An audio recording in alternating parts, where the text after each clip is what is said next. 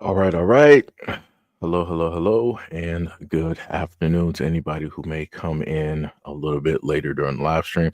Obviously, as titled, this is about LA 2.0, the smart city of the future. Just in case you don't know what I'm talking about, I will go over quite a bit of that information. So, we're going to head directly into it and deal with the video of Gavin Newsom talking about the Marshall Plan and LA 2.0 in this clip. Over the course of the next several years, Los Angeles will be host to the World Cup and then the Super Bowl and then the Olympics. With this rebuilding effort needing to take place, is LA going to be ready for all of those global events? My humble position, and it's not just being naively optimistic, that only reinforces the imperative moving quickly, doing in the spirit of collaboration and cooperation. President of the United States, Donald Trump, to his credit, was helpful in getting the Olympics to the United States of America, to get it down here in LA. We thank him for that. This is an opportunity for him to shine, for this country to shine, for California and this community to shine. The opportunity with all of that and all that opportunity and that pride and spirit that comes from not just hosting those three iconic games and venues, but also the opportunity, I think, to rebuild at the same time. And that's why we're already organizing a Marshall Plan. We already have a team of looking and reimagining LA 2.0, and we're making sure everyone's included, not just the folks on the coast, people here that were ravaged by this disaster. You just said you're organizing a Marshall Plan for the rebuilding of California. What is that Marshall Plan? For Tell this us about region, this Marshall we're just Plan. starting to lay out. We're still fighting these fires, so we're already talking to city leaders. We're already talking to civic leaders. We're already talking to business leaders and nonprofits. We're talking to labor leaders. We're starting to organize how we can put together a collection of individuals on philanthropy for recovery, how we can organize the region, how we can make sure that we are seeking federal assistance for the Olympics more broadly, but also federal assistance for the recovery efforts, and how we can galvanize the community with folks that love this community to really develop a mindset so that at scale we're dealing with the scope of this tragedy and responding to it at scale with efficiency, like the executive order I talked about, time value of delivering projects, addressing building codes, addressing permitting issues, and moving forward to rebuilding and being more resilient. Look at that. We got Gavin Newsom out here using the great word of galvanize. Look at that. I love when a person in power talks about themselves or tries to, bring themselves into that situation. Again, as he stated before, the incident dealing with Los Angeles is a tragedy. But again, this is something that they already had a plan for, or as they said, a plan that is in the works, specifically dealing with that area. His words, not mine. And if people don't specifically know or understand, you can type in what you see to the side. Let me see if I can blow this up directly for you guys. You can blow this up here. I'm not going to play the video for this, but this is dealing with Smart LA. And this is going to run in tangent with some of the things that I've talked about over the years, especially during the pandemic, but more so, I gave you guys a video recently where I explained, well, as thoroughly as possible, with as much information as I could give you, on how it is that you had P&G, the electric company out there in LA. I might have said it incorrectly, but you guys know who I'm talking about. The electric company out there that put the smart monitors, the meters directly on the homes. And seemingly enough, from at least the evidence that I was able to gather and see, people who had these meters directly on their homes, some things happened one way or another, right?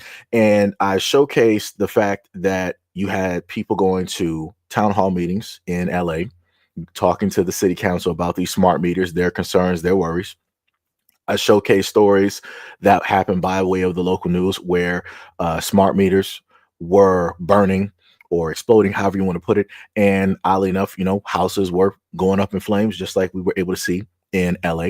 Also pointed out the fact that the smart meters also have lithium batteries. And if you happen to look up or go back and watch the video, they state that if you have enough high heat along with the addition of moisture and or water, it could then cause a more intense fire, if not a secondary fire, by way of the lithium battery. And also the fact that the lithium battery cannot be just taken out and replaced. The whole meter has to be taken out and replaced. I think that's within a 10 to a 15-year lifespan. And then also gave you guys evidence of the fact that the area that was supposed to, in the Palisades, that was supposed to hold water for the area of which was burned pretty much to the ground, that was out of commission since February of last year, so roughly about a year. And that was due to some type of tear that dealt with where the water was being held. So they fully drained that, and they decided to just leave it as is. And then in comes this fire when they quote unquote need water. And I want to remind you guys that that was supposed to hold 117 million gallons of water. So that would have been more than enough water to pretty much help put out a lot of those fires, right? To make sure that a lot of things did not actually, burn down. On top of the fact of another video where a person specifically stated that they went to a homeowner that was in the ravaged area of the fire and his home was left standing. And that was because the smart meter was not on his home. I'm just going to say allegedly, right? But if you look to the garage or the shed to the back of said home where the smart meter was actually located, that was burned down on the property. So clearly there is some type of evidence there of the smart meters having, I guess you could say, a type of error, a type of problem that transpired that allowed these fires to be the way that they were, to, in a sense, clear out for smart LA or smart cities. Again, I'll point to another instance of a smart city that is more than likely going to come up in two different areas. You can go back and look at Maui. And I also want to point to the fact that if you look back far enough, this was not the first time that California had fires reminiscent of what you were able to see. I also showed some aerial viewage of the fires and how it looked, how the trees were still left standing, but the houses were pretty much burned down. Seemed pretty reminiscent of other fires that took place in California with the exact same footprint, just like the same thing that happened in Maui. All of these areas are more than likely going to be turned directly into smart cities, just like I've stated before with Palestine, Ohio, where that large chemical explosion took place directly there. And in order for a lot of these things to transpire, there was some paperwork there that stated that the government has to be able to take over these areas. And once they take over these areas by, a variety of methods and ways, then they could start to build a lot of these smart cities. So one of these could be natural disasters, right? Other ways could be, magically a fire, a flood, or maybe a chemical explosion, right? So it says here for LA Smart, it says, we live in a world full of urban challenges, from racial injustice that impacts our minority populations to natural disasters that threaten safety and property to environmental changes that affect the very water we drink and the air we breathe. To address these challenges, cities seek tools that can positively transform the urban environment. The most promising of these tools is technology. Technology enables the city of Los Angeles to efficiently and ethically improve the quality of life for our residents, businesses, and visitors. In other words, when done right, technology makes us smarter. This is why the city of Los Angeles strives to be a smart city. And again, in order for these smart cities to take place, a environmental disaster or just a disaster has to take place in order to clear the landscape to make way for these things to transpire. In 2019, the City of Los Angeles Information Technology Agency, or the ITA, convened its Smart City Committee. So remember, they said all the way back in 2019, this was pre-pandemic, 2019, they already had people that were working on this, planning this out. And here we are in 2025, and we can clearly see how that plan is going.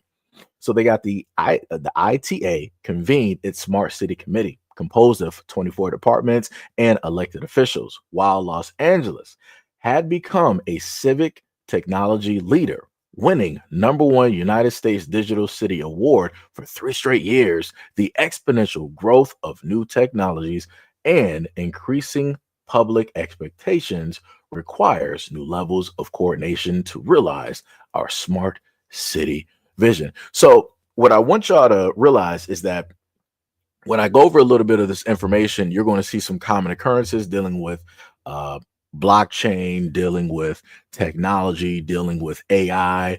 You know, they may refer to you guys as stockholders, right? Trying to put the importance, quote unquote, on the people when you have to realize that the government cares nothing about the people. They do everything for themselves and the rich, for the corporations, because America is a corporation, right? We are the workers, and they're the ones that reap the benefits of the workers, right? We live poor, we struggle, we do this, we do that, and also that the gods in Olympus can do the things that they want to do, right? When realistically, all of them should be working for us because we're the ones that, in a sense, employ them, make their businesses. We buy whatever their commodities are. We make their businesses run. Without us, there would be no them, right? But again, we're going to go a little bit further into that.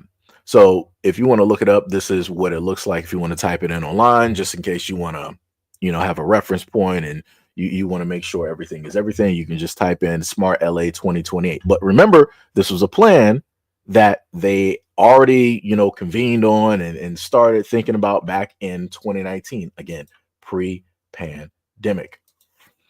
So let me just bring this up so I can read it.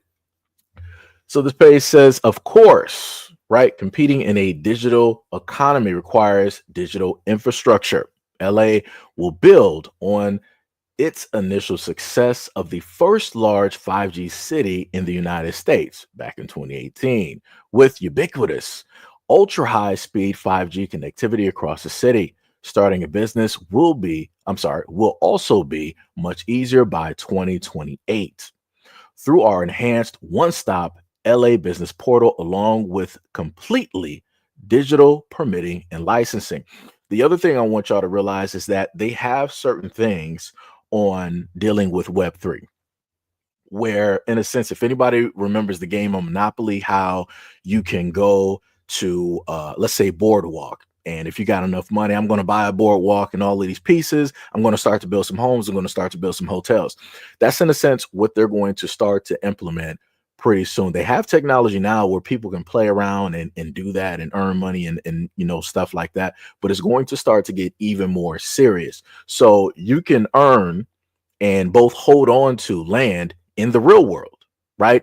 And then you can also do the exact same thing in the virtual world. And what I mean by that is you have certain people such as Meta or Facebook that are investing in a lot of these digital properties, right? So they're a mock-up of what the real world is, but they're buying up this digital land because they know later on is going to be valuable. People are going to want to take part in it or want to buy, and so on and so on. So again, LA and different places are trying to show you that by way of the things that are taking place and happening. Next, they said passing through LAX airports, completely renovated terminals.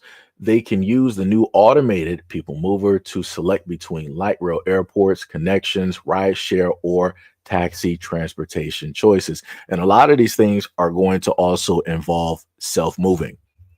And that's also going to deal with the fact of a lot of ordinary jobs. As I've told people before, you're not going to have access to a lot of the standard issue jobs. So like I told people years ago, I'm like, hey, you might as well enjoy being able to have the connections that you have with people when going to these restaurants. Hey, you may want to treat the workers a little bit better. You may want to be, a little bit nicer to the waitresses. You may want to make sure to tip. A lot of people who say that they don't want to work these jobs, you might want to be very happy that you have these jobs at this moment in time, because I've told people over the years and showed videos how AI and robotics, as revolutionary as they are going to start to replace humans at these everyday jobs that people complain about, or how customers, always complain about the workers. So this is going to be the revolution. It's happening directly in front of you. And it's still to this day, people don't even understand. People are not even paying attention. And this is why I always reference the fact of when I was in middle school.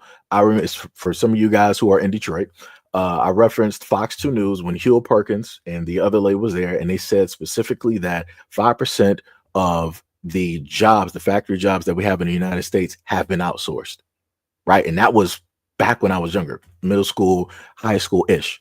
And now we look at all of these jobs, these factory jobs, where are they at? You looking at India, you looking at, Mexico, you looking at China, you looking everywhere else at where these factory jobs are that used to generationally be here, where we could raise a family, where if I was a father and I was about to retire, I can slot my son in because I've already trained him, already made sure that he know what is what and all this other type of stuff, so he can easily take my job and we can continue on from there, and then he can get his son directly in there, right? Used to have generations that would work these factory jobs, not anymore. And that was by way of America, because America is a corporation. They're going to do what is best for them and not what is best for the people. And again, like I told people before, they've been showing people this for the longest time possible, and people still refuse to listen, still refuse to learn.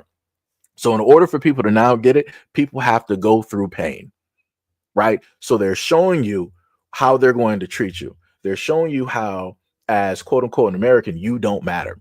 They're showing you that, hey, okay, you want to complain, so we don't feel like paying for these health insurance premiums. Oh, you want to sit up there and keep taking days off? No problem. We're going to start adding in AI and robotics so that we don't have to, worry about that anymore. We don't got to worry about your sick days. We don't got to worry about you taking care of your kids. We don't got to worry about you getting pregnant. All of these things. But like I said, people don't understand up until they're made to understand. So again, I'm doing what it is that I do, staying up, going through 58 pages and, trying to get that call directly out to people. But, it's up to those out there that want to specifically listen. So let me see. Let's go to page 3. How technology makes us smarter. They said 85% of Americans already connect with each other through handheld smartphones, which is true. 72% are active on social media, and the average household has 11 connected devices. Everything that they're saying is not a lie, because I'm on social media. I'm already connected directly through, my smartphone. And then on top of that, I also have several devices at the house that are directly connected to the internet as well. And this is what I mentioned to you guys before about your tech always being on. This part that I'm mentioning is going to play another role when I go through a lot of this information a little bit later on.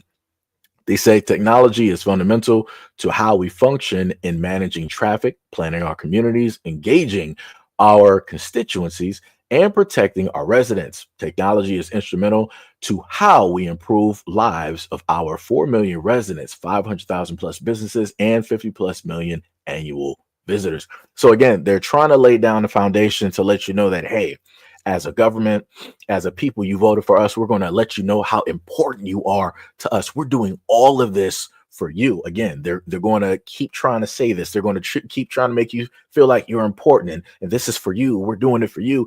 They're not doing it for you. This is all having to do with control. This all has to do with them being able to have easier connectivity directly to your devices and managing a lot of that information and being able to do whatever they want to do with that information, such as I warn people about the digital IDs or biometrics. I told people about this during the pandemic and how it was that they were going to try to implement that then, and they actually did in some forms successfully implement that as a test run. But again, a lot of people are too stupid, and they were like, well, I was a good boy. I decided to do what it is that the government, told me to do. So I have my little digital ID. So let me, get these free trips. Let me get this free food and all of this other type of stuff. And you literally have public officials like, oh, if you go out there and do what we tell you to do, like you can get this free burgers and a shake. Huh, what, you said this was free? Oh man, yeah. All just for sitting up there listening to the government and what they tell you to do. Yeah. And people were out there doing it. They were offering marijuana. They were offering you stuff at strip clubs. Anything that you can name, anything that you can list, they were directly just putting that stuff out there. And I was like, wow. And people are falling for this? I'm like, you have to be kidding me at this moment in time. But again, this is where we are. And a lot of people seemingly like going through pain. Um, and they want to, deal with the aftermath later, I guess you could say. So the next part, hold on, let me close that out. Go back. I got a lot of screens directly open, so excuse me. So we read the last part. All right. What makes a city smart, efficient? Choose optimal multi-purpose solutions to maximize limited government resources, which we already know they mismanage on purpose. We've been through every state, every single city, and we've seen how the people directly up top decide to manage taxpayer money by skimming off the top, slush funds, not using the money at all, or they allocated somewhere else that is clearly not needed. You can look through every state and you can clearly see that, hey, we got some potholes. There's some things here that needs to get fixed. And they always say that we don't have the money. We don't have the money, and we got to figure out something else. Or if we don't have the money, it's because we had to allocate it somewhere else that was more important because we lost money 2 years ago on something else. Like I said, it's always some type of nonsense directly with these political officials and how it is that they decide to use our money and where it is that they want to place it. They never want to place it in the here and now. They always want to place it later when everybody forgets about that money. They forget about what it is that we told them that they need to do specifically for us. So next we have ethical. Sorry. Let me go back. There we go.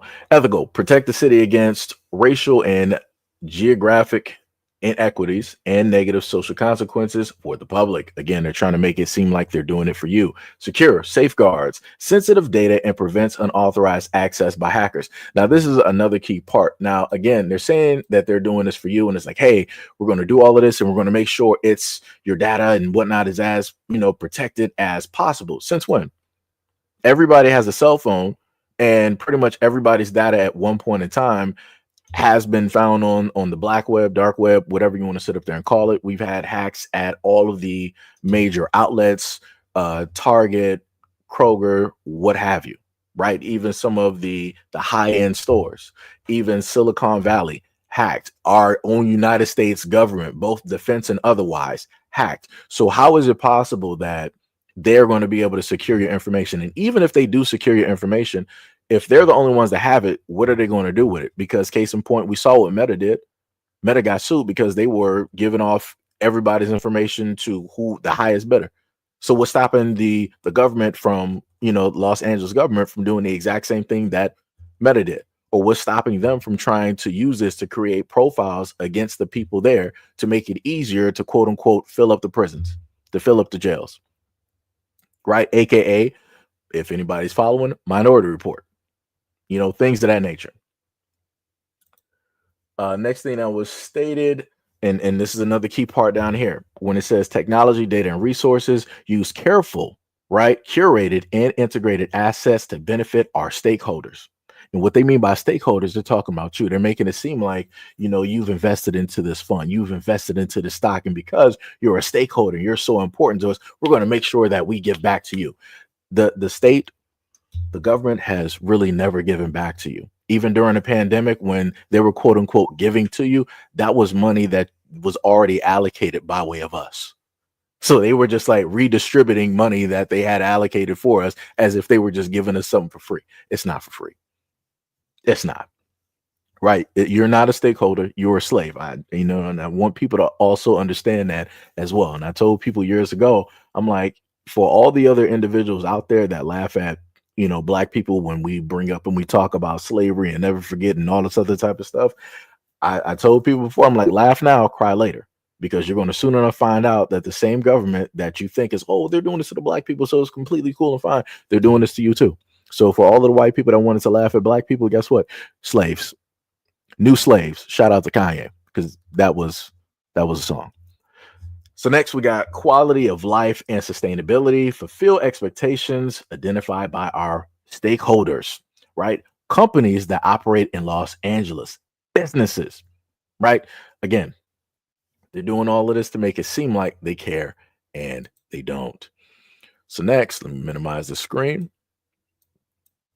and go to number 3. Whoops, should be number 4, right?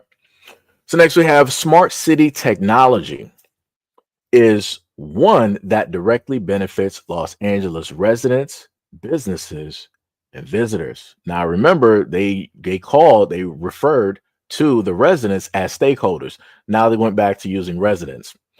It's very interesting how they like to swap words around. 5G cellular tower deployment, right? Connected street lamp and GPS enabled street sweepers. Now, the thing I told people about this, I gave an example of what they're doing in Atlanta, where they're working on the smart, in a sense, roadways or highways where the lights will be enabled by 5G or whatever other wireless technology that they have there. They'll have both audio compatibility, they'll be able to give off the internet as well, and they will also have cameras. So instead of what we used to see at one point in time, cameras all over cities, every single street light at a point in time in the future will be camera equipped, will be audio equipped, right? So they will know every single thing. And if people think that you can hide from this, no, because you're always connected. And I told people about this before. Your cell phone is always on. If you got an iPhone, you're not taking out that battery. Even if you shut off your phone is still on because somehow, some way, it is still pinging a tower. So they will know exactly where it is that you are. So this is why they're setting up all of this. They're setting up this whole smart city ecosystem. So it makes it easier for them to be able to track people and also to manage your data, ping where you are, know where it is that you are, and also look at what it is that is on your phone, because they'll have access, because you're going to give them free access one way or another by syncing directly up to that free internet. And everybody loves things that are free. Next thing that we have is the benefit of smart digital tools for the Angelinos. Number 5, which I felt was the most important thing, provide information and situational awareness around the city through sensors for better resource allocation and decision making. And I made sure to highlight the part of crime. Because again, like I told people before, one of the main moneymakers here is jails and prisons. Jails and prisons, prisons and jails. But primarily, a lot of people like to sit up there and just focus in on black men getting locked up. And wait, let me see. Oh, wait. Can you guys hear me? Oh, because Tippy says she can't hear me. Hold on. Let me see. Let me see. Let me make sure. Yeah, the audio is on. So hold on. Why? It might be on Tippy's end. Let me see. Wait. If anybody's in a live stream, let me know if you can hear me.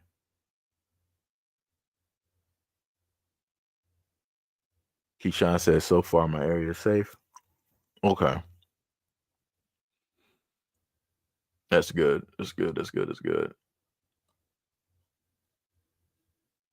I'm just taking a.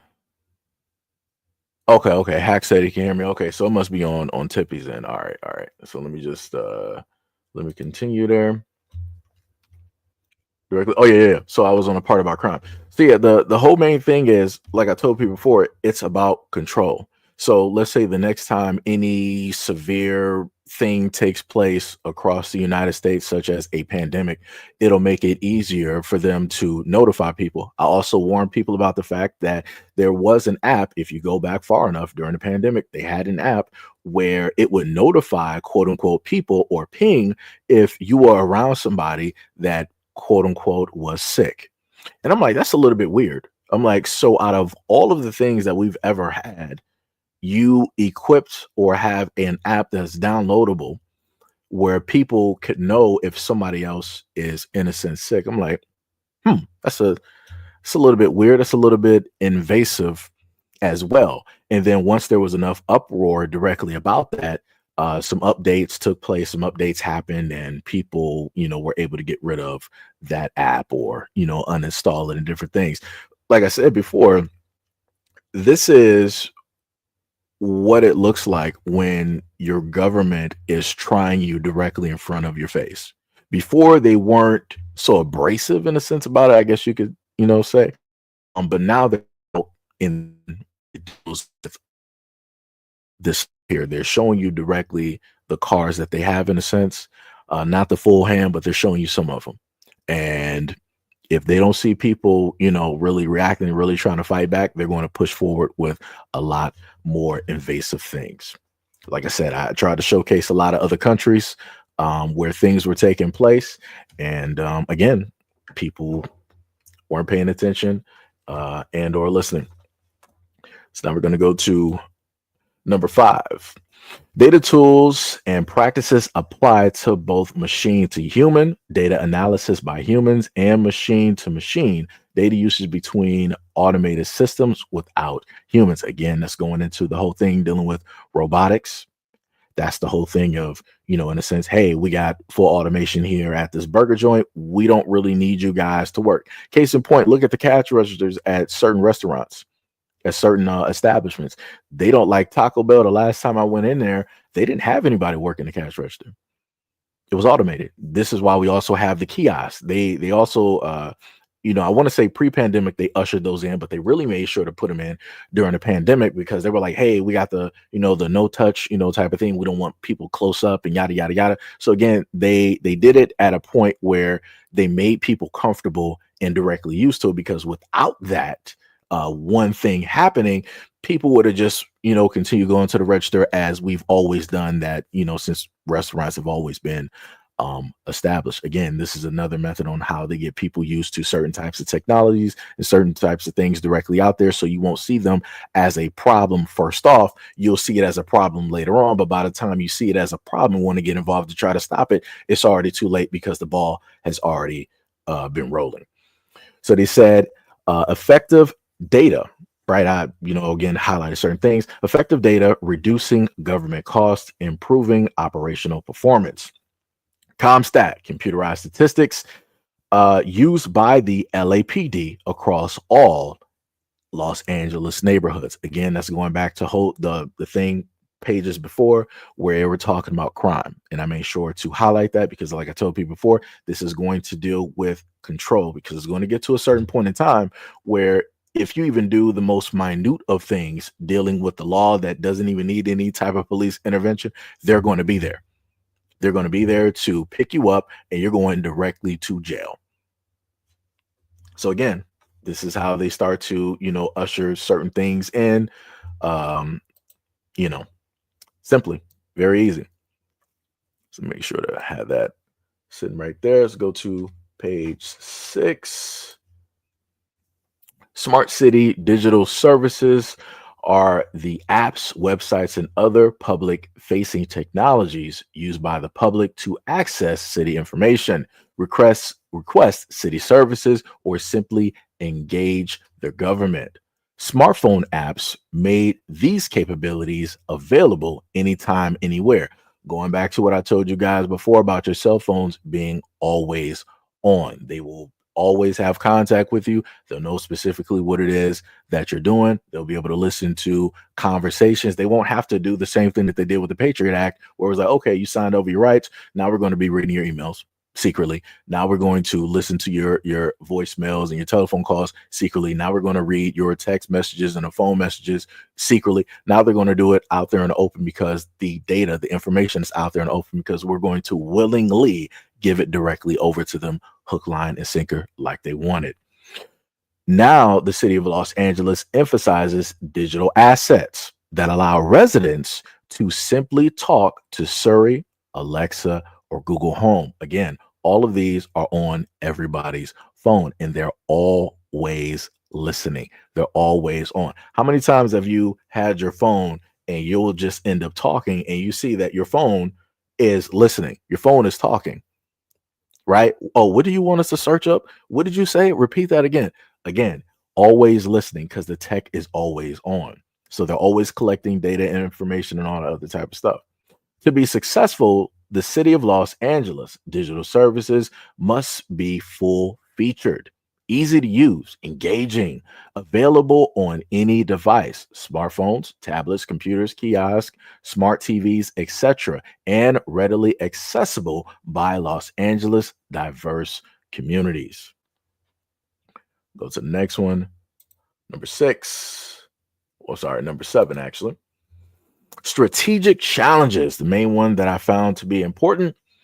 Limited use of emerging technologies across the city of Los Angeles, blockchain, robotic process automation, and etc., which limits benefits to new technologies for the public. So, just in case people don't happen to know what blockchain is, we're going to go to this. Let me see. Yeah. So it says blockchain technology, also known as distributed ledger technology or DLT, is a secure, decentralized database that stores information in a chain of blocks. The blocks are linked together in chronological order, and the chain is shared across a network of computers. Blockchain technology has many applications, including supply chain management. Blockchain can help track products, prevent counterfeit goods, and streamline logistics. Healthcare. Blockchain can be used to securely store and share patient data. Identity management. Blockchain can be used to create a portable digital identity for users. Now, let me go back to the healthcare part. So that harkens back to something that I told you guys before about the digital ID, and I should have that up here as well. So, a digital ID is an electronic version of a person's identity that can be used to verify their identity online. It's similar to a physical ID, such as a driver's license or passport, but in digital form. Digital IDs can be used to access online services, benefits, and information. And again, if you go and do your research and look back at the pandemic, the government and many others around the world were trying to implement digital IDs. At this moment in time, you have certain countries that have already implemented digital IDs. Digital IDs can include the following information: basic information like names, addresses, and date of birth; authentication credentials like passwords, usernames, and email addresses; biometrics, and this is something that I warned people about before, biometric data like facial recognition or fingerprints. The third one that they didn't list up here, which I'm actually quite shocked, I think somebody needs to go back and edit this. They have biometrics that you can actually insert into your hand, aka a chip that holds all of that information. So at the wave of a hand or a finger, wherever you basically have it, or if they got a scanner, maybe it might be your neck or whatever, it reads all of that information, and there you go. This is why I was telling you guys back during the pandemic, where you had certain people that were using like the thumbprint or what have you. Some of you guys may be already used to it because you got Apple phones, so you might use the iris scan, you might have facial recognition, or you might use your thumbprint. Again, they will implement these things in certain technologies to get people used to it so that it won't seem like it's a problem, right? Like it's a bother. Because again, everything is about making things easier, more accessible, even though you're handing over information and different things of that nature. Next, they said device information, and they also said digital certificates and signatures. The other thing that rides along with that is something that I made a video about before, and this was back during the pandemic, which was the FedNow. Right. So this falls in with the digital ID and all of that good stuff.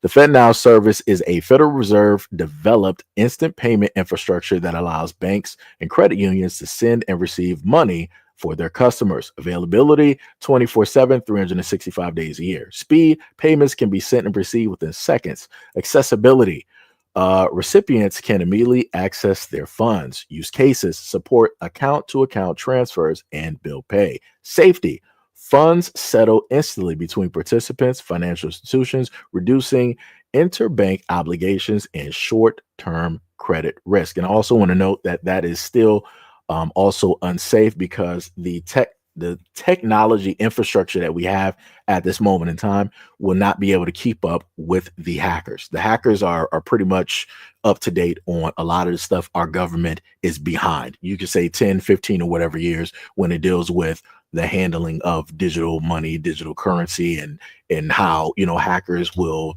invade and do all of these other types of things. I saw these things happening in the background when it dealt with, certain platforms dealing with cryptocurrencies, over the years.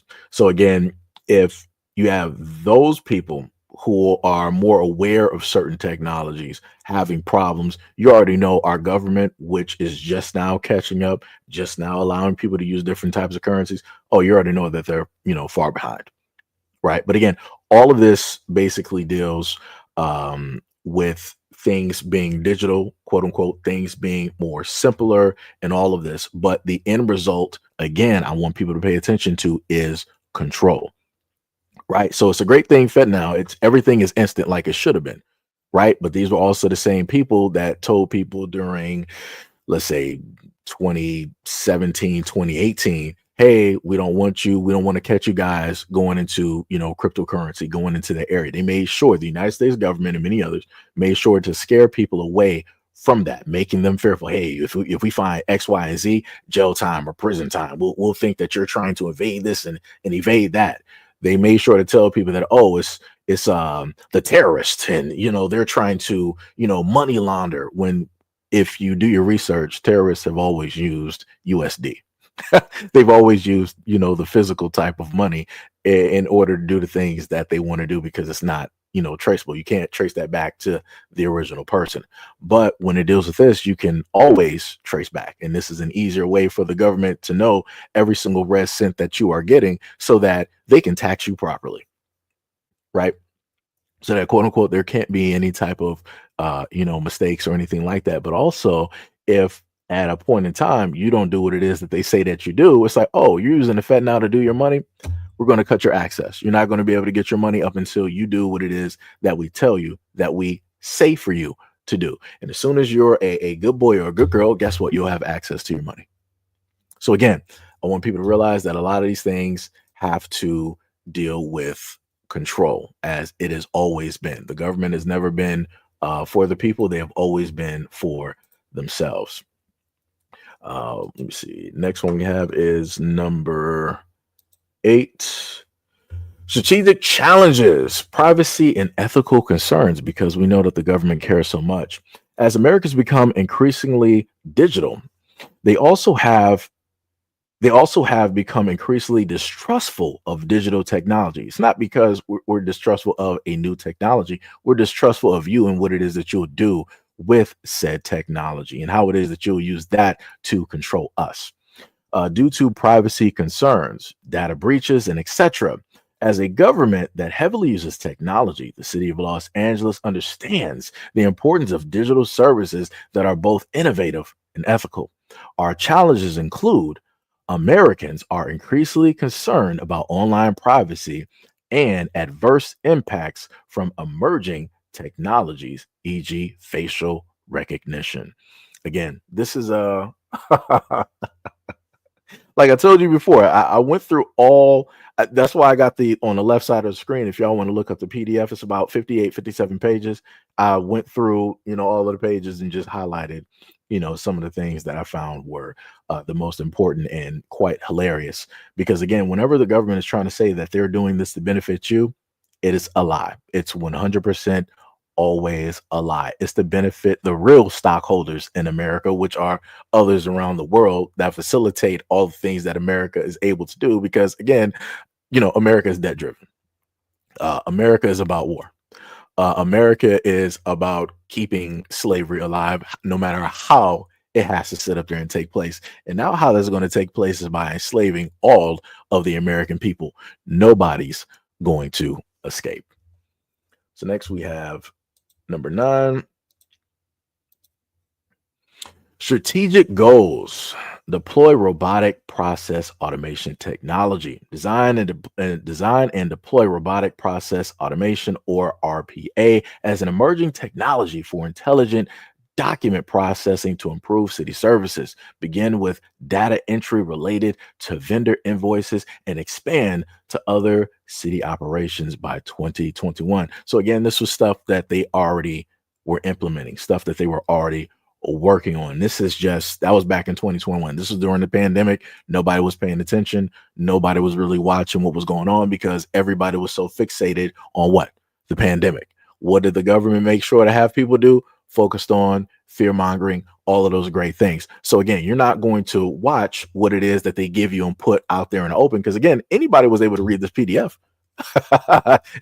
It's been out there along with this information has been out there for a very, very long time. And you can see underneath the deployment for robotics, they talk about blockchain technology. Again, for anybody that's been here long enough, I specifically told people, and I tried to make it a point countless times to try to drive it into the ground. I told a lot of parents out there, I'm like, yo, for the kids out there, make sure that your kids are taking anything dealing with blockchain. I don't care if you got to give them like a YouTube video. Put them in anything that is dealing with cybersecurity or how to write codes, how to write programming. Allow them to be in robotics so that they know about the ins and outs of computers and how to, take things apart and how to build it, because this is where the future is going to be. And the main thing I try to get through to everybody, and I'm talking about everybody, I don't care what religion, creed that you are, is the fact that America is losing. America is not competitive, right? We're the only time that America is competitive, we'll be competitive with each other. But when it comes to everybody else, we're losing. China is beating us. India is beating us. Soon enough, you're going to have, I'll give it probably about 25, 30 years. Africa is going to be where China was.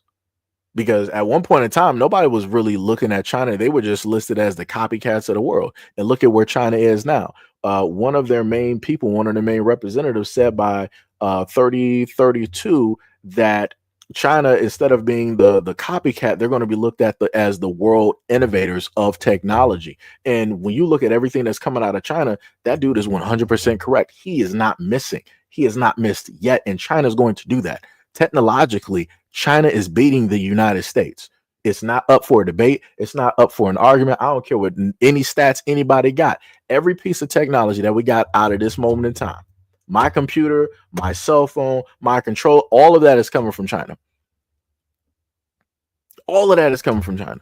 So you literally have everybody else controlling what it is that we're able to do in America, which is crazy. At one point in time, America used to be number one. What happened to that? What happened to that? And I'm squarely going to, specifically for the white Americans out there, what happened? There used to be a point in time where you guys were proud. You guys were ecstatic. You guys were happy. You guys were, quote unquote, we're number one. We're the greatest on the planet. Not anymore. Y'all just like let that fall to the wayside. It got to the point where you had two immigrants, Vivek, and you had Elon sitting up there telling white Americans, hey, you guys are lazy. You guys have no type of work ethic. Your education is trash. You got a South African telling you that, and you got a dude from India telling you that. Crazy. And if you want to sit up there and take it to up another score, since he's Indian and he's in America, technically he would sort of be like a Native American in a sense, or an American Indian. I'm sorry, American Indian. And since Elon, no matter how Caucasian he is, he's from South Africa, right? Born and raised. You can basically call him an African American. Oh man, I'm telling you, it's crazy out here. It's diabolical. It is diabolical. Right? So then we're going to continue on to number 9. Let me see. Are we at number 9? Let me see. That's 8. Okay. This should be 10. I'm sorry. So next page has everything listed out from 2023 to 2028, right? So the main thing I highlighted where it says incorporate digital inclusion into the 2028 Olympics. And this goes right into what you heard Gavin Newsom talk about while standing in the area of, where the fires took place. He was like, yeah, it happened. We already got people, working on this smart city, this elevating this, remodeling, rebuilding, and, we're going to have the Olympics here. So again, these were plans. These are things already set in stone that they knew that they were already going to do. You just needed something to push it forward. Right? Establishing new digital inclusion projects with LA 2028 committee as part of the LA 2020 Olympic event by 2028. So now they can revitalize the whole area. Now they can call it, brand new LA. However, they're going to try to separate that portion of LA that was burned up. Now that they didn't got people off of that land, burn them out of their houses. You got the insurance companies. Guess what? This fire happened. Your insurance doesn't cover this. We're going to quietly back away, from this. So you can't make any type of claims, get any type of help, get any type of assistance. For all intents and purposes, pretty much making those residents and a new addition to the homeless that is directly out there. What these cities like to do with the homeless, they like to get rid of them. So like I said, slowly but surely, the people that they don't want, they are going to get rid of or force you to move one way or another. Case in point, this is why I brought up Maui. What did they do to the Hawaiians that did not want to sell their land in their native land that is theirs from generation after generation and generation? You have the rich, you have the insurance companies and everybody else, housing developers trying to go after all of that land there. And the natives were not moving. They were like, yeah, you ain't getting this land. But guess what? We're going to get that land now that there's a fire. Now that land is pretty much worthless. Now it's barren. Now you don't have a place to stay. Now you don't have any money. Now you're looking desperate. So let us come in real quick and see if we can get that land directly off of your hands because you don't have anything now to barter with. This is how they do it. You're literally watching the government do this time in, time out, time in, and time out. But yet people are looking up, down, left, right, all of these other places. I literally gave you a video where a woman went to a Los Angeles City Council meeting and she was talking about, weapons being used, DEWs. She specifically said those words. That's why I made sure to put the captions directly up there if people actually paid attention. So again, a multitude of ways that the American people are being in a sense trained, being made to fear, causing, emotional unrest and all of these other things to transpire so that the government and other, people, individuals can get what it is that they really want, which is the land, so that they can do the things that they want to sit up there and do. Right. So again, like I told you guys for years, the government will cause a problem so that they can be the savior. Every time. Right. So now we're going to go to number 11. And I forgot I was supposed to highlight some stuff here. So I think I'm going to have to just go through and read parts of it. Governance is a process of managing and controlling projects whereby decisions and policies are made for the benefit of the stakeholders. So remember, after all of this time of reading through several pages, they kept talking about residents. At one point in time earlier on, it was like, oh yeah, you guys are stakeholders. Now they went back to you guys just being residents. You just quote unquote reside there. You don't have any stake there. You really don't have any other type of importance. You're just taking up space, and you can only have that space up until we say that you can. Right? Isn't that what, in a sense, bullies do at the school lunch table? Where it's like, oh, you're able to sit here only as long as I allow you to. But the moment of time that I show up, guess what? It's time for you to get up. It's time for you to pack your bags and start moving. Instead of you eating in the lunchroom, guess what? You're eating outside, aka now you're homeless. Right? United States government doing that to the people.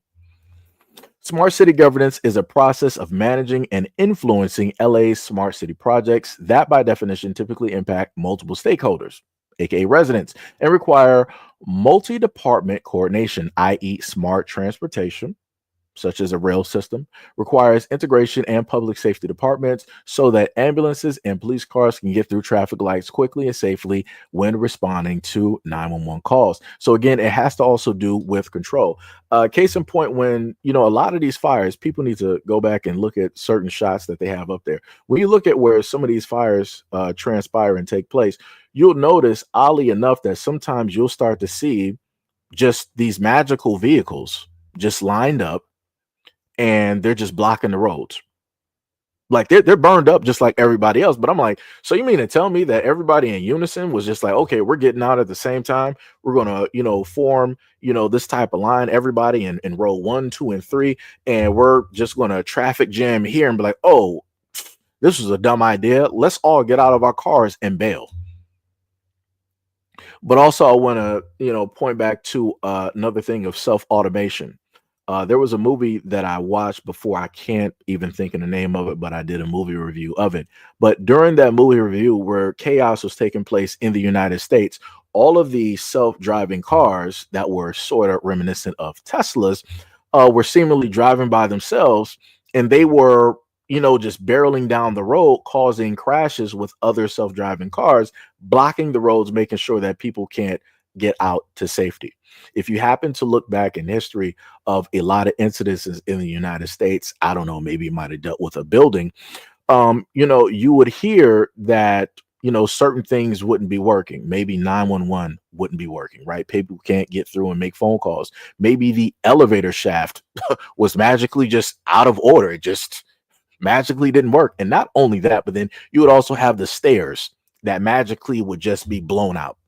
Insane. How the main two ways that people would have to exit out of a building would just not be there. But like I said, maybe it's just me. It's, coincidence. I don't know. But, like I said before, this is, currently where we are. And I am not sure what people are going to do. And I'm not sure how prepared people actually are when it deals with a lot of these situations.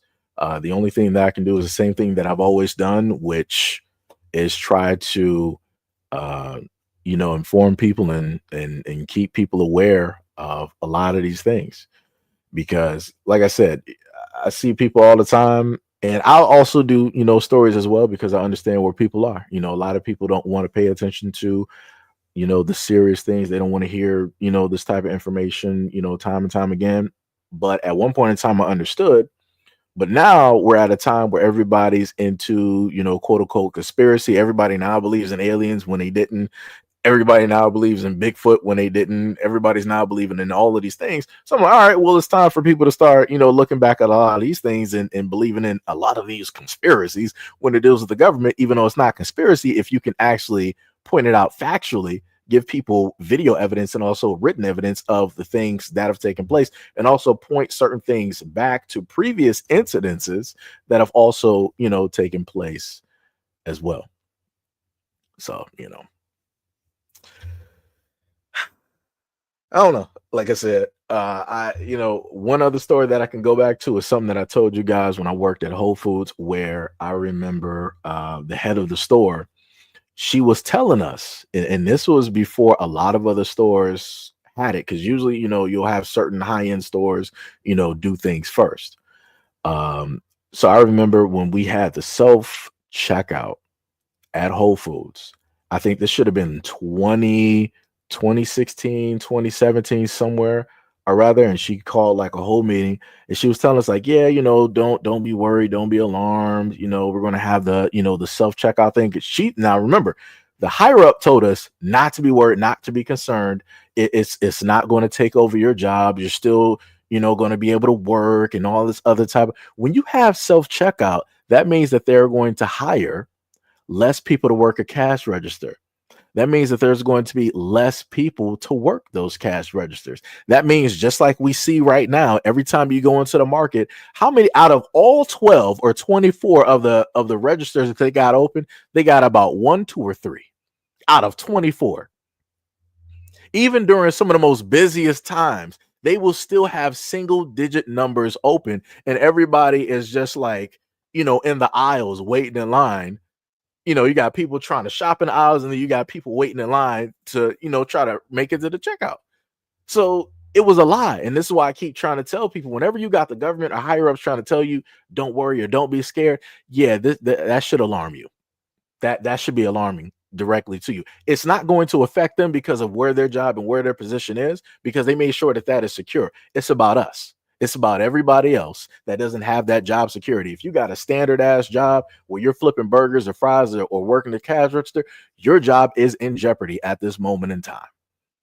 Your job is 100% in jeopardy. You don't have to worry about immigrants, innocents taking your job. You got to worry about the AI. You got to worry about robotics taking your job. Like I said before, go back to Taco Bell and look at the kiosk. Look at McDonald's. Look at the kiosk. How many times do you see people not working at the register? How many times do the workers tell you like, oh, you order at the kiosk, you don't come to us, we just make the orders now? And then sooner or later, when they're done with, that whole kiosk thing, they got everybody used to that. Guess what? All of the cooks are going to be robotic. And you're probably going to only have like 2 people working there if they want them to work there. And this is why I showed you guys a video of a McDonald's that when after you pay for your order, You go directly up to that first window and you got a robot arm dropping off your order.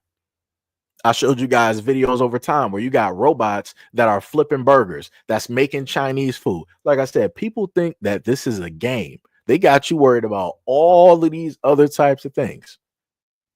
All of these other types of things, but nobody's following where the money is going. A lot of these companies, a lot of these governments are involved in heavily investing in robotics, in AI, in code, because they're trying to make sure that if there was a such thing as the poor class, the middle class, and the rich, guess what? It's just going to be the poor and the rich. It's going to now fall down into classism. But guess what? Even though we will have classism, and technically classism does exist, you'll still have people doing what? We're going to focus on race. We're going to be racist to one another. We're still going to do all of this lollygaggery while all of this other type of nonsense is going on because of the brainwashing that's going on. When you literally have the rich, you have the elites directly out here doing everything that they can to push you in every which way and direction. Case in point, let me harken us back to the Black Panther Party. This is one of the main reasons that the Black Panther Party got taken out, because they were being so successful in banding every single group together. You had Southern folks who were more than likely racist. You had the LGBT community. You had the blacks that were in gangs. You had the Latin community. You had the Asians. They had almost everybody. They had all the Infinity Stones, and they were about to put on that glove and snap. The government was like, yeah, we're going to cut off that hand real quick. You're not snapping nothing. We're cutting all that off, and we're going to disperse all the stones. And that's what they did. And this is why at the moment in time, when you ask white people, is the Black Panther Party a racist organization, they will say yes. Even though due to the Black Panther Party, this is why you have a lot of these government things that people are able to do, like WIC and many other things. They were hugely successful in a lot of community type of things, right? A lot of the things that the government took and implemented to give to everybody, when realistically the government did not care even about their own, the reflective majority. And I try to tell a lot of white Americans that too. Just because you vote Democrat or Republican don't mean that those white Democrats or Republicans actually care about you. They look at you the same way they look at black people. But like I said, everybody get their turn on the wheel. Everybody gets their turn directly on the wheel. So this is again why I laugh when people always try to come up here and say that, you know, I'm racist and this, that, and the third. I'm like, man, I guess you really know and understand where it is that I'm coming from and the message that I've been trying to send for years. But like I said, you know, a lot of people are too stupid to comprehend. And you can't force feed, you can't, you know, push a horse to water, you know, and some people are built for pain. Some people just love it. Some people just love it, you know. So, you know, it's crazy. It's crazy watching everything that I've tried to warn people about and mention about, just like watching it right now, just sitting back and I'm just looking at everybody not paying attention. I'm like, wow. I'm like, they really that brainwashing. It is powerful. It is strong. It is so strong. Like, it's crazy. It is 100% crazy, because I told people a while ago, I'm like, hey, what I'm going to start doing is I'll just, you know, give people the stuff that they like watching. I'll meet people exactly where it is that they are. And I specifically told people honestly that because I understood that if you put informative stuff directly out there, people are not going to listen. You might have a few that listen, and some people say like, hey, that's good enough. No, it's not. It is not. For what is coming and what is about to happen, it is not enough. Because ain't nobody prepared. Nobody is prepared. And once this automation and this AI starts really ramping up and running, oh, it's going to be damn near unstoppable. You will literally have to drop an EMP in order to stop it. How fast that it's going to move. like the jumps in technology that is going to take place. Like people thought that we had jumps in technology looking at, the 2000s, the 90s, 80s, and so on and so on. It's nothing compared to what is about to happen. Because once you start having AI understand certain things and computers and robots like building themselves and growing directly from that, oh, it's crazy. And then to also understand that AI and robotics is still in a sense in a baby type of state. It's not even running yet. It's insane. And they're literally showing you a lot of these things by way of movies and commercials.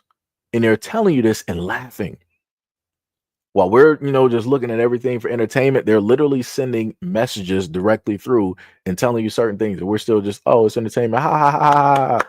Monkey dance, monkey. I'm like, yo, come on now. Like I said before, all of America is failing as a society. You can be as racist as you want to be. Even the racists know that they are losing. But somehow, like they always say, I got one left in me, coach. And then they decide to just, still go at the exact same thing. And even dealing more so with the black community. This is why I've stated so many things and talked about so many topics, because as I've stated before, when it deals with the community, people are not ready for a lot of these serious conversations when it's dealing with the jobs, when it's dealing with the education, when it's dealing with robotics, when it's dealing with code, where it's dealing with the future of a lot of the kids. And again, a lot of black kids are going to be lost, and that's going to be because of the parents. I'm just going to put that and say that as simply as possible. It's going to be because of the parents, because a lot of y'all refuse to listen and you don't want to put your kids where they need to be so that they will be better than you. Because realistically, if you are a black parent at this moment in time, you need to make sure that your kids are going to be smarter and better than you. That's the only way that they are going to be able to survive. They cannot be intellectually on the same level as you. Because whatever you got right now is not going to be good 20 to 30 to 40 to 50 years from now. It's not. Those kids need to be up to date so that they can compete on a global scale. We already got our kids losing out right now, and we're just in America. And now you got everybody from around the world coming to America and beating them. So not only are we allowing the system to sit up there and beat them, not only are we allowing our own people in our community to beat them, we're allowing other people from around the world to come here that don't got a stake in nothing, beating our kids in every which direction. The only direction they technically not beating us in is technically sports. But give that enough time and allow those other cultures to basically watch us and mimic us enough, they're going to get there. Allow enough of the genetics to go elsewhere in other communities, they're going to get there. And then what is it that the black community is going to have left? Nothing. What pull and push will the black community have? Nothing. What attention will the black community have? Nothing. How long have we been in what third place as a group in the United States? For a very long time. And soon enough, we're about to be pretty much in 10th place. Don't even look at fourth, about to be in 10th place. Because what? It's going to be the Latins as number one, population wise. It'll be white, it'll be Asian, and hold on.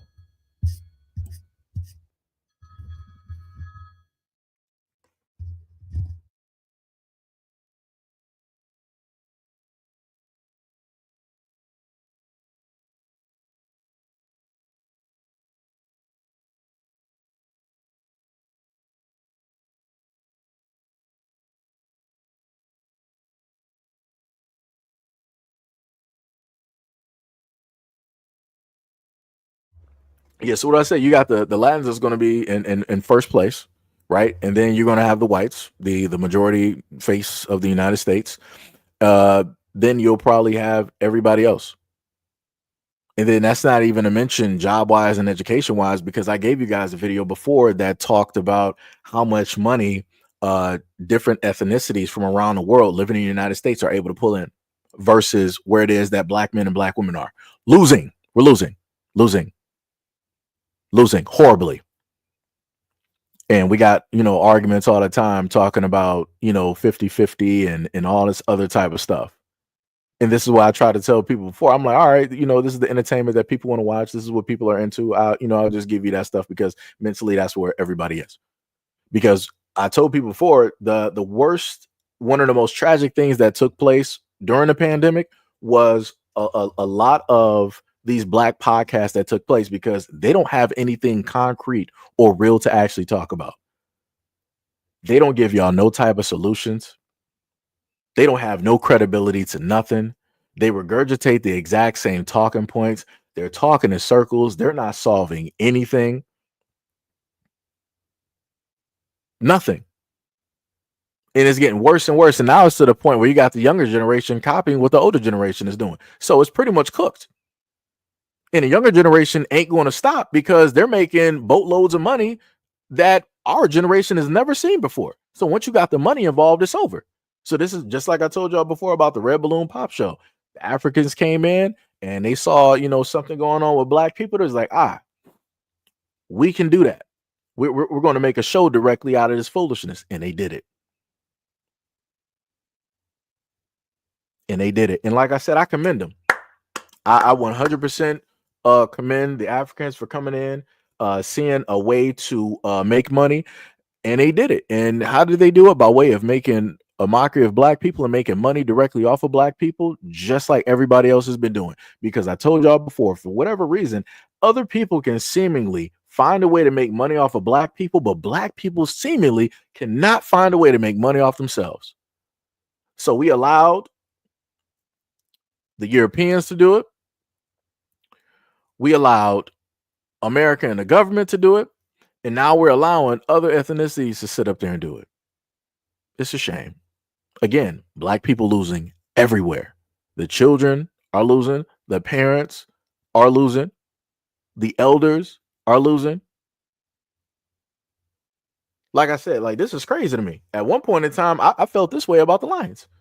I remember Thanksgiving, the Lions were 0-17. They had the worst losing streak in NFL history. And now look at the Lions. They actually got it together.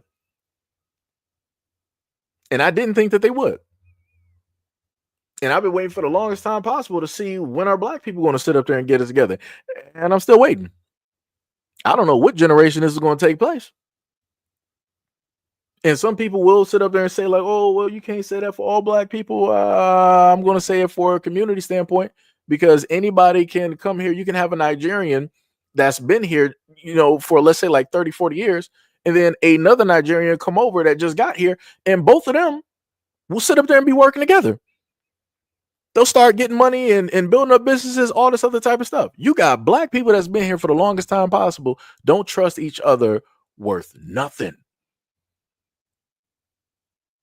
Can't get nothing together. Can't sit up there and work together. Sitting up there hating, jealousy, envious, all this other type of stuff while everybody else is dancing and moving circles around us. White people, Asians, Arabs, Africans, Europeans. Everybody is dancing and moving circles. Coming to schools, dancing and moving circles. Starting up businesses, doing whatever it is that they need to sit up there and do, either by way of the government help or by way of them coming together and working and building businesses. And this is why I kept saying all the time, shout out to the Latins. They'll be in one house with 12 people and everybody will be working for a common goal, which is to uplift everybody in that house, and they will do it. You have Black people. We've all grown up with several people in a house and we are not working together to uplift each other. We're working solo dolo, even though we're living together.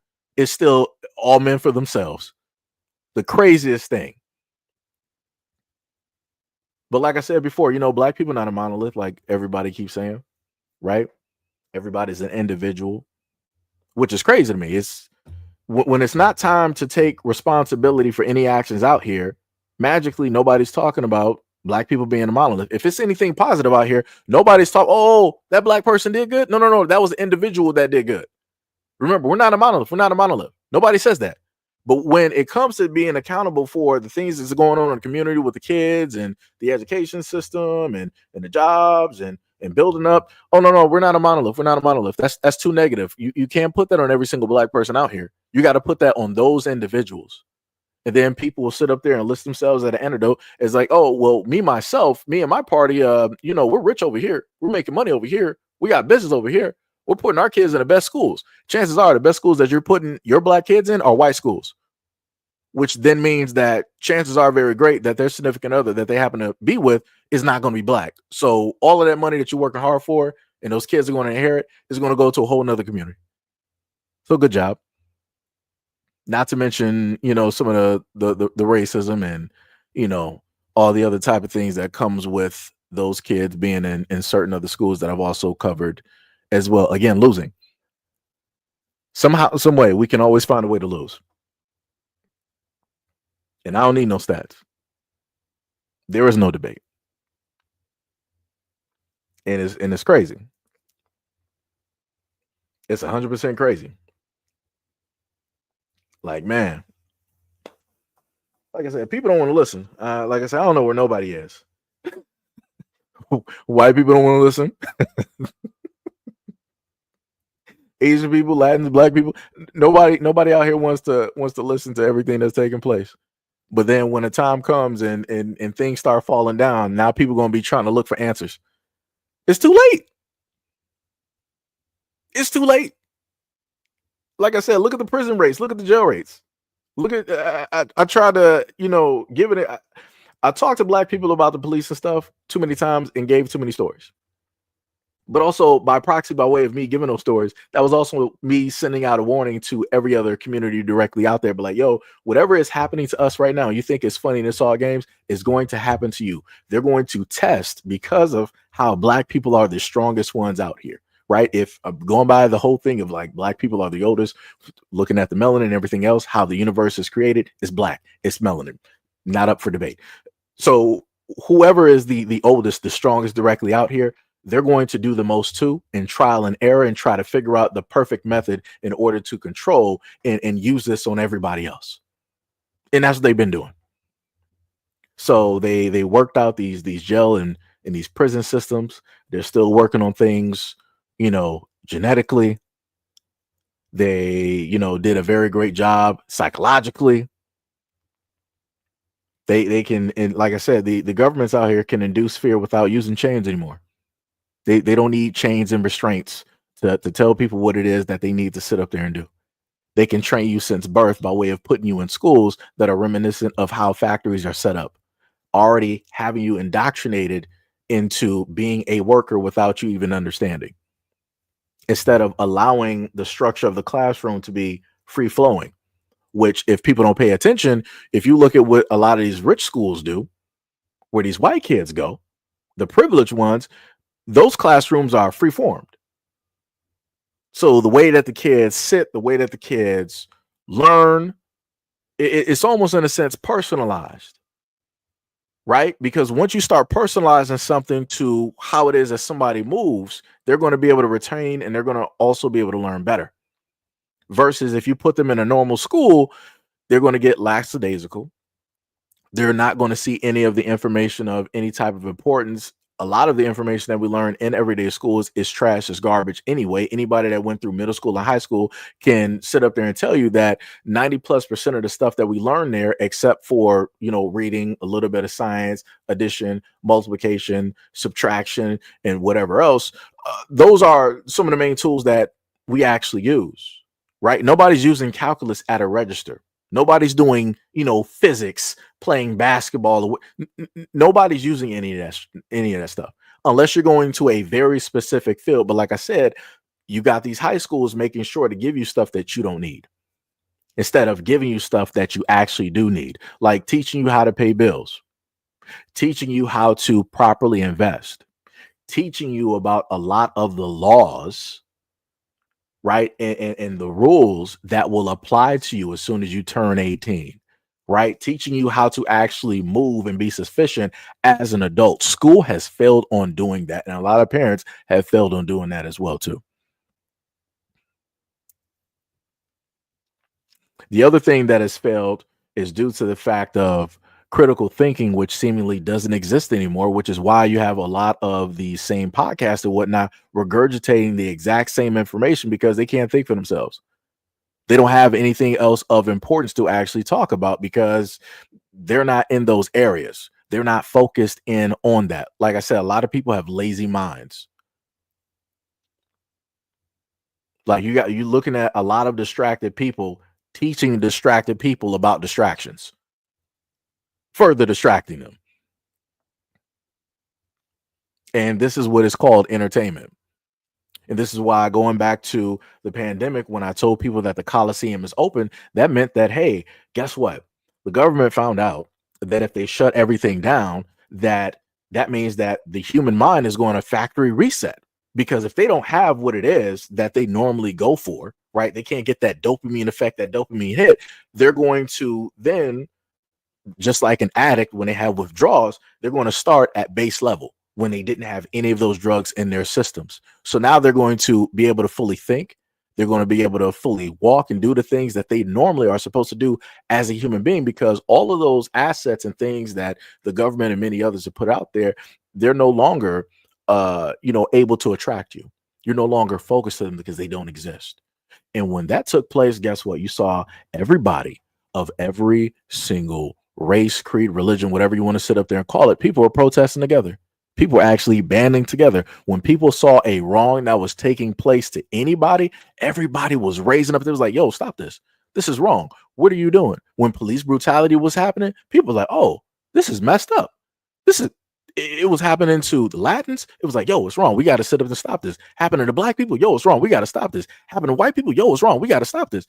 And the more and more that this started happening and the people started figuring out that they got a voice and they can actually cause some change, the government was like, oh, we're not having this again. No.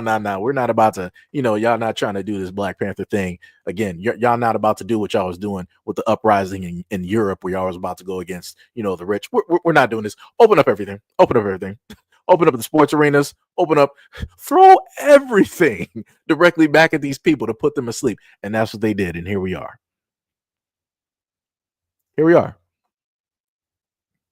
Everybody is back to sleep, back to La La Land. And they are doing the same things that they've always been doing.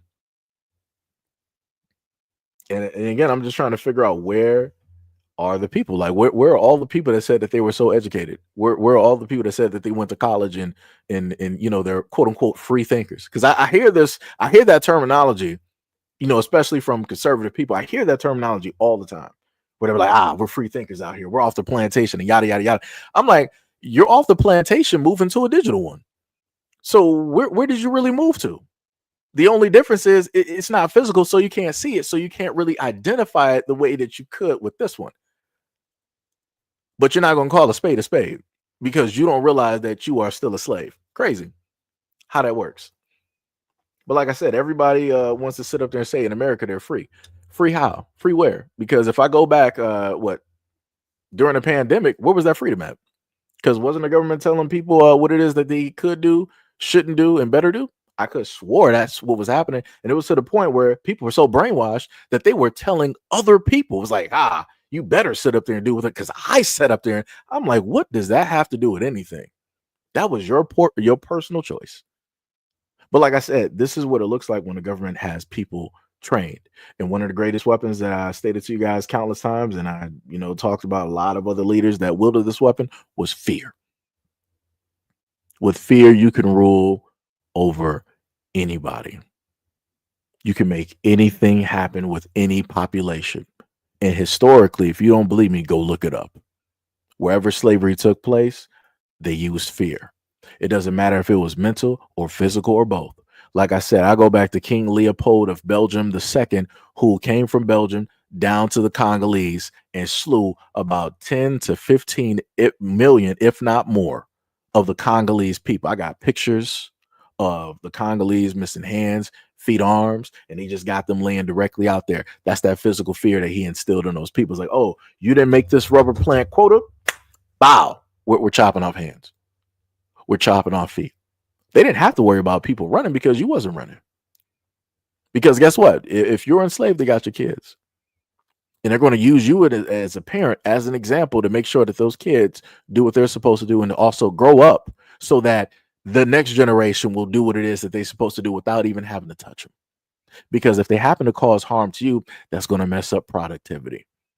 And remember, there's not reparations over there in Africa when it deals with slavery. Now, the United States had reparations for slave masters, which is something that if I'm thinking back correctly, and I'm just going by from memory, I don't think that was really taught to me in history class. I had to learn that years and years and years later, that slave masters got reparations for either if a slave was injured by way of whatever they did or by way of the slave master.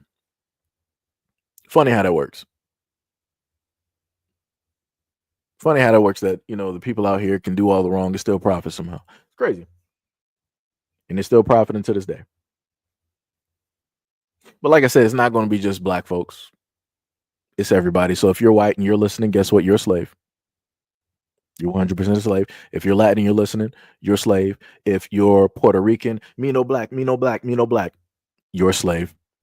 If you're Indian, we all know that you're going to say that you're not black. You're a slave. Native American, slave. European just came over from across the boat, and we know that you hate black people too because your previous ancestors were Nazis. Slave. Well, I'm going to say indentured servitude up until America decides to revoke your visa and get you up out of here. Right. Everybody else, y'all slaves. So like I said, I hope that people are still having fun, making fun of black people and still wanting to go into these chats and whatnot and still use the N-word and all this other type of stuff. You're the same thing.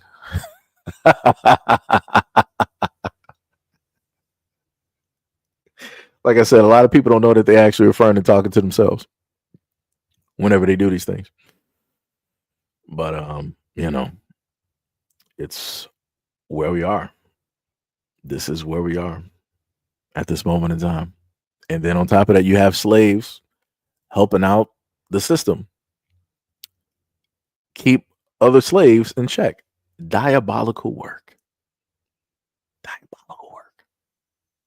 Like I said, this is why it's so easy for the government to do all of the things that have been going on. And again, because people refuse to learn from the past. People refuse to learn from history. This is why I keep referring to the Patriot Act.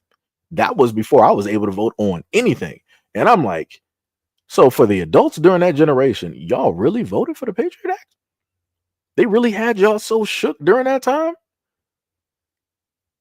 that y'all was just like, yeah, we're going to give over all of our rights. And then y'all going to get mad later when you find out that the government was spying on you. Yo, it's crazy. And like I told people before, let me just put this into perspective because I touched on this before, right? Dealing with the government and everything like that. If you go back and you look at some of these big pharma companies, they've already stated that you can't sue them if anything takes place to you that decided to follow what it is that they told you to do. You can't sue them. It doesn't matter if you lose a family member, if you lose a child, if you become ill, if you become immobile. It don't matter what happens. You can't sue them. They have a safety net. And the government allowed that. The same government that allowed all of these fires to take place in California, Maui, the destruction of East Palestine, the same government that allowed the Flint water crisis to go on. And I did videos on brother Moses West. If you don't know who Moses West is, Moses West was, not was, that's past tense. Moses West is a black man that came up with a water system so that you can pull directly from the air and it would give you clean water. And what ended up taking place was when he went to Flint, Michigan, some people with some know-how, more than likely government workers, came through and tried to jack up the machine. They put metal particles in there to try to, mess up the internals. They cut specific and certain wires. They did a lot of specific things that Brother West stated that you have to have a certain level of know-how and intelligence to know how to attack these certain systems in order to get a certain result. So you didn't have gang members. You didn't have just random street thugs or goons decide to do that. These were people that were hired by the government. because you had somebody, and again, this is a military vet. You got somebody that fought for this country, risked their lives, and was like, you know what, my job ain't done yet. Let me put all of my money, all of my savings into doing something for the people, and that's exactly what he did, and also created a company. And the government is like, oh, you're trying to uplift the people. Oh, you're trying to help the ha ha. Not today. And they tried to destroy that machine. That's almost reminiscent of another video that I gave you guys before, where it was a white woman that was feeding the homeless. And what the government was doing was coming by, giving her tickets multiple times a day. Had umpteen tickets. I'm talking about on their not Twitter, on their TikTok, they had like over 40 tickets. The city was giving out because they were feeding the homeless. Now, again, I want y'all to understand, because this is going back to the tax dollars, how, you know, in the paperwork that I showed you with the PDF, how a lot of these governments will sit up there and say, like, yeah, you know, we understand that there's a type of distrust and we want to make sure that, you know, that we're doing stuff for you. The homeless are a part of American society. They're homeless because of the fact that America allows them to be homeless. All of the money that we've literally sent to other countries, we could have eradicated homelessness. It would not have taken that much. Even Elon, the main person that people dislike, he sat up there and gave a number on how much it would take to, in a sense, eradicate, you know, homelessness and people dealing with not being able to eat. And it would not have taken as much as we've been sending countless times to all of these other countries. But like I said, this is showcasing to you that the American government does not care about you.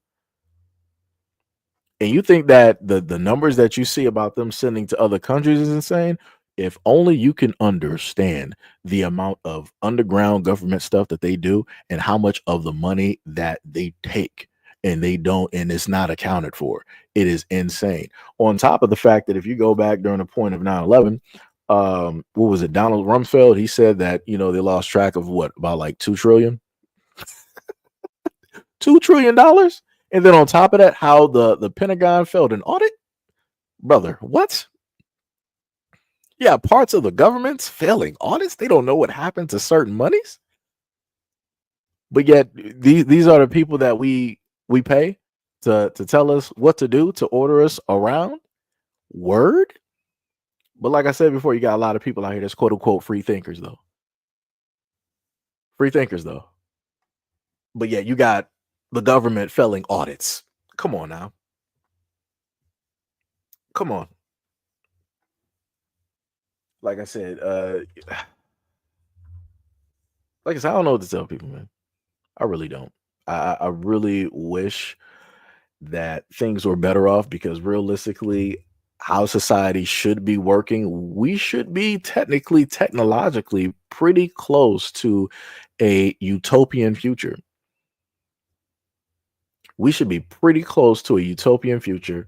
And the greater majority of society should have been actually focused on science and medicine. I mean, of course, education would be a part of it if we're focused on science and medicine, but we should have been focused on science and medicine, and we should have been dealing with the longevity of life along with the health. The planet should actually be in a way better circumstance than what it is at this moment in time. But yet here we are. We got smartphones, aka supercomputers, that give off various amounts of radiation. We got Bluetooth headphones that we use that give off various amounts of radiation. So now we got to use certain devices to block that radiation directly from our bodies. So you're getting poison directly from the devices that you use, one way or another. So mentally, it could be from just the entertainment that we happen to watch that is mindless, or it could be the radiation that we're also taking in. So technically a double whammy at the same, you know, moment in time. And then also dealing with health wise, the trash food that we eat every single time that is no good for us. The same food that Robert Kennedy Jr. has been telling people about over the decades. Like, hey, this certain dye and all this other type of stuff is bad for us. This is why the little bit of good I can, you know, technically give towards the government over there in LA is that they've been getting rid of some of these food dyes and different things of that nature, trying to make things a little bit healthier.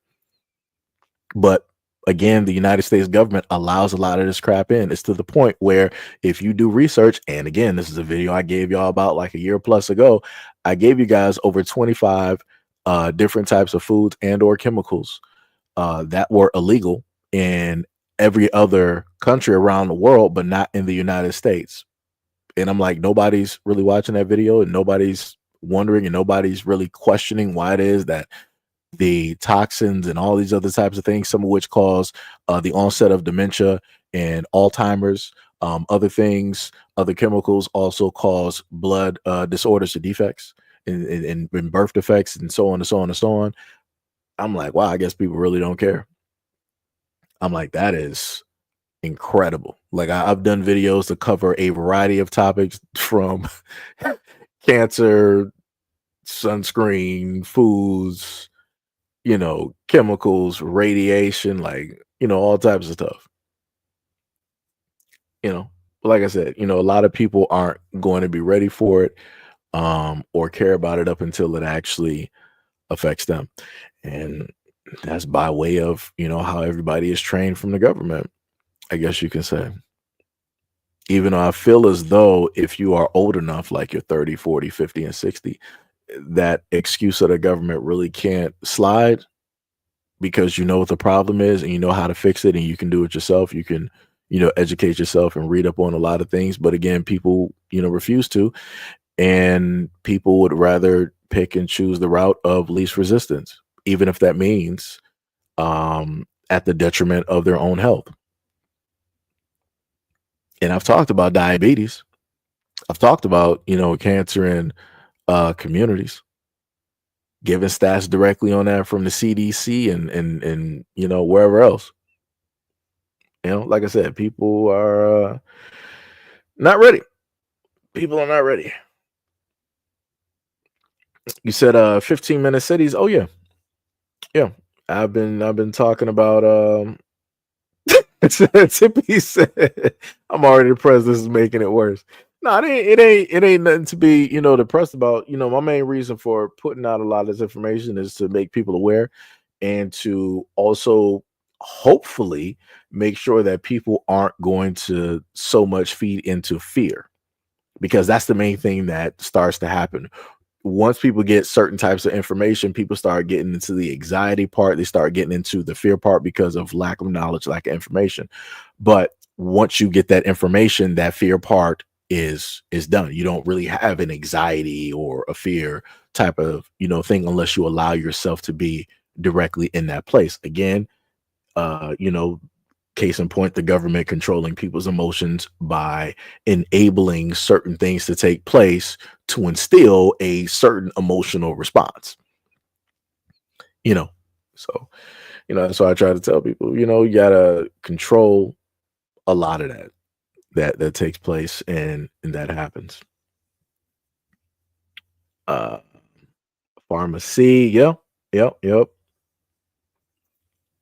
High tech feudalism, yep. Like I said, it's all over the place. And again, I don't know what people are going to do, man. The main thing that I am the utmost concerned about is for the kids, because again, I want these kids out here to be able to compete. And like I said before, America is losing all across the board, all across the board.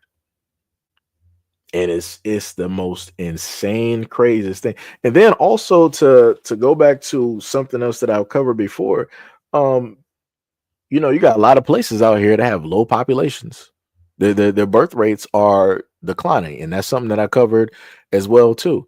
And I showed y'all multiple videos where you have males, Caucasian males, in mainstream media telling their populace to go out there and have more kids. When they have to say that openly on the news, on their own shows, that lets you know that there's a problem. When you can look at the Asian communities out here, Korea and Japan, that are selling more adult diapers than baby diapers, that's highly telling. And then the craziest, most insane part is the fact that, you know, you will have those out there. And again, I'm not trying to turn this into some type of like bashing thing. I'm listing this as a reference because I've covered these comments before. You will have women who are a part or enjoy the feminist movement. They will cheer on the fact that a lot of these birth deficits are taking place and happening as if this is a positive or a good thing. It's not, because the main thing that they don't realize is it doesn't matter how small the population of men get, they will still be in power. So you can be as ecstatic and happy, but that doesn't mean that those men that's in the elite upper echelons that you can't see, the families that you can't even name, never even heard of, they're still going to be empowered. Their sons are still going to be ruling directly over you, and the sons after them, and the sons after them, and the sons after them, and the sons after them. It's still going to happen. And then if it's not happening by way of them, it's going to be happening by way of their daughters that have been taught to uphold, this certain type of ideology. And I showed you guys a video of that when it was a Caucasian woman that was a part of like Congress, the Senate, whatever. And she was like, I see this bill and I see the things that they're saying. And I'm standing here as a woman to state that I am not going to vote against my fellow male constituents. And that was a Caucasian woman. And like I said, what a lot of people don't realize is that even if it deals with going against their own best interest, they're going to do whatever it is that they need to sit up there and do to keep their men directly in power, even if that means going against other women of their community. So like I said, either which way it goes, it's still going to be a losing situation directly for those women that's cheering on the low, birth rates. Like I said, it's crazy out here.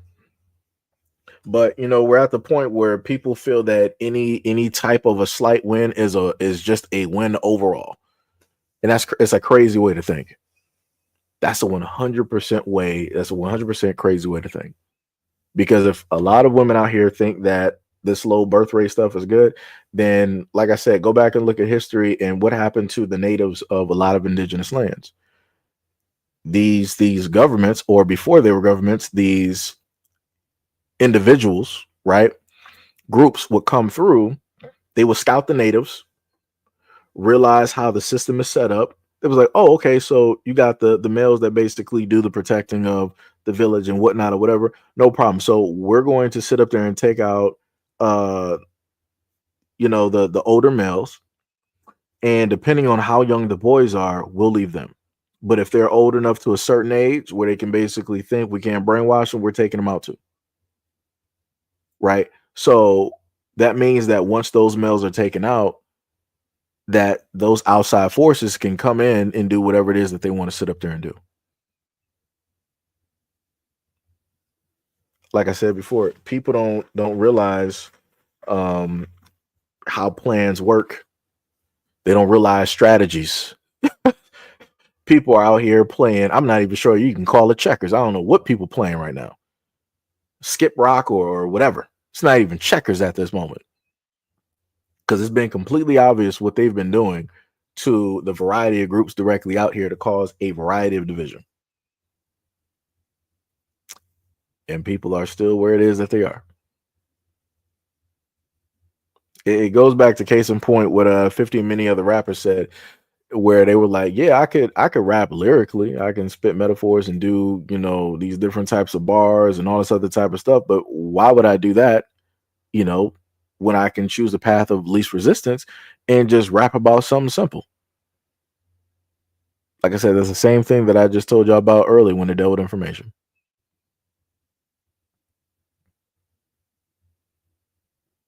It's crazy. It's diabolical.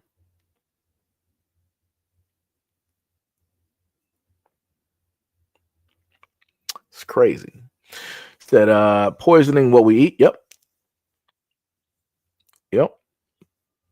You said they'll probably make an AI baby, but Phil, the funniest thing is, I think if my memory serves me right, one of the main people that, I'm not going to say perfected, but that is pretty proficient when it deals with genetics, I want to say it should have been a man that was Chinese.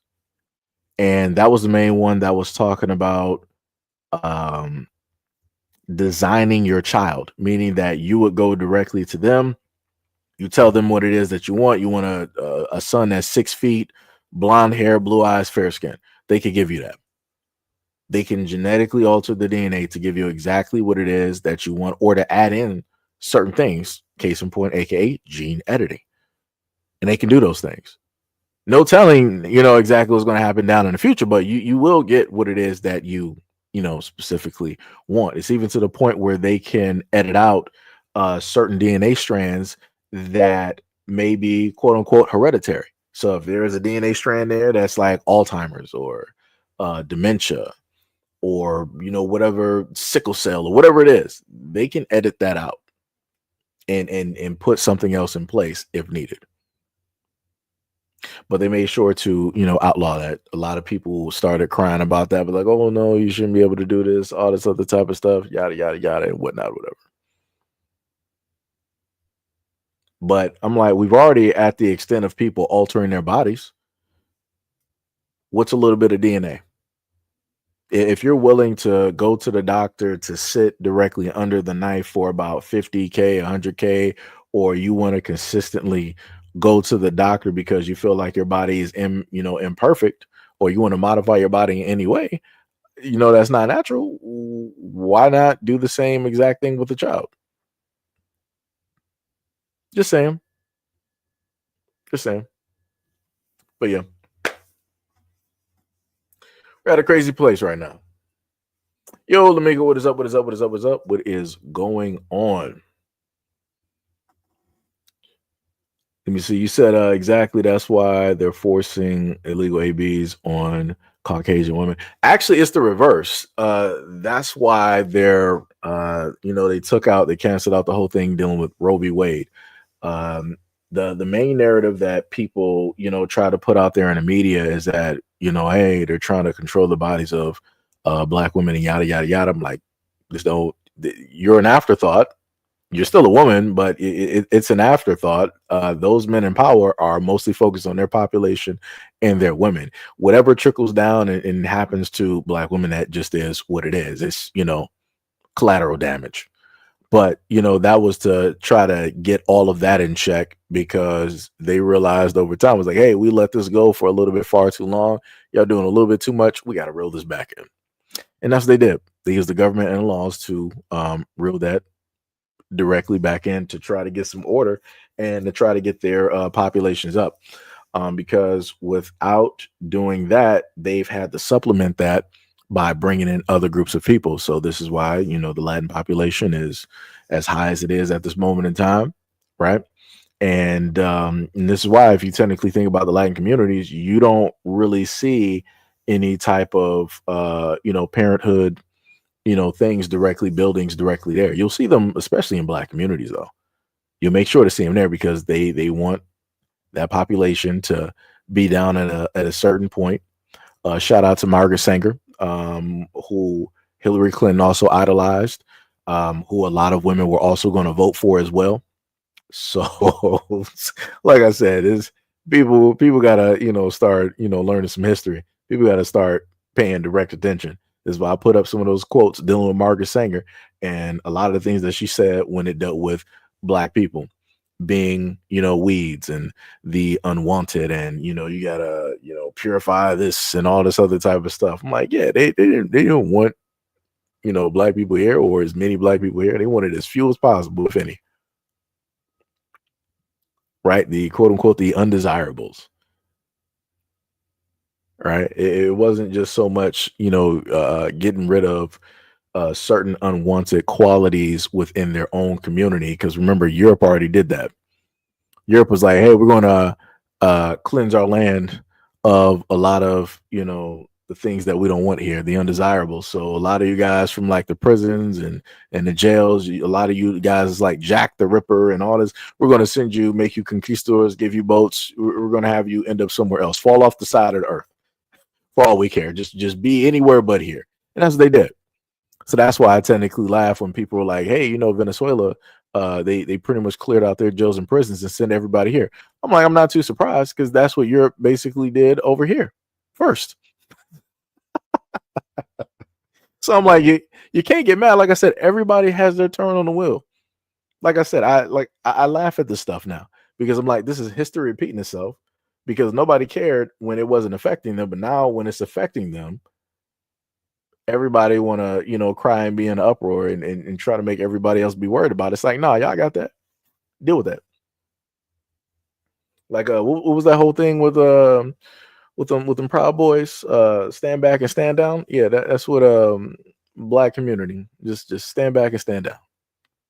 Just watch all of these things transpire to everybody else that basically laughed, that made fun, that think everything is fun and games. Allow those people to have a turn directly on the wheel. If you decide to intervene and you get caught directly in the fray, you have yourself to basically blame directly for that. That is on you. And you, as most people like to tell me, we are not a monolith. Everybody's an individual, so that is on you.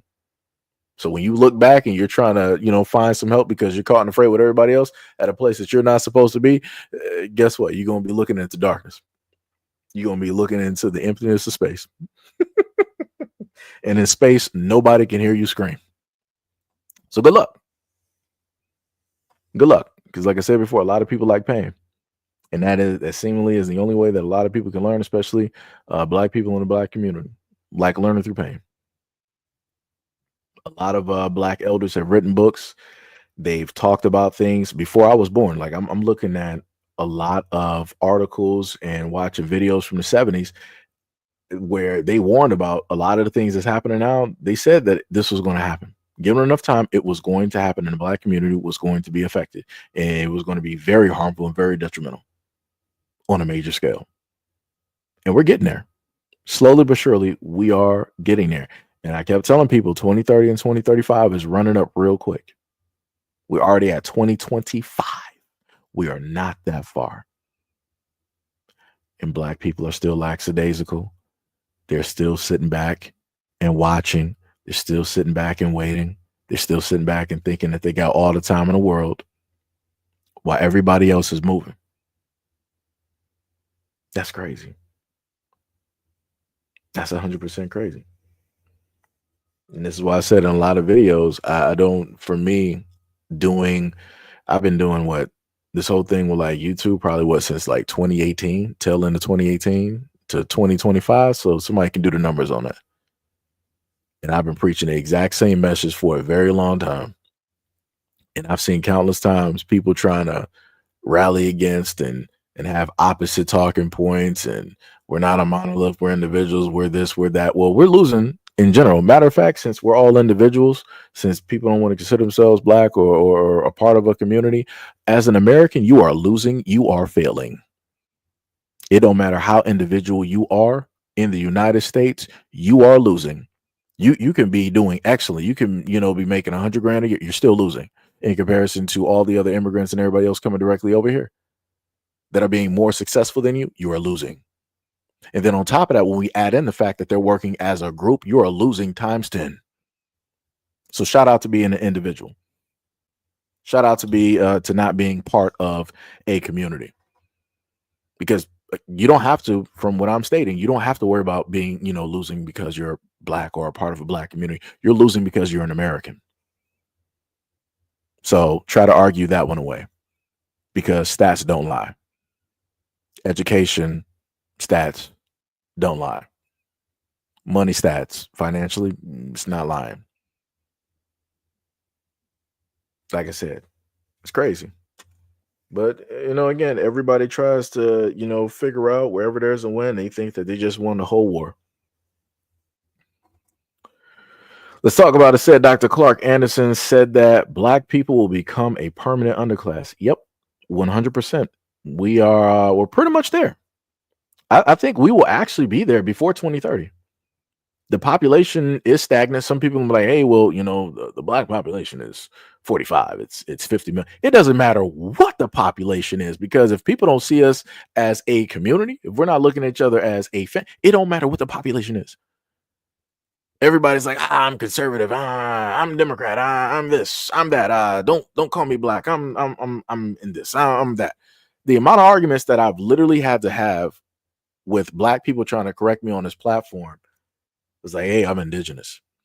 I'm FBA, I'm ADOS, I'm this. I'm like I said, it don't matter what the population is. People can't even see themselves just as a group. Like I said, whoever is the string, the puppet master, congratulations. I have to really clap it up. You are doing a stupendous, excellent job. Because out of all groups of people that I can literally account for and see at this moment in time, black people are some of the most divided groups directly out here. And I don't care if somebody's going to be like, "Yo, man, you sound a real Republican.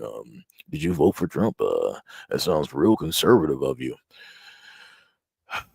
I guess. I guess.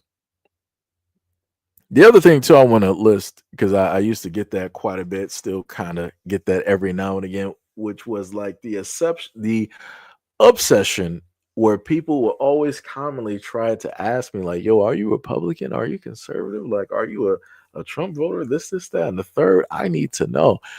Every vote that people do should be personal. It should be like religion. I should know actually, I should not know what your religion is. I should know about your love life. I should know if realistically if you're in a straight relationship or a gay relationship because it's not my business.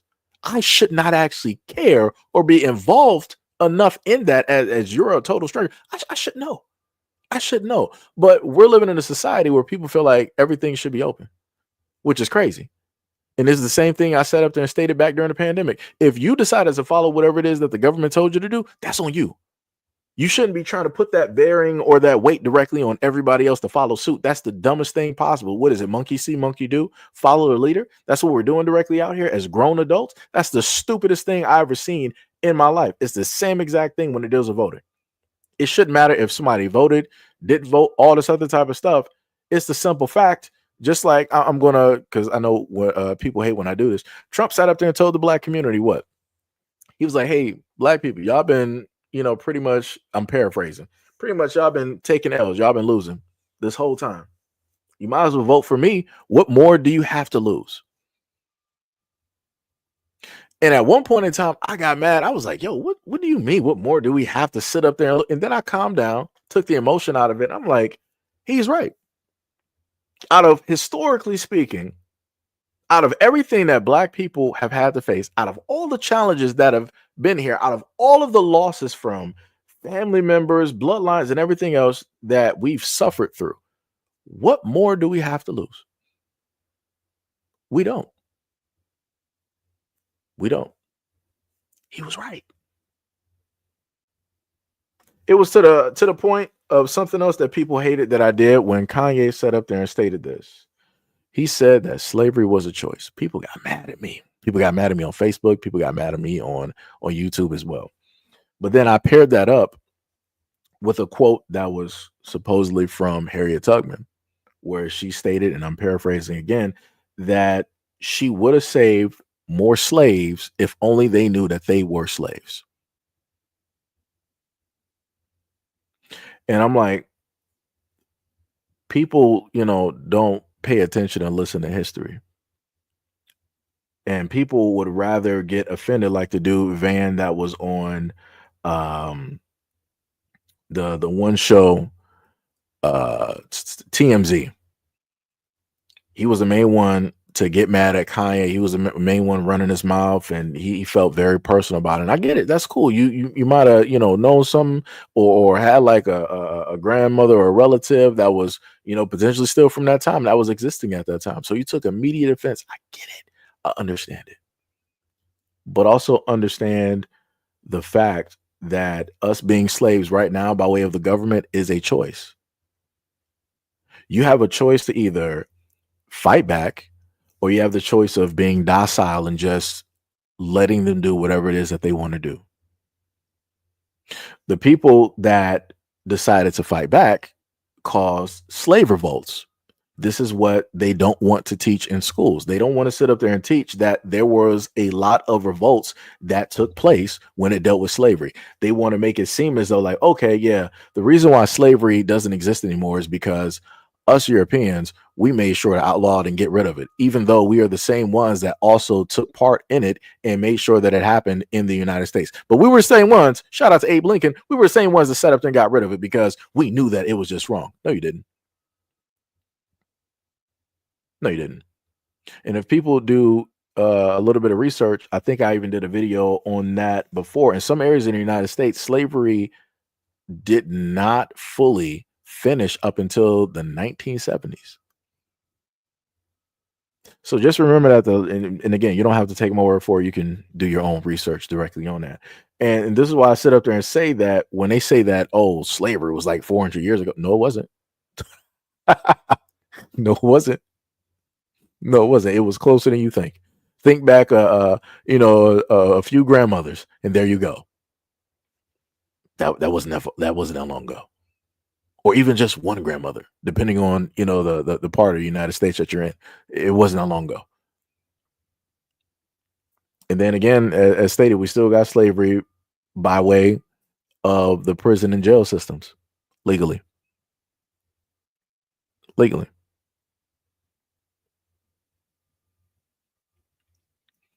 What was it? Tibby said because what he said was stupid. No, this is what I'm trying to tell you, Tippy, and this is why I paired up. That's the emotional response. So if Kanye said one thing completely cool and fine, but if you had somebody that was quote unquote during that time that stated that they would have saved even more people if only they knew that they were slaves, that's proving Kanye's point. That slavery was a choice. If you got one person that was fighting slavery and doing everything that she could, but she couldn't do more than what she could do because other people did not enlist and didn't want to help fight because it didn't register to them that they were slaves. Because they were so conditioned, they were so brainwashed to think that this was the only way for life. And that if you leave this plantation, you're not going to have nothing. You're not going to be nothing. So the most importance that you will ever have is being on this plantation, being a slave, and working for the white man. That's the exact same thing that we're doing right now. And that's for everybody. Black, white, Asian, Indian, Latin, African, slaves, new slaves. Dun, dun, dun, dun, dun, dun. You know?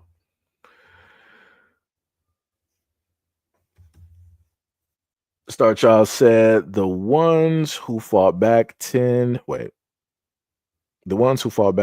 to be broke. The won't let us get ahead because we won't bow down to them. I think I get what it is that you're saying, but yeah, so it's a lot of stuff there. Tippy said it's not a choice. Tell black men to fight. White men, oh wait, they got what they always wanted, the grand prize. Now, Tippy, we done gone through this a multitude of times. I even sat up there and showed, and like I said, I got books. Nobody was getting, in a sense, impartial treatment when it dealt with slavery. Black men were getting buck broken in front of their families, in front of their kids. They were getting used by the slave master and the slave hands, and more than likely other people from other slave plantations just taking turns out there in the open to make sure that everybody else was going to stay in order. The kids were getting the same treatment. The black women were getting the same treatment. Everybody was getting their turn one way or another. Nobody was escaping what was transpiring during those times. Everybody was getting touched. It doesn't matter how young, it doesn't matter how old you were.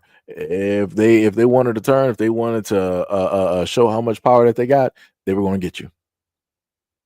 Nobody left unscathed. So, the narrative that, in a sense that only one portion of the black community, got a certain type of treatment. That's, Tippy said, okay, and Kanye sleeping with the white man's mama and daughter. I'm saying today, a lot of black men think by getting a white girl. Well, this is the thing I will sit up there and say. I did another video talking about loving versus Virginia and then some, other things previously on how, stuff happened and worked out. And the main thing that I try to do on the platform, as you know, Tippy, is I try to make things as even as possible. Because just like I reiterated, where people talk about Democrat and Republican, it's the exact same thing when it deals with the whole interracial thing. You got black women that feel that, oh, black guys are all over here doing this and that and the third, and all just to be close to like white men and da da da da.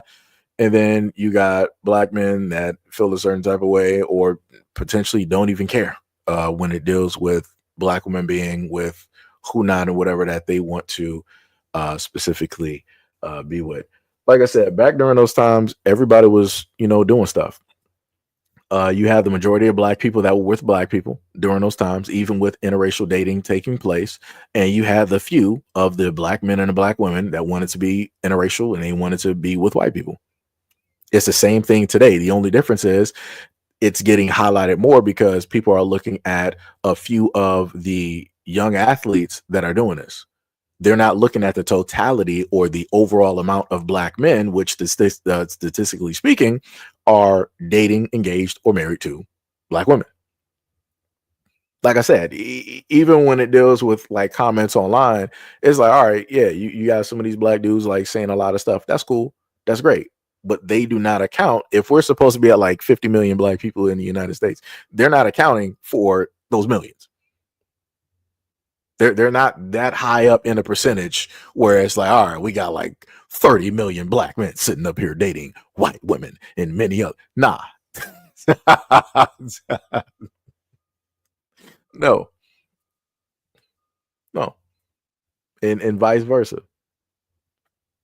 But like I said, the main problem when it deals with black people is that we focus on the stuff that we say that we hate, and we focus in and zone in on that more versus the things that we say that we love.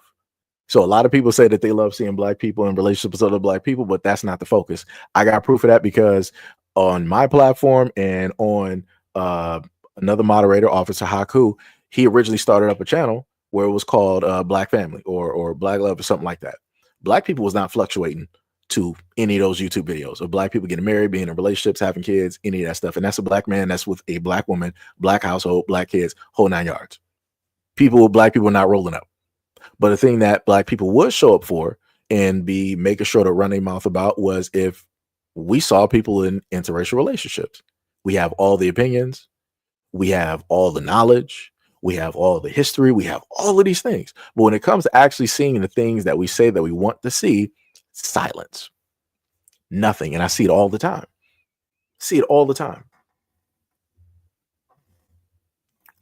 Tippy said, Seiji, there was a case similar to Loving versus Virginia in the 20s. A black man went to court and to marry a white woman in his 20s, way before Loving versus Virginia. Loving versus Virginia was the main thing. The reason I listed that as a staple, because that was the main thing that enabled all of that to take place. Oh, a black dude could sit up there and go to court. They're not going to sit up there and make nothing happen. He don't have no power to sit up there and make nothing happen. But if you got a white dude that's involved in that, his constituents that may feel a certain type of way, like, maybe we went a little bit too hard on Bob. Maybe we should, enable these things to, we may dislike it. We may not, purely want it to happen, but we can't be that hard. We can't be as difficult on ourselves as we are on black men when they do it. That's the difference. That is the key point difference.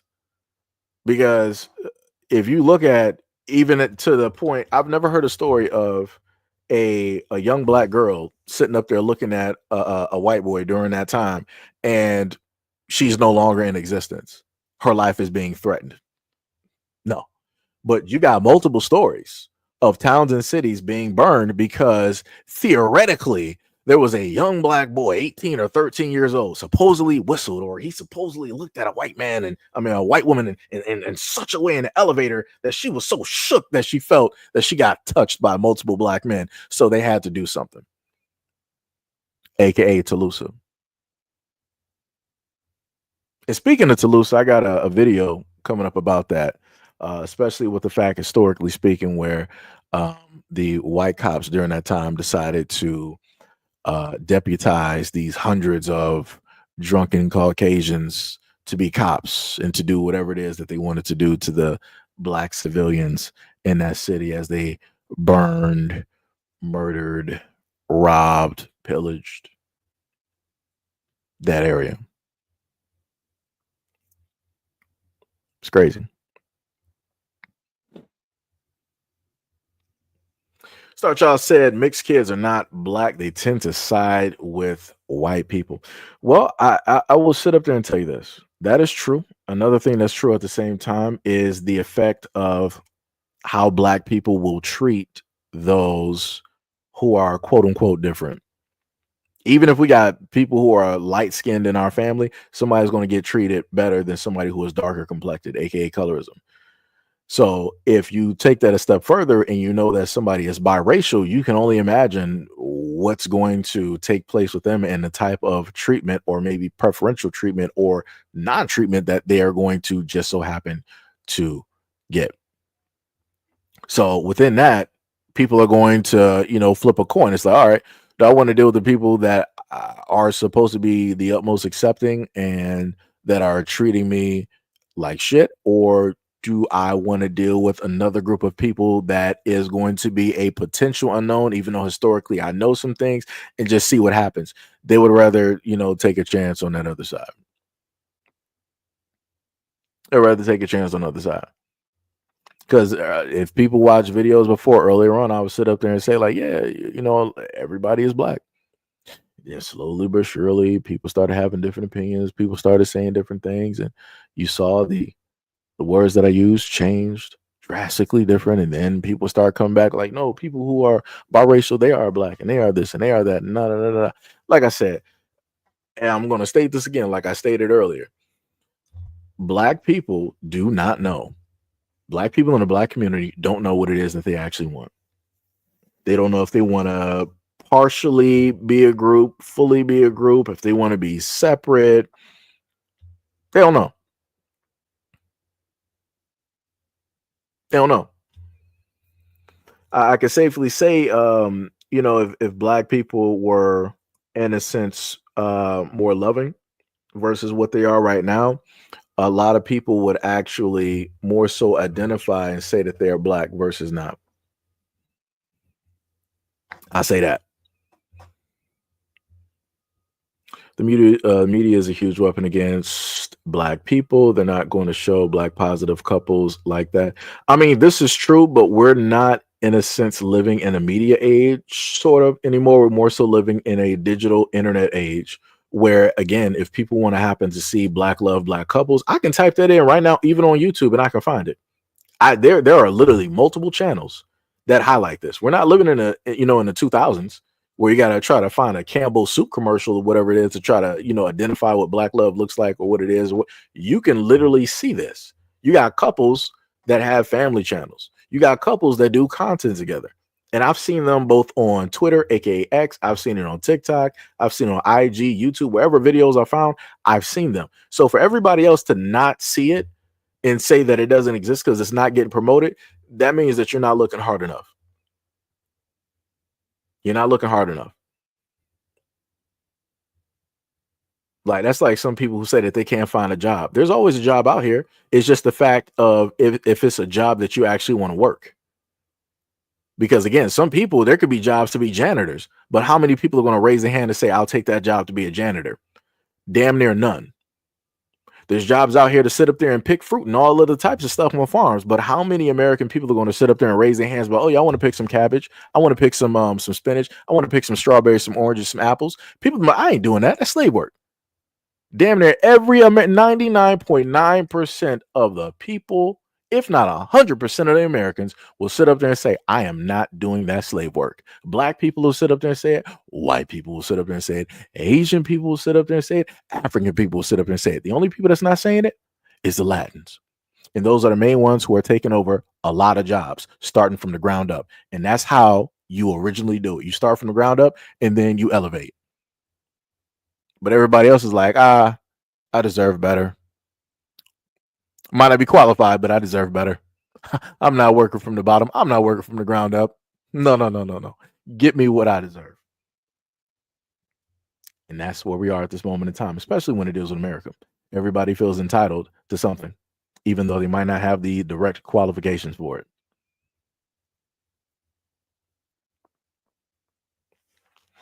Wild and Waning said, "You agree with Kanye? Slavery was a choice, yet Leopold killed 10 million in the Congolese, so their demise was also a choice. The power of psychological slavery isn't a thing." Sounds like contradiction. Clarity. I gave clarity. How did you skip over the part where I was talking about Kanye and I mentioned Harriet Tubman and the quote that I put up directly with it? Like, this is what I've been talking about. How is it possible that I can literally go over the same exact thing and reference it quite a few times in the same conversation and people only hear one thing? I'm a little bit confused. I am highly confused. Like, that makes no sense. Like, this is what I see in the comment section when I do a lot of videos as well. Like, I'll literally put a topic directly up there and I'm reading the comments. I'm like, did you even watch the video? I'm like, what are you even talking about right now? This is why sometimes I don't even respond to comments no more. Cause I'm like, what are you even talking? I'm like, I'm not even about to do this. I'm not even about to have this conversation because I'm like, it's gonna go nowhere. It's not gonna go nowhere. This is crazy. Hold on, I got you. Let's talk. Hold on, give me a second. Let me go back through here. Let me see. Star Child said, "I have two dark sons and one light. They all were and are still treated the same, but I do know what goes on in our community." But see, that's different though. Like, logically, you know better than a lot of other people directly out here. Either if they want to do it or don't do it. You obviously know better. So because you know better, you're going to show that and you're going to instill that and train that within your children. Right? So then they're going to do the exact same thing. Right. And that's the main thing that I've stated before when it deals with the Black community, raising kids and in the household. Everything that these kids learn comes from home. The parents are the first teachers. So if the parents teach the kids how to love themselves in their reflection, guess what? When those kids leave the house, they're going to go out there and they're going to see that same love that the parents showed them, that they see within themselves. They're going to see that within the other Black people out there. But if that household is full of hate, guess what? Those kids are going to go out into the world and hate everybody else. They're going to be jealous and envious. They're going to be chaotic. They're going to want to take everybody else's lives because they don't see the value in them because they never found it within themselves and it was never taught. But then when I bring this up, people will go back and be like, "Yo, man, how you going to sit up there and miss the Willie Lynch letter? How you going to sit up there and miss slavery? How you not going to list all these other things that affected Black people?" I'm like, I understand that and I get that. Right? I understand that and I get that. You can have two things right at the same time. Again, I'm not about to sit up there in debate and try to go back and forth. I'm saying that two things can be right at the same time, congruent. If I use that correctly, it's been a minute since I took math, but both in the same line, right? So at one point you can have all of that stuff that happened in the past, but also at the same time, you have the ability as a grown ass adult who decided to take a grown ass decision and lay down with somebody else unprotected and create a life. You should know better. And that's all I'm simply saying to a lot of adults out here. If you're going to decide to lay down with another person and create a child, you should know better. There is no excuse. You can't sit up there. You wasn't taught this. I wasn't given. You should learn it. If you're going to decide to lay with somebody unprotected, you should have already had the facilities. You should already have the faculties within yourself to be able to give certain things to your kids. If not, stop sitting up there procreating. Stop procreating. Stop procreating. Tippy said, "No, said you. A lot of Black people wouldn't mind doing those jobs if you pay them right." But that's the point, though. Back in the day, Black people wasn't getting paid right. The reason that we had tip culture was due to the fact of white people not wanting to pay Black people a certain type of wage. So they used to just sit up there and do tips. Think about that. Think about all the Black people back then that they weren't getting paychecks. They were surviving off of tips. And back then you could sit up there and do it because a few dollars could, send you a long way because everything cost, 5 or 15 or 25 cents when it went grocery shopping. So yeah, a household could, sit up there and move something with, 10, 20, or maybe potentially if you could make that $50. Now, not so much. You know, let's talk. Said, what do I think about the TikTok man? That's if it happens. I gave a number last year, within three months, 3 to 4 months ago, in a video where TikTok stated that they gave a payout to creators of upwards to like $1 billion, I think dollars, $1 billion and something dollars, to the amount of creators that are there that have done content. So that means that a lot of people, especially Americans and also businesses, thrive and depend directly on TikTok. So if that is gone, it's going to be a huge hole because a lot of people depend on TikTok. They depend on it as a full time or a side hustle, or however it is that they decide to sit up there and do it. So that's going to be a little bit problematic. And then if they decide to do that, that's going to be less money that they'll be able to collect on taxes. That'll be less money that they'll be getting towards, the government, so they can spend it on whatever it is that they want to sit up there and do. I don't really think that they're going to get rid of TikTok. And even if they do, how are they going to facilitate everybody deleting it off of their phone? So what if somebody doesn't delete off the phone? You're going to throw them in jail? You're going to throw them in prison because they got an app on their phone? Please. Think about that. Just think about that for a minute. The government getting so mad that, let's say that they actually ban TikTok. So if it's banned, you can no longer have it on your phone. How would you facilitate that? You would have to specifically know or have data linking the app still to other people's phones. And that would bring up a whole bunch of other concerns, which I'm pretty sure they don't want to open up that Pandora's box at this moment, at least. So, like I said, there's too many things there of why, for me, looking at it, of why they're not going to go through. They've been trying to do this, I think, since about 2019, 2018, or something like that. This ban on TikTok or whatnot, whatever, because they always brought up the scare tactics. Oh, the information, China, and whatnot, or whatever. But like I told y'all before, during the time of the Patriot Act, the United States government was the main one taking information and stealing it. Facebook, that's a United States company, taking information and stealing it. The telecommunications, it doesn't matter if it was Verizon, Sprint, or whoever. They were the main ones taking information and doing whatever it is that they wanted to do, sell it to the highest bidder. So how is now China a threat? If China is such a threat, then how about we stop making everything over there in China? But guess what? America is not going to do that. Again, this has to do with control.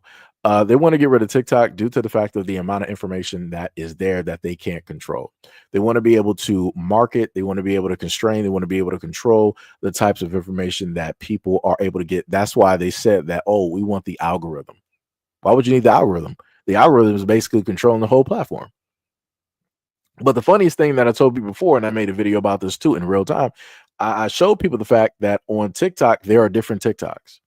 So I made a Chinese account on TikTok, and I filmed and I showed you guys what the Chinese TikTok looks like.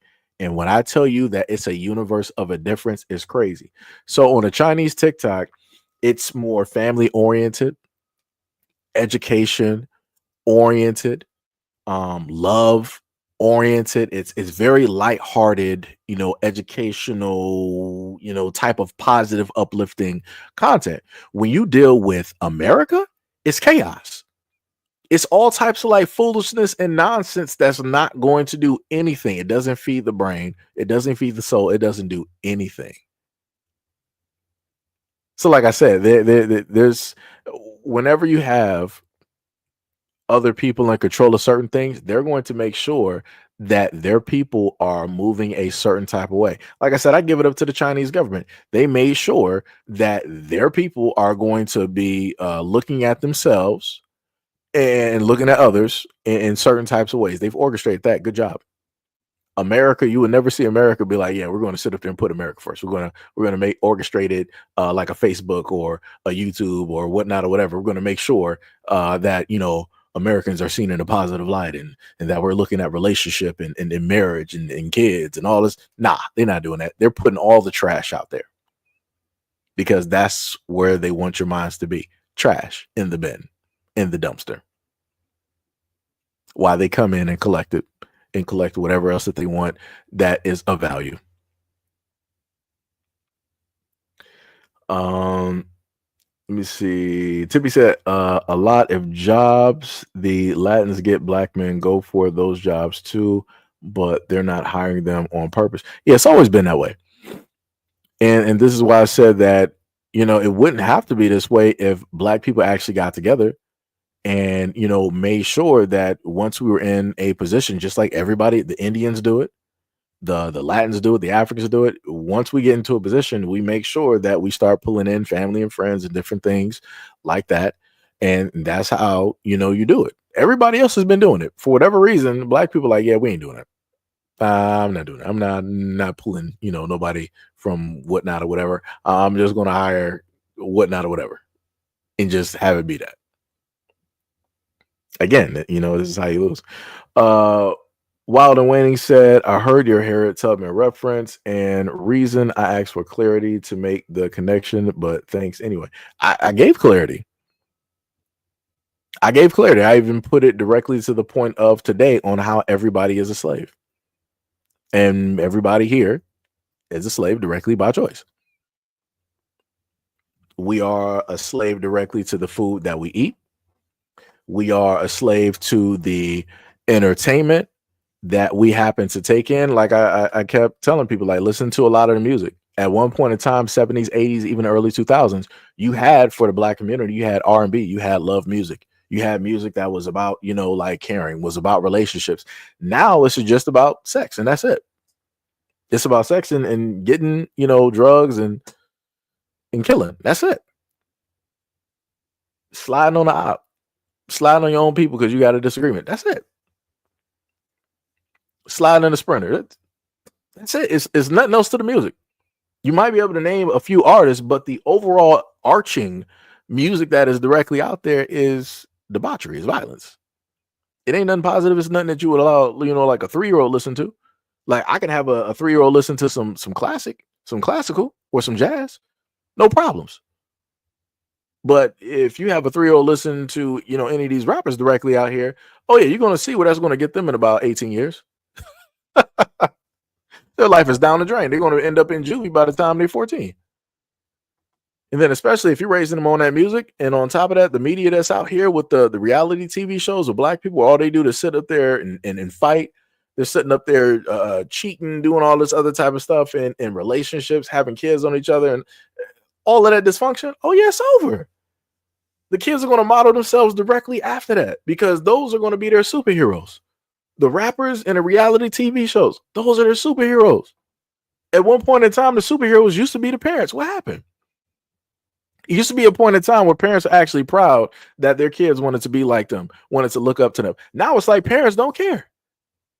Especially in the black community, it's like parents don't even care. It's like whenever you ask these kids, like, who do you look up to? Who's your superhero? Superman, Spider-Man, Bruce Banner. They'll list LeBron, Kobe. They'll list everybody else. You won't be hearing these kids talking about my dad, my mom, my uncle, my grandfather. Nothing. Looking up to everybody else but the people that gave life to them. And people don't see a problem with that. People don't question that. People don't, like, where are we at right now? It's like I said, so harken back to what Kanye said, slavery is a choice. We're all slaves right now, and we're choosing to still be slaves. Can't nobody disprove that. I'll wait. Somebody can try to pull up some stats real quick. Somebody can try to tell, oh no, we're not slaves. We're not. Where?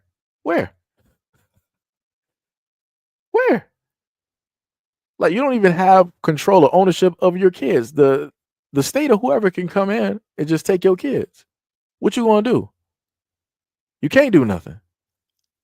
Because you try something, you even bust a move, they putting you in jail. Like I said, I done umpteen stories of black parents that decided to give birth to their child at home. And guess who still showed up to the door? CPS and the police, because they needed to check in on the kid to make sure the kid was completely fine and healthy and all this other type of stuff. Took the child away from the parents. Like I said, what power do you actually have? That's what they did to slaves. The slave master will roll into a black house, take kids. What you going to do about it? Nothing. We're in 2025 and the government can do the exact same thing. What are you going to do? Nothing. So that's my clarification, talking about slavery as a choice. Everybody's a slave to music. We're a slave to food. We're a slave to drugs. We're a slave to sex. We're a slave to gambling. Like when you look out here in society, you don't really see people out here with self-control and composure. You don't see it.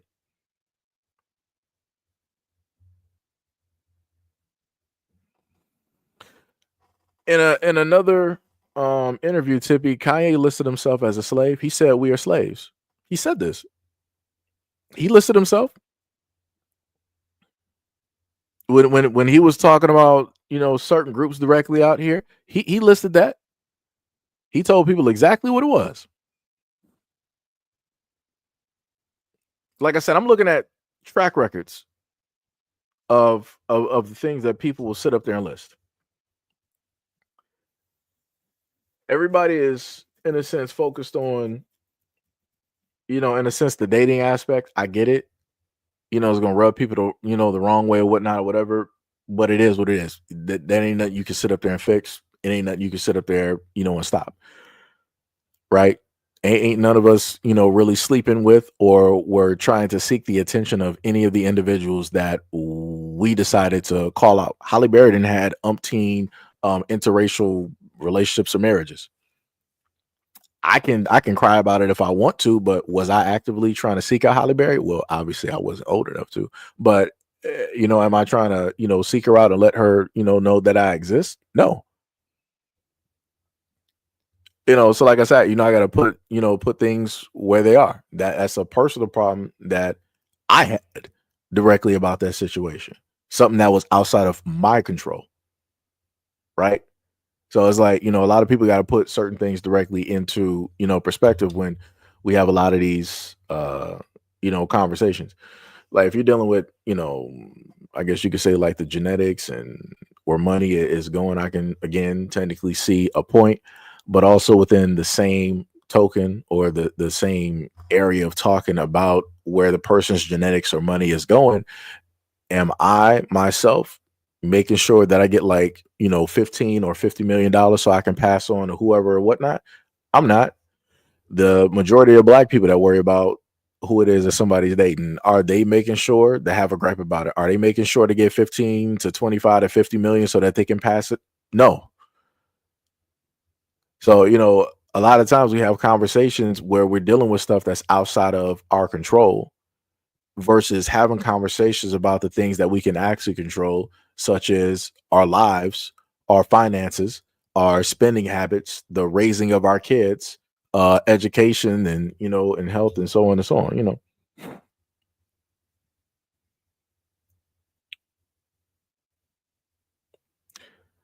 Wait, are you talking about who Moses West is dating, or I'm a little bit confused because you said Moses West too.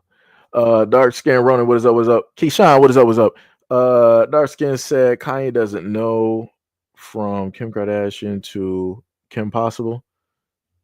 I think I get what you're saying on that one. Star Child said, I raise great sons who want to get married and can't find a mate because their women are crazy. Social media has made them stupid.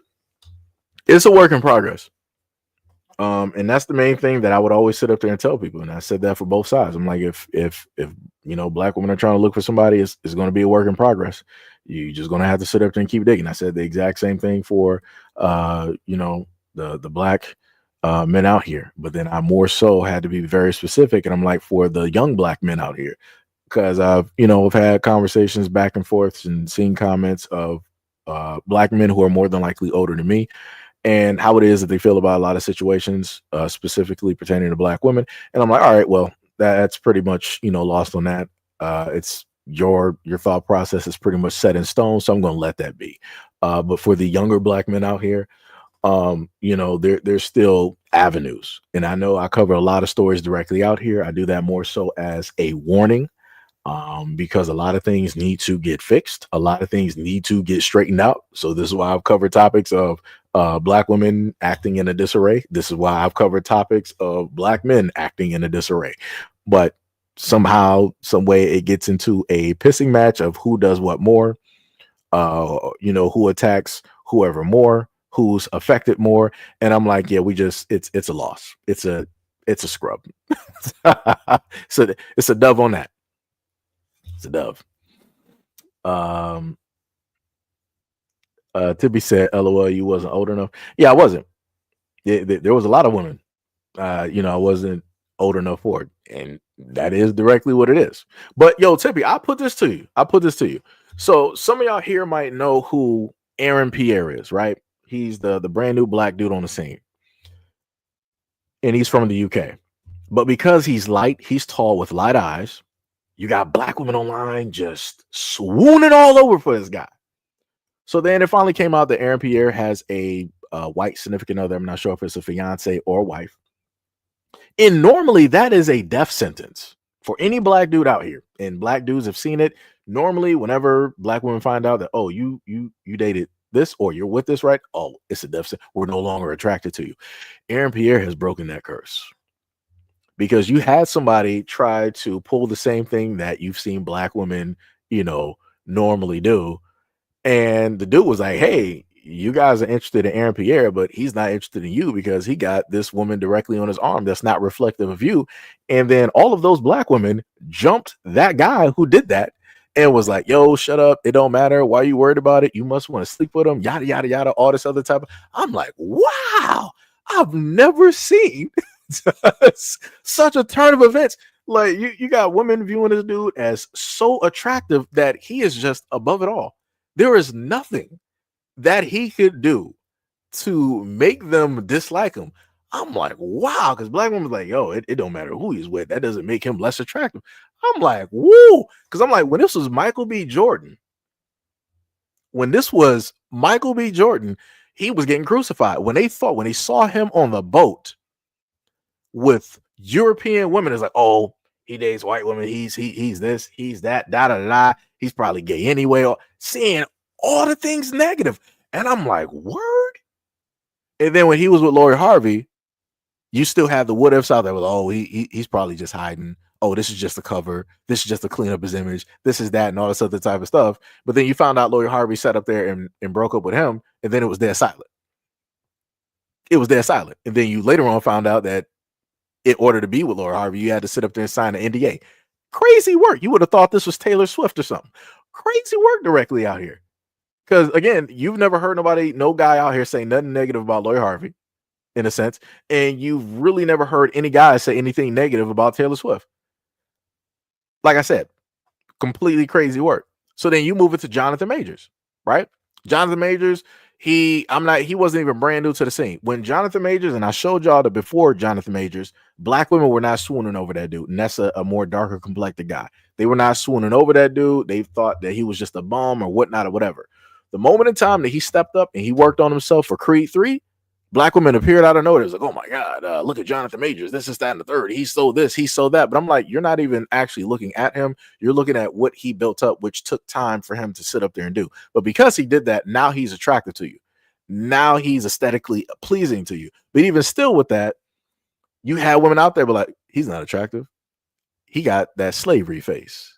He got that civil rights face. Like somehow to discredit him and to talk about his features in a negative type of way. But I'm like, isn't that the same thing that white people did to black people? But you're doing it as black women. And normally that'd be called colorist, but because you're a black woman doing it, it's okay. I'm like, that's a little bit crazy to me. And then when they found out that he was with a white woman, hands were just like thrown up. It was like, oh, waste of time. Can't believe we did this. Da da da. He's not attractive anyway. Da da da about her and all this other type of stuff. And then when everything that took place, black women like, oh, he deserved it, all this other type of stuff, yada yada yada, whatnot or whatever. So now he's in a relationship with Megan Good, and that seems to be doing well enough where they are, I think, engaged on their way of, to be married, and magically it's dead silent. But again, Aaron Pierre, that man is immutable. Nothing can sit up there and destroy and tarnish that image the same way that the black men I listed, their images were tarnished. And you also had people sitting up there trying to say that Jonathan Majors was gay as well. Crazy work. I've never yet heard any women out here try to say that about Aaron Pierre, no matter how you slice it. Insane work, diabolical. But like I said, colorism at work, because he is a light skinned black man with light eyes and he's tall. There you go. So this also goes back to the whole thing about how certain people in the black community get treated better than others. Where if the darker you are in a black family, the worse you get treated. The lighter you are, the more privileged and the nicer people directly are, and all this other type of stuff. Same exact thing. But again, if you got women doing it, it's a-okay. If you got somebody that is a black man doing it, oh, you're racist against your own. You don't love your mother. You don't love your sister. What about the black woman that came before you? The black woman that sacrificed, all this other type of stuff. Like I said, it's crazy. It's craziness. Dark skin Ronan said, never heard of him. LOL. Brad worshiping black women. You said, how do you spell his name? I am a terrible speller. Let me tell you. I would just say type in Aaron Pierre, and it'll probably come up. I wish I could name the movie for you, but I think was it called like Rebel Ridge or something like that? He was in a brand new movie. The movie was all right. I just didn't like the fact that they had him in like the cops were really trying to take him out, but yet he went about it in a non-violent way. And I'm like, that's insane to me, because I'm like, they're using bullets. And it's like this dude got he was like the hardest dude out there. He took down a whole, backwoods police station, gunfire and everything. And like I said, it was crazy. And all of this was for a family member. I'm not going to, ruin like the story and whatnot, but if you happen to watch it, you'll see it. Tibby said that he's attractive, but I've seen other guys who look a little better than him. Aaron Spady, I don't even know who that is. Star Child said, I do think it's an excuse that black men use, saying that they were teased in high school. That's why they date whites. We all were teased in school by people that we liked. Let me see. How to it's tough to sit up there and say without people trying to say, like, yo, says you sitting up there listening excuses. No. So the main reference that I give to people back in school, like, if anybody remembers when like Pokemon, Yu-Gi-Oh! And stuff like that was hardcore directly out there, that's what I was into. So you will find me in the back of the lunchroom in the corner, sitting up there playing Yu-Gi-Oh!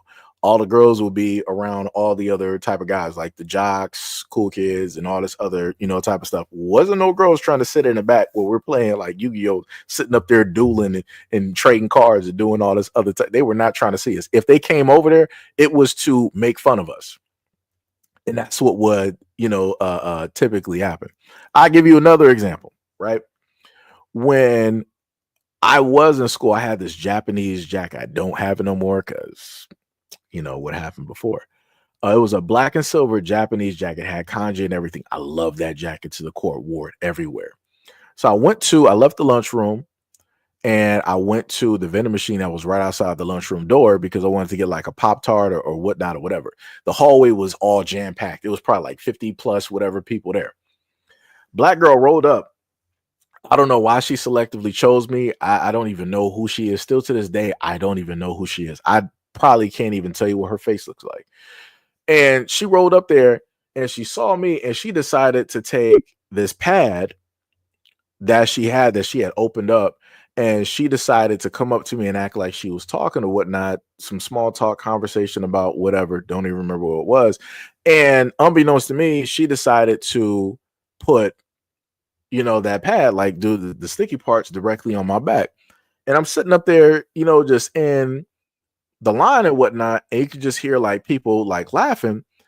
And then I sat up there and just like looked around. I'm like, I don't even know why people laughing. But because of the way that the fabric was, you can kind of tell that something is there that's not supposed to be there. So I sat up there. I'm like, man, she's missing. Put this. I'm like, I took off the pad and I jumped up and put it on top of like the vending machine and whatever. And she looked at me like I was weird or odd or some shit for that.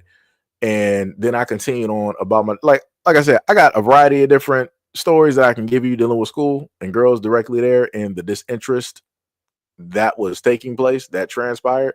So it's like, a lot of dudes ain't fabricating about treatment or shit that was specifically going on that may still stick directly with them because they may be traumatized from that. I'm not traumatized for it. It's like it's a whatever. I just look at people as questionable because I'm like, that's crazy, to realistically do something like that to somebody that you don't even know. But like I said, if I was like a Terrence or a Tyrone directly out here, right? If I was one of these thugs out here, she wouldn't have did that. There would have been a certain level of respect, even though we don't know each other. But because she knew that I was a certain type of guy and she realized that, she was like, oh, I'm about to sit up there and do this to him. Because she wasn't about to do this to a football player. She wasn't going to do this to a wrestler or somebody on the basketball team. She wasn't going to do it to none of those popular guys. And she for damn sure wasn't going to do it to one of just a normal popular guy directly. She ain't going to do that. So like I said, there are certain things, that are specifically there that I feel that people should not directly look over. Right. But again, two things can be happening at the same time. You can't sit up there and have dudes that's like, all right, well, I do have this preference. I might not, find whatnot or whatever, attractive. So I'm going to use, this to justify, what it is that I want to sit up there and do. And, you do have that as well. Again, two things can be right directly at the same time. I just hate the fact when people want to overlook the treatment that people receive in the Black community, when it takes place. Because I'm like, if we're going to do that, then realistically, if I talk to a lot of people about their families, you shouldn't be having no problems. You shouldn't be having no qualms, no matter what they did to you. Correct? It don't matter, what your mom did to you, how your family treated you. You should always love them. You should always care about them, no matter how detrimental the effects that of whatever they did. They could have lied about you about something very serious. They could have held some family, secrets and all this other. It shouldn't matter. You should still love them regardless. If we're going to go by the logic of quote unquote not using excuses, but we all know that in the Black community, some of the most hated people are within our families. And a lot of the times we hate them or dislike them for very small reasons. I ain't talking about the serious reasons like people taking lives and doing all types of detrimental stuff and causing, harms and all the other type of stuff to people's mental and their lives and jobs. I'm just talking about over small stuff. And I've seen it. I've even seen it within my own family.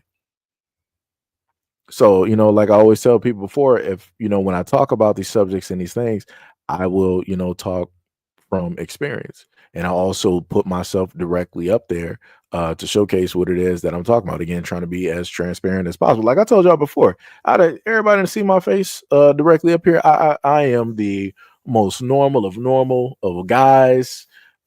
Straight. I got the gamer face. All facial hair, sitting up there, just gaming, all this other type of stuff. So I can sit up there and tell you that there is validity to quote unquote what it is that women find attractive. And how it is, that those guys are going to, get treated no matter how nice they are. And I got stories about that too. Like I said, I can go on for quite some time.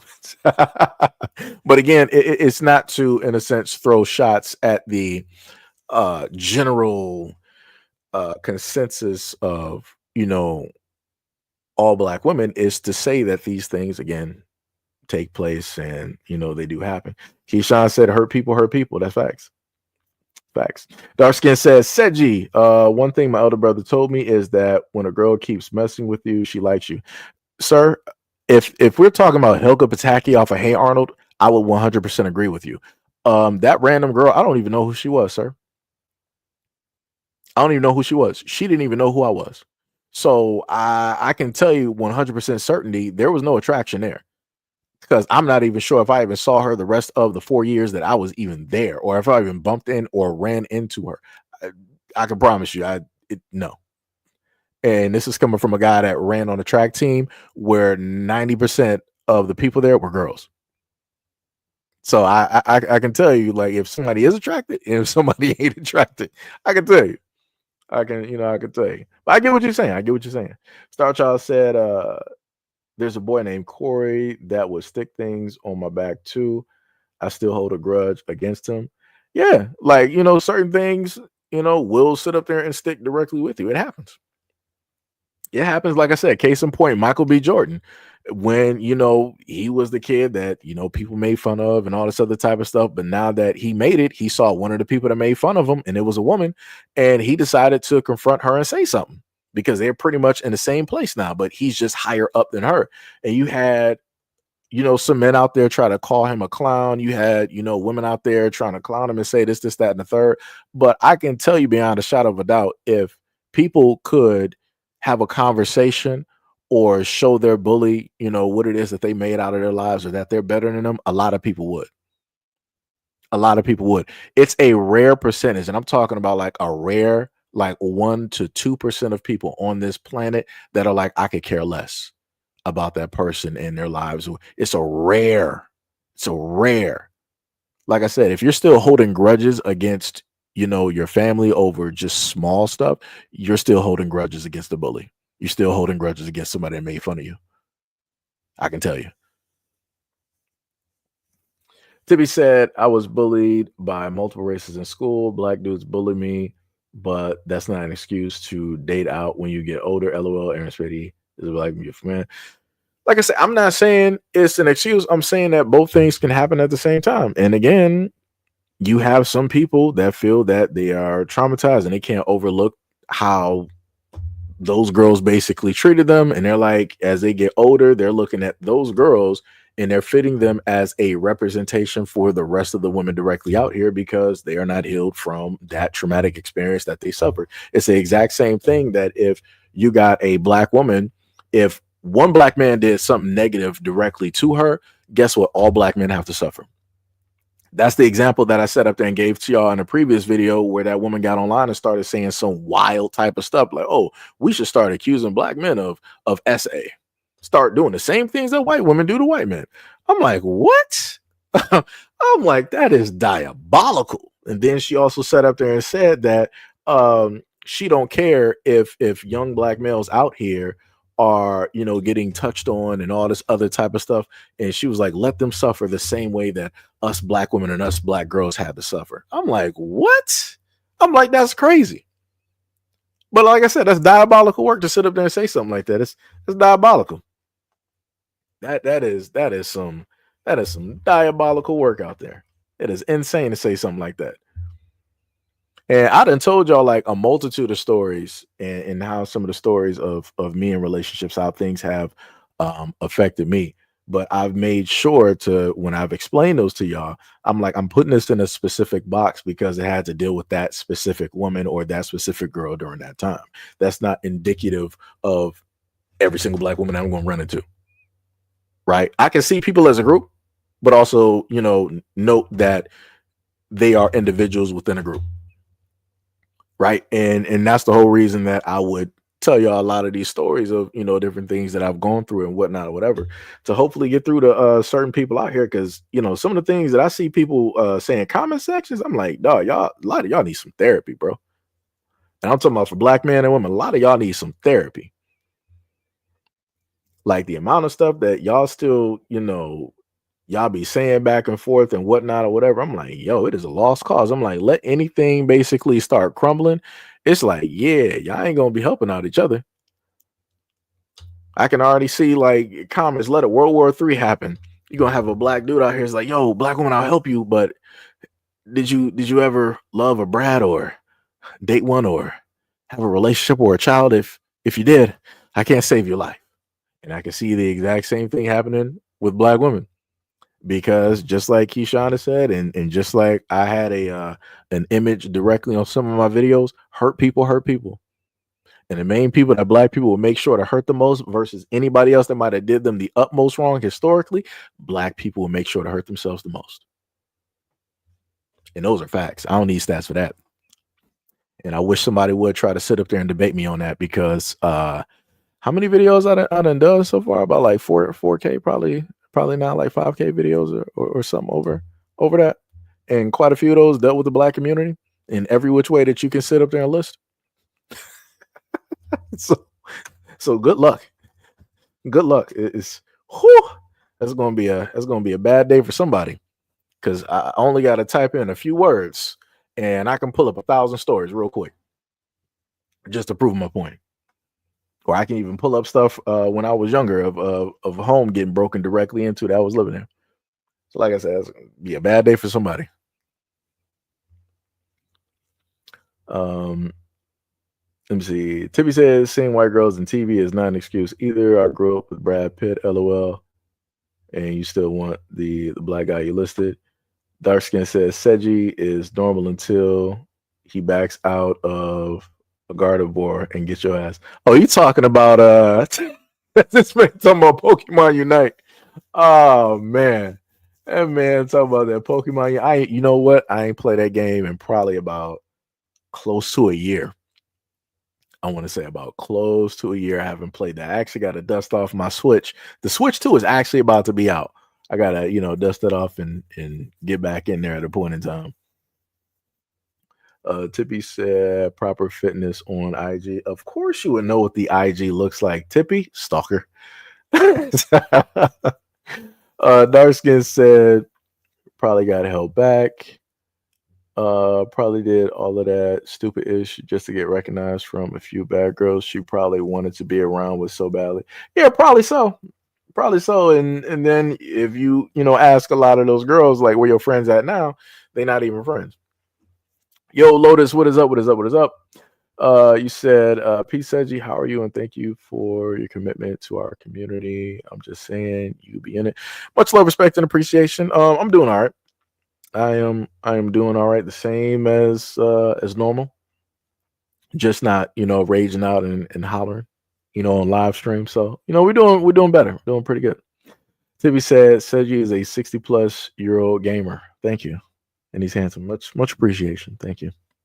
Thank you. Thank you. I look great in my 60s, let me tell you. I look awesome. 80s is gonna be a wonder.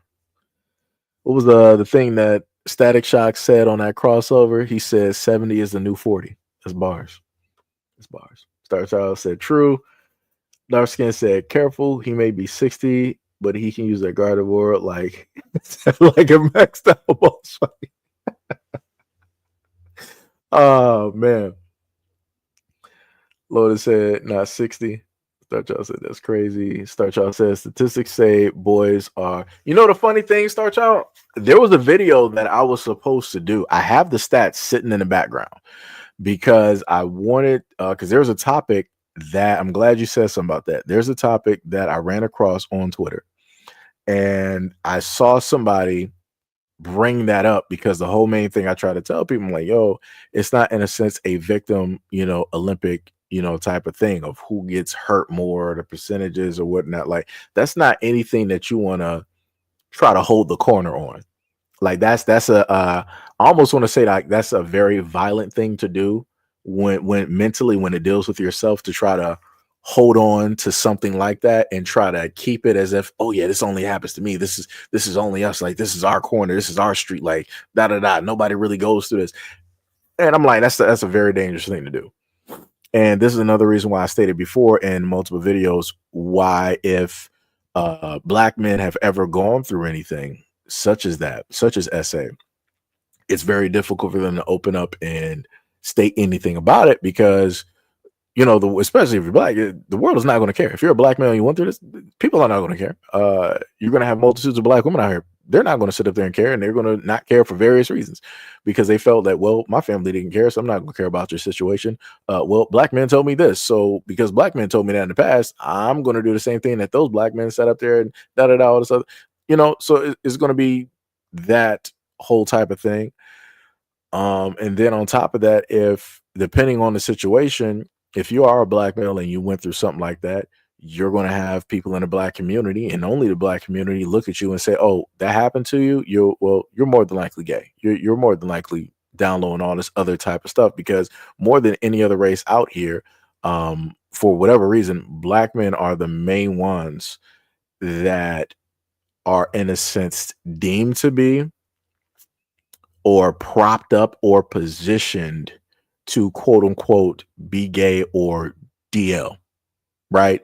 Even though historically, and again, I can happen to put out videos where you will see races of other men doing a variety of other things. I'm like, whoa, what are you doing there? I'm like, that's like I got a video of a white dude out here. He was ordering like a burger or whatnot in a restaurant. He's dressed up as a Barbie with a mask on, and then in the next cut, he's sitting up there licking the shoes of another guy in a restaurant. So like I said, I don't know what to sit up there and tell people directly out here, but how it is that black men always get attacked for, their masculinity always gets attacked. That's always been very confusing to me. And again, this primarily only happens to black men. I can't list this for any other group of men. This doesn't happen to Arab men, African men, Latin men, white men, Asian men. This does not happen on a continuous, consistent basis where their masculinity is attacked just openly. Like it's crazy. 100% crazy. Let me see. Tibby said, I remember I confronted my bully from elementary. I confronted her in the 8th grade middle school. I hated that white girl.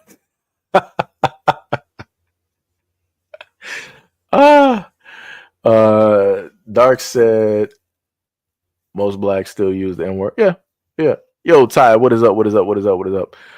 You missed a lot, brother. You missed a lot. It's a lot. I went over the whole thing dealing with the smart cities and the introduction of certain things and combining that with the whole fact of the burnings and the smart meters that they put directly on the side of the homes, along with the other fires that have happened directly into California, along with the fact of that they are going to host the Olympics, 2028 Olympics in LA, along with the similarities to the fires of Maui and, some other things that took place. Basically, all in all, stating that it's orchestrated.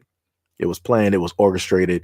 It was out there in the open. They had this directly there. It was the same thing. I put it to you like this: a thing that's going to be a real conspiracy that people are not going to believe in is going to be the I was going to say Rosetta Stone. Jesus, that's the wrong stone, and not Stonehenge either.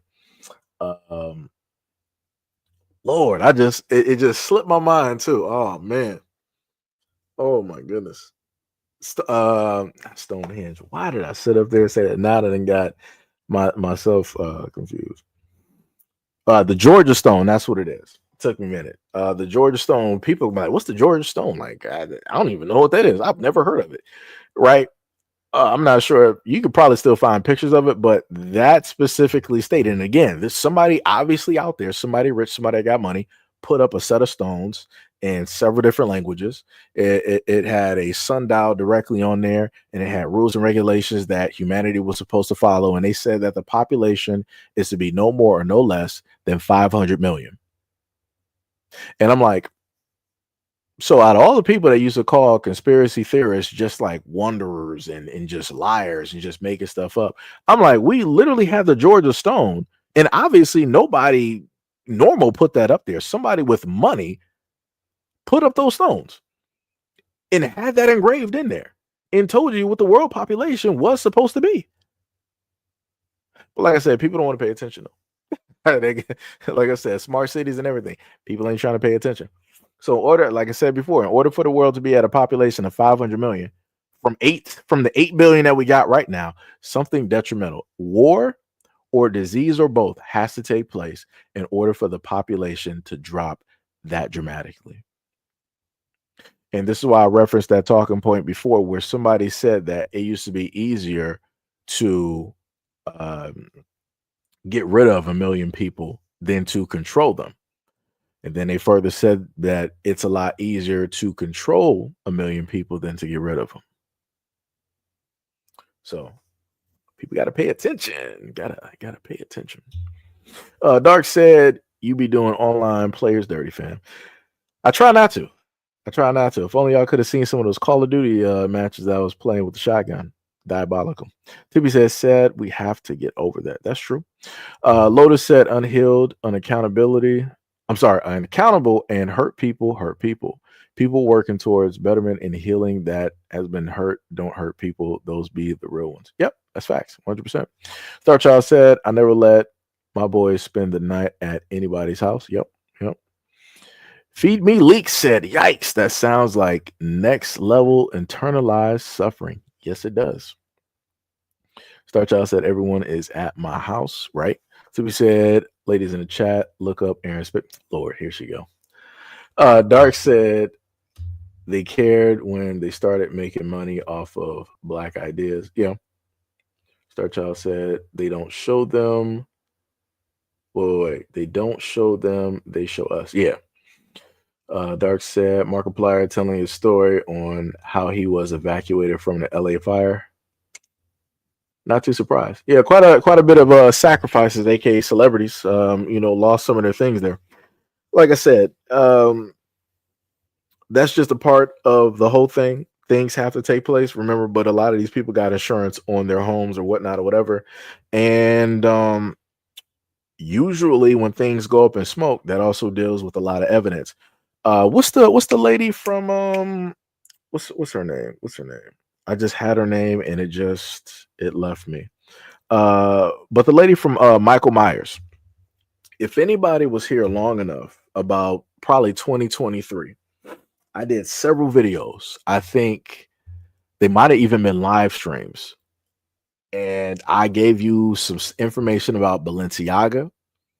And I also gave you pictures, very questionable pictures when it dealt with celebrities. Jamie Lee Curtis. I gave you a picture of Jamie Lee Curtis in her home where she had a very weird picture of a child it was a naked child in a bathtub. It was either in a bathtub or a bucket. And I'm like, why would you have a painting like that? Like, even if somebody gifted you something like that, why would you have that? And then on top of that, you're showcasing that where you know that you would, host dinners or people would, walk in and see it and what. I'm like, that's very weird. And I'm like, nobody questioned none of this stuff. I'm like, nobody's asking any of the questions. Just like the same thing when I brought up the stuff about Balenciaga. And I was showing y'all the fact that Balenciaga would have a lot of ads dealing with kids. And then a lot of people just look at the advertisement, but they never pay attention to the stuff in the back. And the main thing that I would tell people about advertisement is that everything is planned. Everything is planned ahead of time. Nothing is random. And if you look in the back, you would see a lot of these bears in BDSM, right? If you don't know what BDSM is, you can, it's bondage and all of that other, type of stuff, right? And you would, in a sense, have some of the bears in gimp suits and with the gag balls in their mouth and all other types of stuff, right? So I showcased that.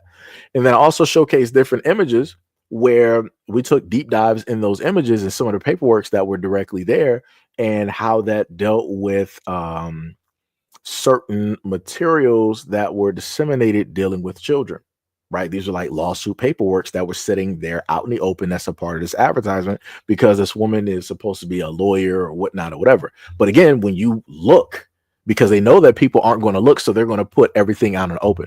The main way that they used to hide information from black people was in books, but now that's moved on to everybody. The main way to hide information from everybody is to put it in plain sight, because nobody's going to be looking for something that's supposed to be hidden in plain sight. They'll be like, you got to be stupid to sit up there and put secrets in plain sight. Obviously not. This is why you got churches of Satan popping up everywhere. They're doing stuff directly in plain sight. And people still not sitting up there paying attention. They're in different areas around the world. They're sitting up there putting up these gates and whatnot. Again, sitting up there telling you certain things. I showed you pictures of the Vatican where they have these very demonic and weird and if not satanic type of statues that are directly there. And I'm like, so these are the people that supposedly are giving you the gospel, the religion. These are the people that you supposedly follow. And I'm like, if the Vatican is doing this, then what does that mean for your small church? Because everybody follows Rome, correct? Everybody still looks up to Rome. So if, people are going to do what the Romans do. The only difference is the higher up, they can be as open as they want to be directly about it because you're not going to be able to do anything about it. Now, the problem is the smaller versions, such as the churches that everybody goes into, they're going to do things a little bit more covertly because their money and different things can be affected in a variety of different ways. But like I said, people are not paying attention. That's what I told people before. Like, people don't pay attention to a lot of information I put directly out there. Like, yo, it is crazy. It is crazy. Then on top of that, if you go back and look at the whole Balenciaga thing, they the word Baal, Baal, was spelled specifically on the tape, and that was on the tape that was directly in a picture with a child. If you look up Baal, if you look up Moloch, these were a lot of these pagan gods or these deities where people would worship and they would sacrifice children directly to. Again, Baal, they put this name directly there, and you have a child that's a part of the advertisement. This god, you sacrifice the child to this god in order to get the things that you want. They're showing you this and talking about it openly. They're letting you know who it is that they believe in and worship in. Like I said, people ain't paying attention. And then I also brought up images of a book. I think it was called like Children in the Sun, and it was some European artist that basically made the book, and it's a lot of like naked kids, and they're just doing stuff like either burning up other kids or setting stuff on fire. Like, they're just doing like a lot of crazy stuff. And I'm like, who depicted this? And I'm like, usually when they paint art, it's from something that they're either seeing or watching. So I'm like, where did you even imagine this from? Because I'm like, out of all the stuff that you could have potentially imagined, why was this scenery as a grown adult male at the age that you're at? Why would you be imagining or yet fantasizing about these images of these kids in this type of way and doing all of this stuff? Like I said, you got to bring a lot of stuff into question. And a lot of celebrities know exactly who, that artist is. And that book, I think at the moment in time that I was talking about it, I think it was still either listed on the website or it might have been on Amazon or whatnot or whatever. This is also going into the movie. I didn't watch it, but there was a movie called Kids. If you're old enough, you know another movie called Kids, and it's not that one. I'm not talking about the one from the 90s. Not that one. Vastly different movie. Talking about the one that dealt with I think, was she like African? It was a movie that was on Netflix with these young girls. It was supposed to be like a quote unquote coming of age story and whatnot, and all these other types of things that were taking place. And it was supposed to be about coming of age, liberation, and yada yada yada, all this other type of stuff. But the main thing that I was trying to get through to a lot of parents is, again, Netflix had this on their platform, and you had these young girls dressed very provocatively. They were dressed as if they were grown women. They were dancing and moving as if they were grown women. Let me put this back to a different story. Faith Evans. There is a video from the 90s where Faith Evans is singing a song, and her backup dancers are little girls, and they're dressed provocatively, and they're dancing provocatively. And this was back in the 90s. So like I said, they will tell you and put different things directly in front of your face. They will, call it art. They will call it entertainment, but that's because people aren't paying attention to what the message really is. Like I said, if you're an adult and you got an adult themed song, why do you have children dancing as your backup dancers? And these were young girls. These were young girls. Let me put it back a little bit further so people can get a little bit more of a picture. I showcase images of Shirley Temple when she was younger and how she was on this set, and you had all of these older guys. They were probably like in their 40s and their 50s, all around this little girl. And they're, sitting up there cheering and dancing around her. If she needs to get picked up, they're picking her up. If you look at the way that they would pick her up, notice the hand position and all this other type of stuff. Like I said, a lot of stuff was happening in plain sight, but nobody was paying attention. A lot of things were happening to Shirley Temple. If you happen to, listen to her mom and whatnot, whatever, and people wasn't paying attention. Let me take it back again.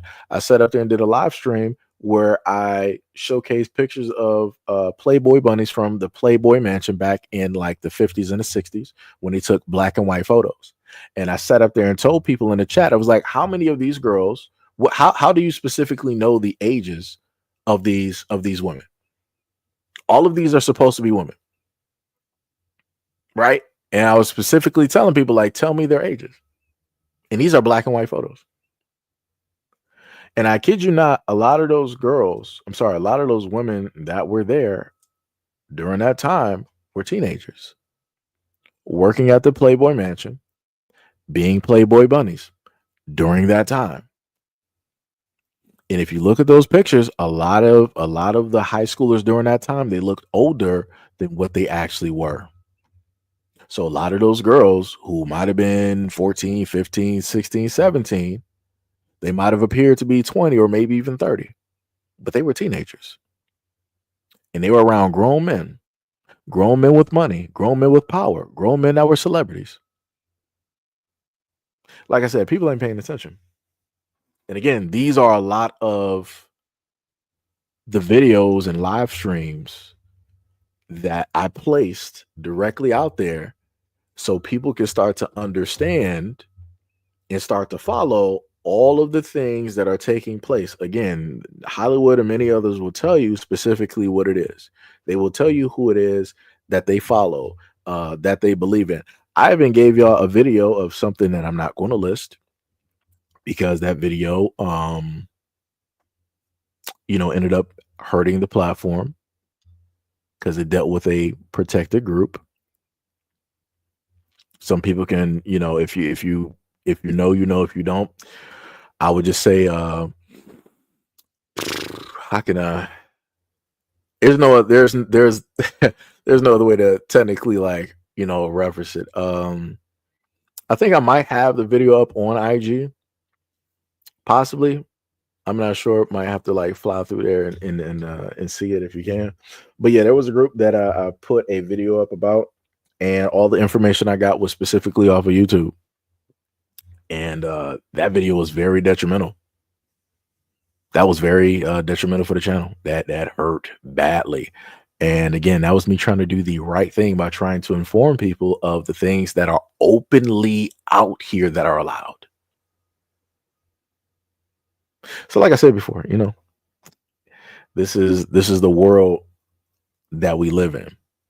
Thank you, Pink. That's the name of the movie. That movie was called Cuties. I said kids. shout out to Pink for listening. Let me just put that out there for the reference point. That was the name of the movie on Netflix that I covered. It was called Cuties. Yeah. But yeah, that was the movie right there. Like I had a huge issue directly with that. Huge issue. And I was all for that boycott taking place because I'm like, that movie shouldn't be up there. And people should not be trying to, advocate for that because that's not, no. Because again, kids ain't watching that movie. It's grown adults that's watching that movie.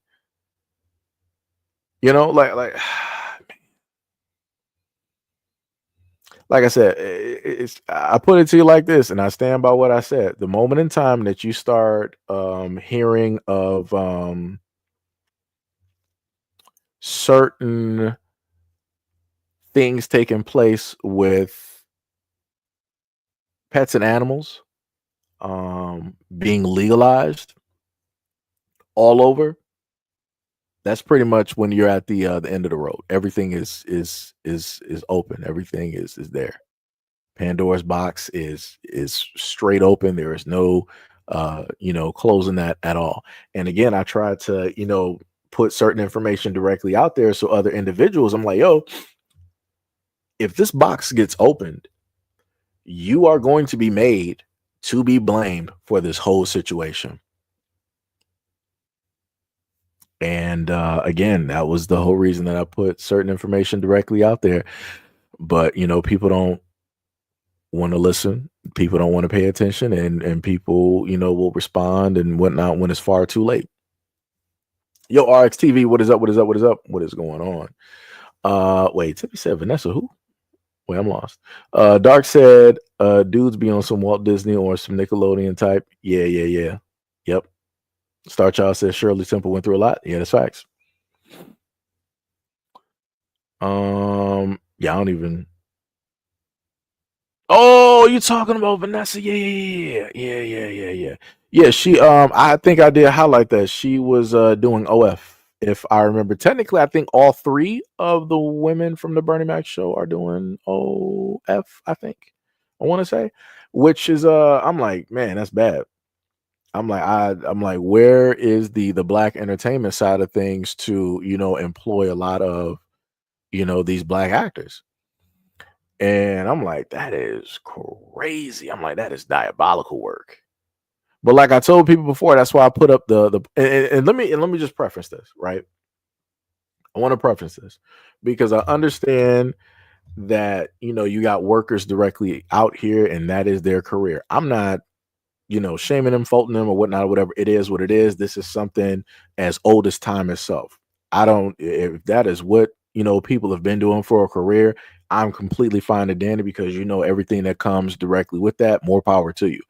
I'm more so on the women of now that have a multitude of choices. They don't actually have to just, oh, I'm about to go do, OF and just make some quick money. That's why I referenced the whole drug game. That's like young dudes out here. You don't got to sit up there and turn to drugs to sit up there and make some money. You can sit up there and start up a little trucking company. You can get a Sprinter van and start, delivering medical devices and all this other type of stuff to the elderly.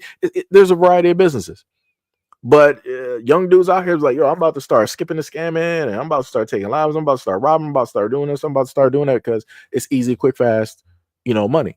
Inevitably is going to ease in towards them losing their lives or seeing the lives of their friends get lost. Right. And with women, it's the reverse. And instead of them losing their lives, there's a potential of having unprotected relations with whoever it is because again, none of these people are really getting tested like people in the industry are actually getting tested daily, and whatever they get tested for, it's open. Like if you wanted to see an entertainer and you wanted to know what their health sheet is, it's open to the public because they all get tested from the same one, two, or maybe three places. All of these people who do F, they're not out there doing that. It's some trust, faith, type of stuff, all this other type of thing. This is why I brought up that whole instance of the one dude named Gucci and how it is that quote unquote he allegedly gave this one girl an STD, which basically inevitably messed up how it is that she was able to work. So this is why now when she shows up, she's automatically open about it. She was like, hey, I got X, Y, and Z. Would you still be down? Right. And like I said, and that's the dangers that I try to tell a lot of these young girls and these women about, specifically jumping into this line of work of something that you don't even know or understand. But you're just looking at what it is that these other women are out here doing, think, oh, it's quick, fast, easy money. This one girl on OF made $40 million. I need to get a piece of that because I don't want to sit up there and work. I want to just sit up there and live an easy, soft life. But at what cost? So your dignity, your morals are done. Like I wish I could put the interviews of women, I'm talking about the white women that were a part of the industry and how they have regrets, how they said that they cry at night. They be drinking and drugging. They done lost family members. Their family members don't communicate with them no more. How they can't, get dates. No dude takes them serious. Nobody's trying to get them, want to get married to them and all this. Like I said before, if you were to see more stories like that, a lot of girls maybe, just maybe, might think twice. But the problem is, just like with the guys, a lot of the males and the women out here, when it deals with the drug game, and when the women, when it deals with, the industry game, they feel that they are above and they feel like they won't get affected. They feel like, well, that's just their story. Sorry it happened to you, but I'm smarter than you. It's not going to happen to me. And then something worse happens. And now boohoo crying and doing all this other type of stuff online. And then you expect people to feel sorry because of the decision that you decided to make that nobody forced you to do. Like I said, it's crazy out here. It's diabolical work. And people do it to themselves. But like I said, I know somebody, that does work directly out here. And this is, in a sense, the career. And like I said, I'm completely fine with that. That is the career. That is the choice. You are in it. And that is it. That is what you choose to do. Right? That is the decision that you decided to sit up there and make. So be it. More power to you. Again, for the young woman directly out here to decide that this is it, You're going to be in a house full of other women that want to do the exact same thing. Diabolical work. Diabolical work. They got something right now called the Bop House. Crazy work. Is women that are in the house that are making anywhere from hundreds of thousands to millions of dollars doing OF. And this is the society that we're in right now. I want to give a shout out to Karen Steffens because she was one of the originators when it deals with this, where she made this okay by coming out with a book and starting to talk about it and starting to pull away some of the quote unquote shame from, doing a variety of things. Shout out to Karen Steffens. Shout out to Karen Steffens because she is that she is a leader on that one. Let me tell you. And also, you got some of the video vixens directly out here too. Crazy work. Like I said, I try to put stuff out there to try to save, a lot of these young girls out here from making poor decisions.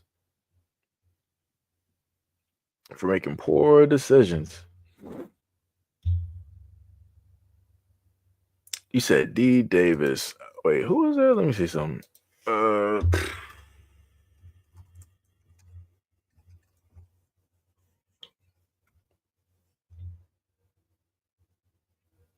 Oh, you talking about, that's baby girl. Wow. Like, that's why I said, like, earlier, I was like, yeah, all three of them, I remember they were sitting up there, that's the route that they decided to sit up there and do. And it's like, damn. That's tough. That's tough. You said before cuties, it was beauty pageants. I can't stand those. No. But before, that's why I started going like started back. That's why I listed like the Shirley, Temple days and whatnot. You said I don't blame her, even though I still think it's a bad image on their beauty, but I blame the fans pouring money into them. Yeah, well, this is the thing. Somebody, the main person that we talked about before, just Pearly Things, she gave certain stats where it dealt with the matter of fact. Let me see. Hold on. Let me see if I can find that video. I will actually play it. Let me see if I could find that. Let me see. Would it be last week? That's the Mel Gibson video. It's this one. Here we go. Let me play this for y'all. 1.4 million women in America do OnlyFans. 1.2 million is between 18 and 24. I decided to Google the number of OnlyFans workers. And when I tell you guys this number, I want you to remember sex work is an industry for young women. And so the majority of this number is going to come from Gen Z. I found out 1.4 million women in America do OnlyFans. 1.2 million is between 18 and 24. What percent of women, how many women in America are between 18 to 24? I find out roughly 10 million women. So just on OnlyFans alone, 10% of women in that age group are on OnlyFans. So there's only 10 million women between 18 to 25. Then I decided to think more about the consumers. Who is consuming OnlyFans? And I found out that 82 million American men subscribe to OnlyFans. Now, to think about how big that number is, how many people are in America? 165 million men are in the United States. And they're telling me that 82 million out of 162 million are subscribed to OnlyFans. Of the 82 million men subscribed to OnlyFans, 90% are married. And 87% of OnlyFans users are male and 68% of OnlyFans users are white. So the average OnlyFans customer is a white married man. So there you go. Those are those stats there. So whenever people happen to talk about the patrons who are on OF, who are paying these girls these millions of dollars, I want people to understand there's only one group out there that's doing it. It has zero to do with the black community, realistically. It ain't black dudes that's sitting up there doing it. We're not throwing millions at these OnlyFans girls and making them rich. It's not us doing it. It's not us doing it. And on top of that, the guys that are sitting up there doing it, they're married. Whole family, the whole shebang. It be like that. Tippy said, I don't understand why women still on the streets when OF is a little safer. No, but I said that before. Like I said before, I put it to you like this. For the women that do this is why I talked about the women who are out here walking the streets. I'm like, if this is your career, this is what you do, I would have rather you sit up there and do this on OF than be out here on the streets dealing with all of this other type of stuff. Like I said that before. I've advocated for that before. Again, for the women that are specifically doing this as a career and you are on the streets, this is something that you do day in and day out. Streets ain't safe. You might as well sit up there and be on OF. This is originally, the main people that were doing stuff on OF were the actual workers that do this for a living, do this for a career. It wasn't the celebrity women showing up here. It wasn't women from the WNBA and all this other type of stuff. They just flooded in here after you had, quote unquote, Bella Thorne roll up there and decide to jack the system all up for everybody. Right, for the main people who are making a living, jacked it up, because at one point in time, you used to be able to get your money almost instantly off of that platform. Now they're like, okay, we're going to have to make you wait. We can't allow you to sit up there and do that, because when Bella Thorne came on there and jacked up the whole game, a whole bunch of dudes are like, oh man, we got shafted. You just stole our money. You didn't even show us nothing. But I want a refund. Right? We doing chargebacks, and that's what they were doing. And because of her, she jacked up the system. Then she allowed, she had her sister go up on there, do the exact same thing. And then once other women out there realized, like, oh man, you can actually make a lot of money, you started seeing all these female celebrities pop up on there. And then all of these other women that could be working normal jobs, using their education or their mind, they'll be like, nah, I ain't doing none of that. I'm doing OF. It's just a lot easier.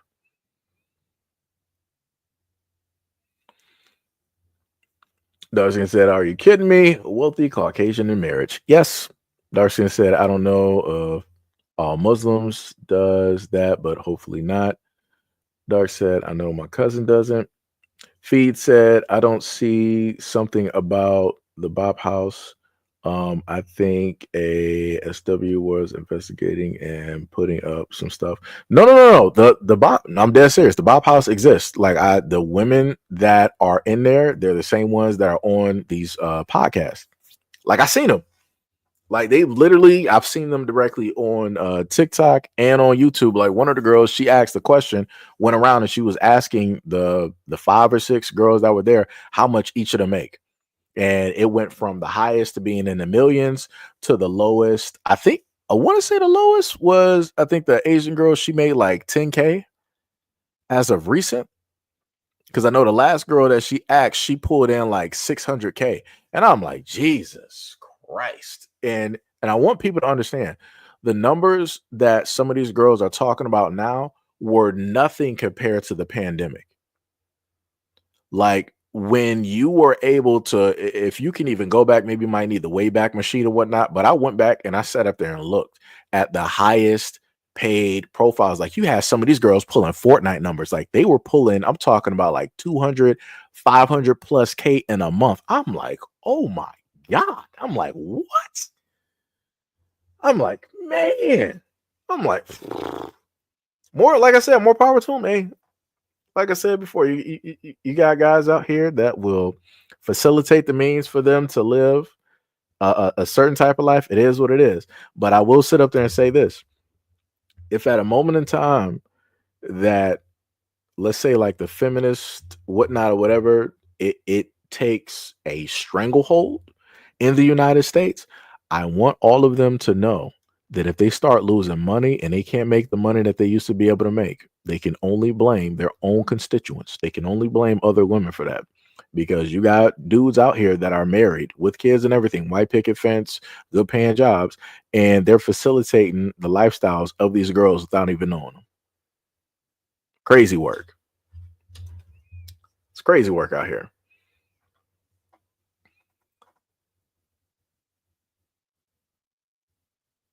Keisha said she realized her dad was buying OF. Tippy said, blame black men too. They pay. Tippy, I want you to understand the overwhelming. A white woman just gave you the stats. The overwhelming majority. Where is this? 1.4 million women in America do OnlyFans. 1.2 million is between 8 and 24. Let me just try to speed this up. Oh, I can do it from up here.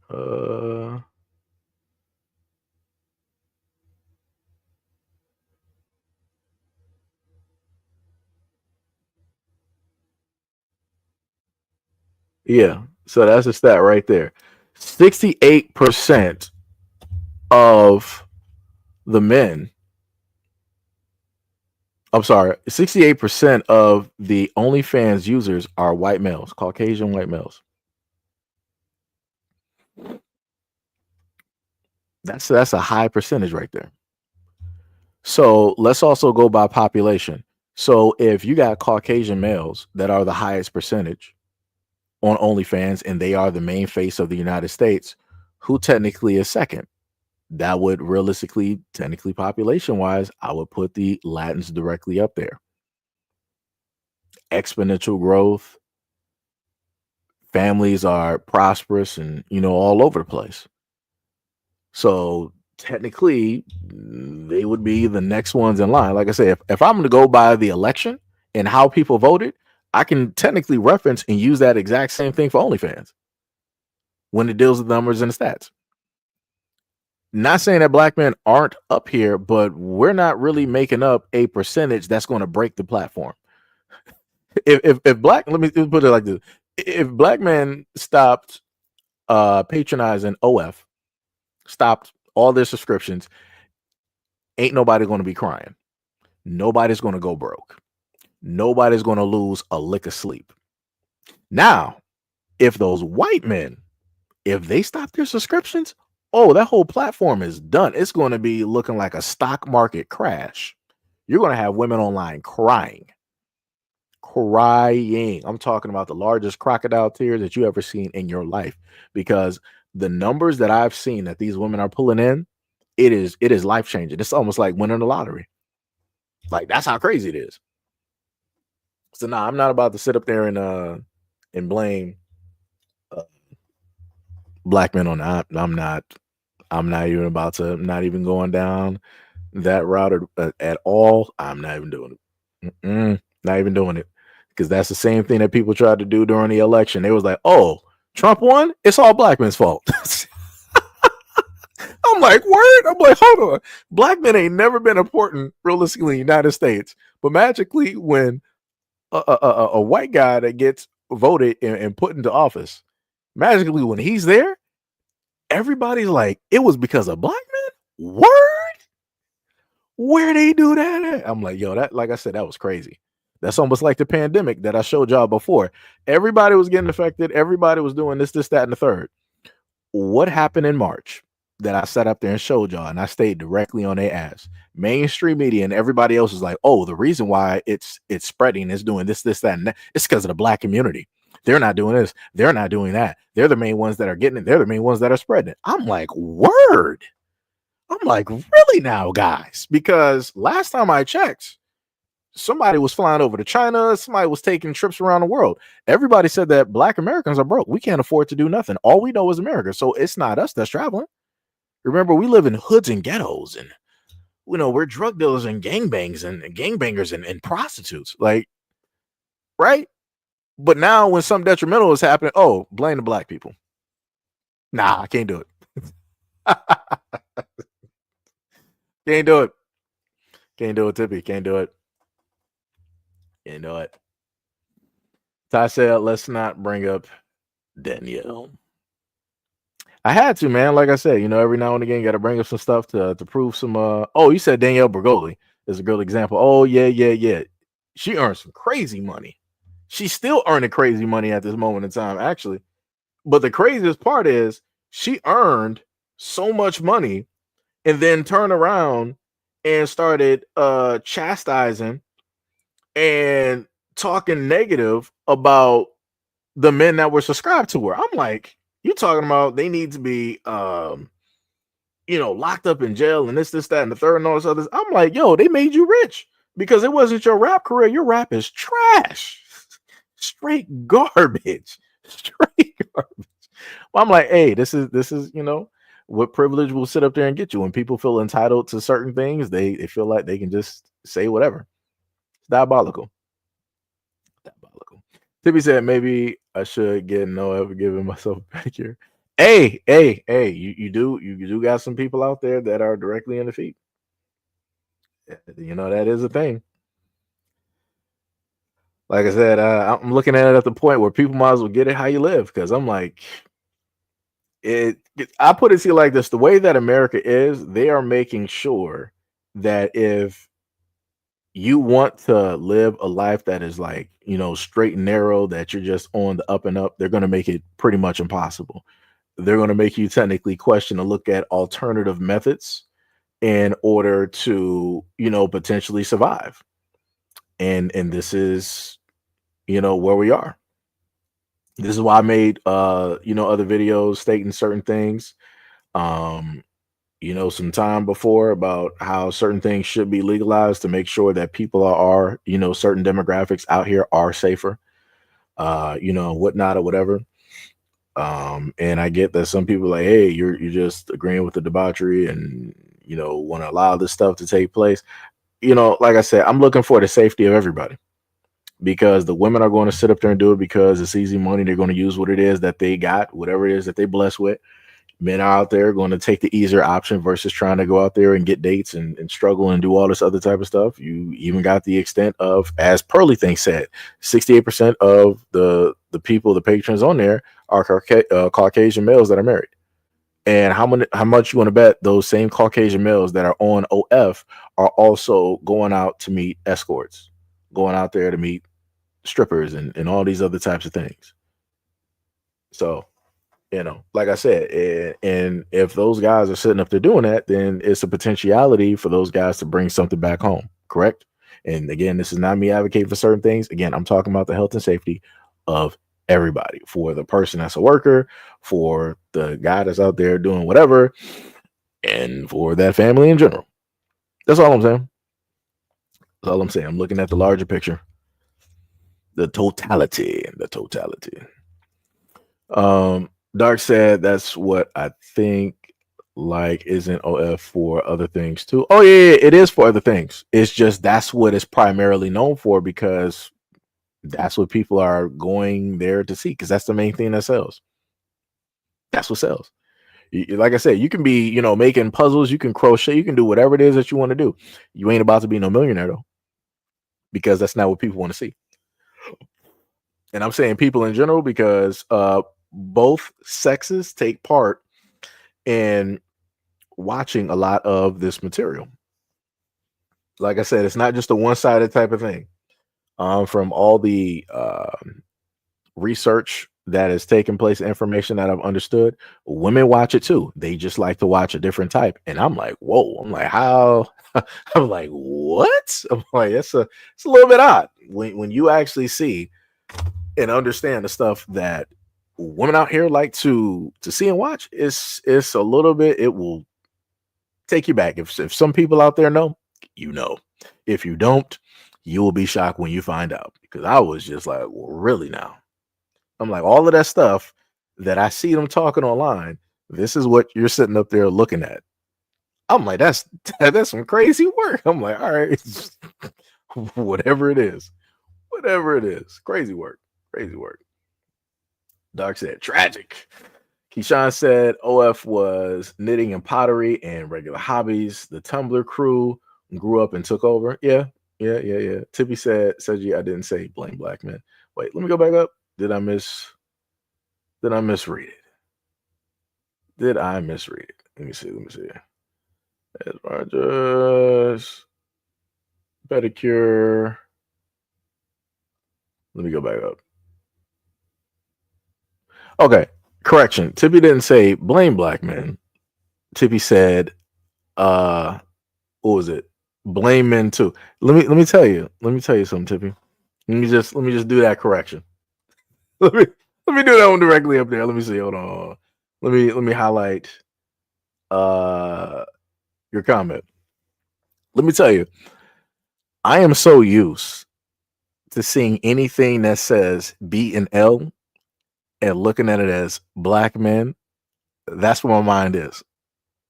That is so I will apologize. That is not what you said. You said blame men too, as in general, meaning all races, all creeds, all colors. I apologize. In my mind, as soon as I saw B and L, I already knew what it was. I'm like, she said, like I said, I can admit, I have no problem admitting openly when I am wrong. I have no problem sitting up there doing that. It happens. So like I said, I apologize. You said blame all men. I got you. Let me see. Dark said crazy work. Tippy said, when I say men, it's mainly white dudes. Right. Dark said, when a male posts naked pictures on OF, he'll be dehumanized. Wait, will he? Nah. I don't think so. Dark said, nah, let me stop. I'm just messing around. I was about to say, yo, what's up, Sonny? What's going on, brother? What's going on? Sonny said the world is watching P&I have a war, yet found it okay to be upset with us for not taking a side. Yeah. That's bars. That's bars. But like I said before, they're mad because normally in order to get anything moving, you need, black people to step in. The moment in time that black people are that anchor for whatever it is that is going on, magically other things will follow. And we're at the time now where black Americans are like, yeah, we ain't doing that. We done held up flags, we done marched and did everything for everybody else's cause. But the moment in time that we need y'all, multiple times that we've needed y'all, you failed us.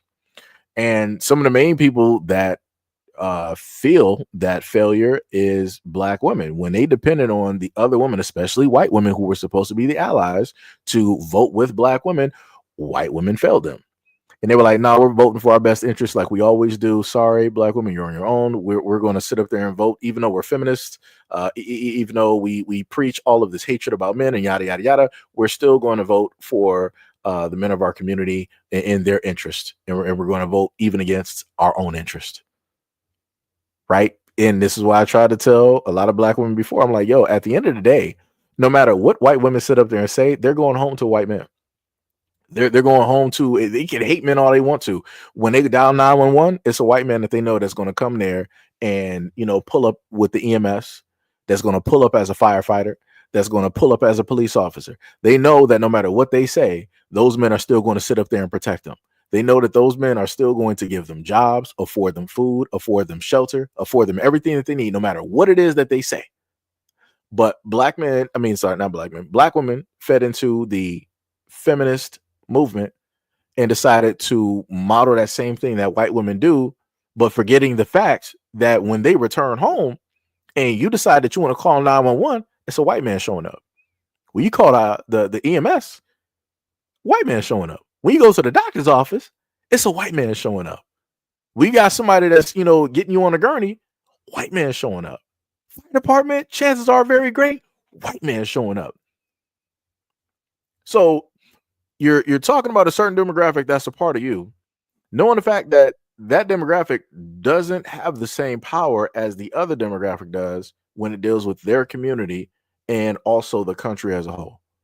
And you're going to sit up there and go against them, talk negative against them and all this other type of stuff, and then turn around and wonder where your protection is. Like I said, you got played. The white women they played a great game. They did a very good job. The jig is up. They showed you again exactly who it is that they are, just like they did with the feminist movement when, you had that white woman, doing a fist with the other black woman back in like the 70s or whatever it was. Like I said, the jig is up. But let's see, how long it takes for everything to settle down and go back to the way that it was. Because as I stated before, the main people that we hate the most, no matter how it is that we get treated by every other group, is ourselves. So if black men in droves would have actually voted full-heartedly Republican by like the 90 percentile, black women would have been mad at black men until the end of time. Even though you got, what was it, like 10, 15 or whatever percent of black men still didn't make up enough as the overall majority that got him directly in office, still basically, mad, and then going to be mad for a long time, even to the point of, like I told y'all before, this is the second time during an election that black men were in a sense blamed for the reason that somebody lost an election that black women wanted to sit up there and win, which to me is drastically crazy because black men, statistically speaking, voted roughly in the exact same as black women each and every time. But, somebody got to be the villain. Somebody got to be blamed.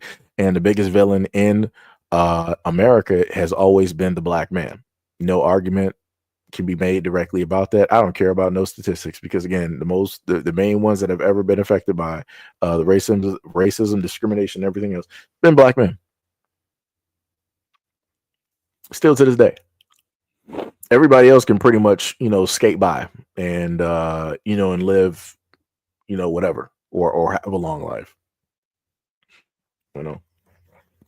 Like I said, it wasn't that long ago that there was just a video up here where a black man that was arrested, might have been an inmate or whatnot, whatever. You got gangs of police just sitting up there, just taking turns beating them. Like I said, black man got to be the villain. That's the only way to sell a story.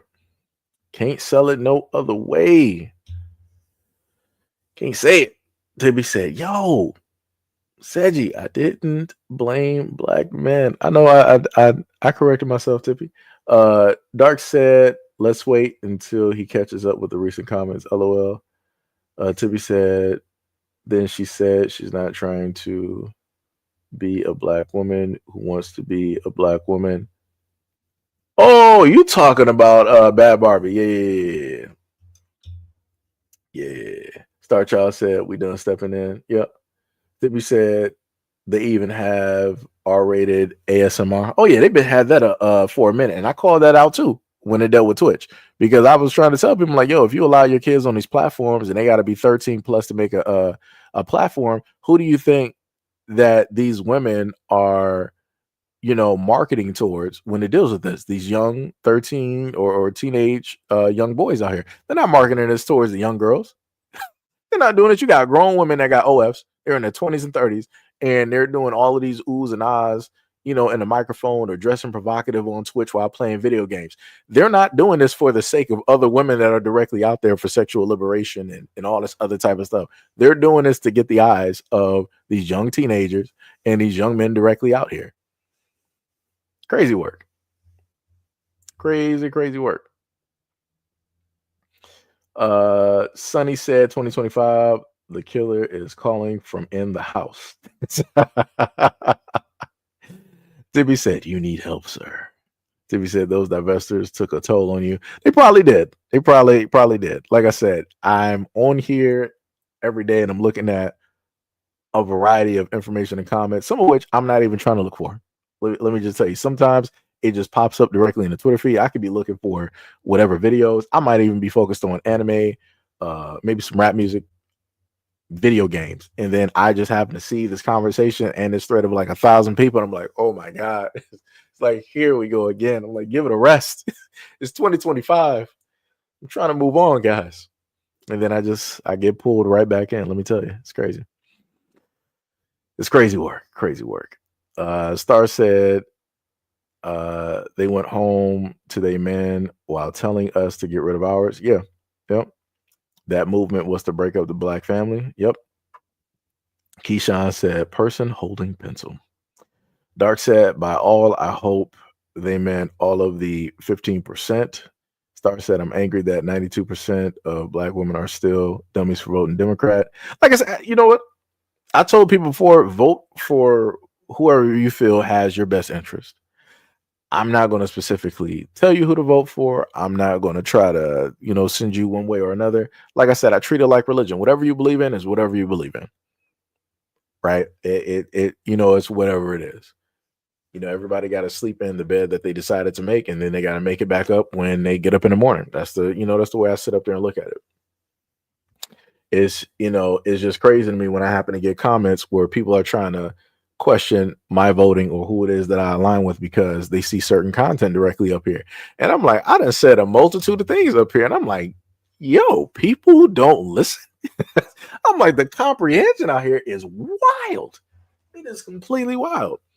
And I'm like, yo, I can explain myself, you know, 40 different ways to Sunday.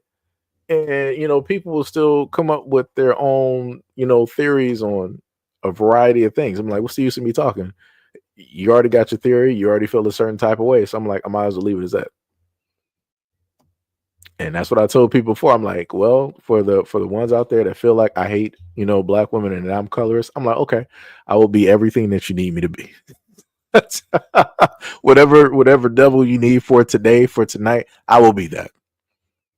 I will be that so you can sleep comfortable knowing that that devil exists. So just to know that you're not crazy, I will be everything that you imagine. Like I said, I told people that, and like I told you before, how you put information or quote unquote hide information, you put it right out there in the open. So I done made a multitude of videos putting that directly out there, telling people I'll give you exactly what it is that you want. However you feel that I am, there you go. You got what it is that you're looking for. So you're not crazy. You're not mad. You're not just thinking it's not a theory. There you go. And like I said, what is the thanks that I get? People just you know, add more stuff on top. I'm like, you gotta be kidding me. People ain't happy with nothing. Even when you give them what it is that they desire. It's insane. It's insane. Sonny said black women breastfeed white babies but couldn't use their foundation because of white women. It was diabolical work. Yeah. Black women were feeding all kids down, directly out here. Black kids, white kids, it's crazy work out here. Crazy work. Ty said, Seji, I got news for you.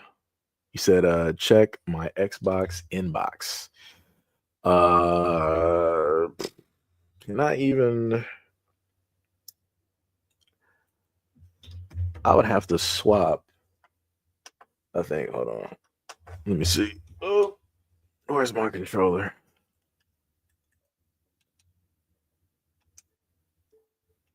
Hey. All right, brother. Congratulations. See you out here in these streets. Congratulations, man. You got this. I believe in you. Don't be nervous. And if you are nervous, just have everything written down. That's all you got to do. You got this. I got full-fledged belief. Congratulations. See, that was directed towards, Ty not to, put stuff directly out there. What is it? Dark said, just another welfare tactic. Yeah. Sonny said, nobody's perfect, but everybody makes mistakes except for black men. Yeah, it'd be like that. We're the main fall guy. Like I said, I guess you gotta, learn to embrace what it is that people think that you are, just to keep walking, be like that. He said, first person to know. Hey, much appreciation, brother. I feel awesomely privileged. Let me tell you. That's pretty dope. Pretty dope. I feel like a special person out here, man. That is pretty awesome. Like I said, I'm proud and ecstatic for you, man. You got this. 1,000%. 1,000%. I think I actually added a few of y'all on Xbox. I think I gave y'all the second profile as well, which is the profile I'm technically a little bit more so on now. So, I don't be seeing nobody on. You already know I'm technically I'm online, offline. So that's pretty much how I be working at. May, if you don't, woman, I need you to get down. Get down. Nails. Get down. I see you. Doing the live stream. You're too old to be doing this now. You did this when you were younger. You're too big for this. Let me see what we got. Sonny said, "LOL. I meant black women will breastfeed white babies, but couldn't use a white water fountain." Oh yeah, I got you. Yeah. That's crazy work too. I'm like all the work that you do directly for those families and those kids, and they were like, "Yeah, segregation. You're not coming into our restaurants. Use the back door. You're not using this water fountain." All this other type of stuff, but by all means, feed our kids this dinner that you just cook for us because we trust you and we love you, that much, and yada. Like I said, crazy work.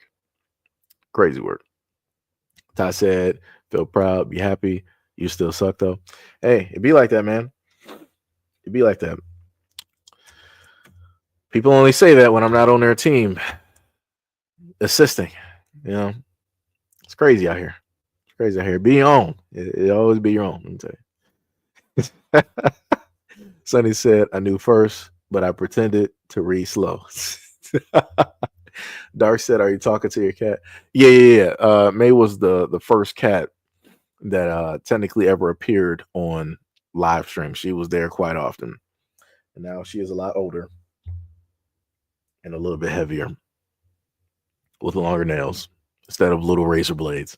So yeah, she is currently here because she decided to wake up and come directly over here and sit under the desk, looking at the lights from the sticks of RAM that I have in my computer. I think Mickey is actually asleep. Let me see. Yeah, he's still lazy. He's still asleep. They were both over there asleep. She just decides to wake up first. Let's see what we got. Tippy said that's sad. Inflation going up.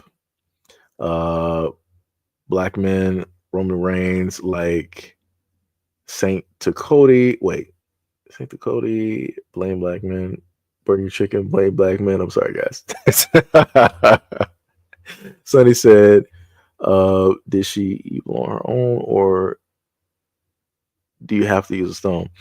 Nah, she's fine. She's better than what she was when she was younger because she used to rip and run directly through this place and on the couches. Like she was random. Now she's not so bad. It's just that if you want to pick her up now for whatever reason, now she act like she's afraid of heights, which is crazy to me. I'm like, what's wrong with you? I used to pick you up all the time. You were like on my shoulder and my hoodie as I did live streams. I think Tippy saw her before, but she would always call her Midnight. And I'm like, she is black. Technically, she's more of a panda-ish because she's black and white. But yeah. Let me see. Tippy says, Seiji, don't call yourself a devil. You might turn evil. Just saying. No, it's like I said, it's more within the realm of understanding. It's like, nah. Like I said, doing stuff to a limit is understandable. Fully. Hold on, let me put her out because she's not on the carpet. Oh my god! All right, man. You get out. Go downstairs. Yeah, to sit up there and let her walk out. She start doing this thing on the carpet. I'm like, all right. Obviously, you must be hungry. You're looking for some water. Let you out the room. Oh, you meant lost the code. Oh, okay, I got you. You said spell checker, typing fast. See, it wouldn't be like that if you were on like a key. Well, I think you're probably typing from your phone. But if you had like a keyboard, it'll be a lot easier to just type it how you want. Typing on phones is like it's something. Let me tell you. Dark said a villain with 60 max Gardevoirs. This man on the Gardevoirs. Technically, you know what? It might actually be a different Pokemon now because of all of the ones that have come out since the last time I played. I still love Gardevoir though. That is that's one of them. I didn't think that I would be a fan of Gardevoir, but that was the one that worked out for me. I was like, all right, we're gonna have to get that going.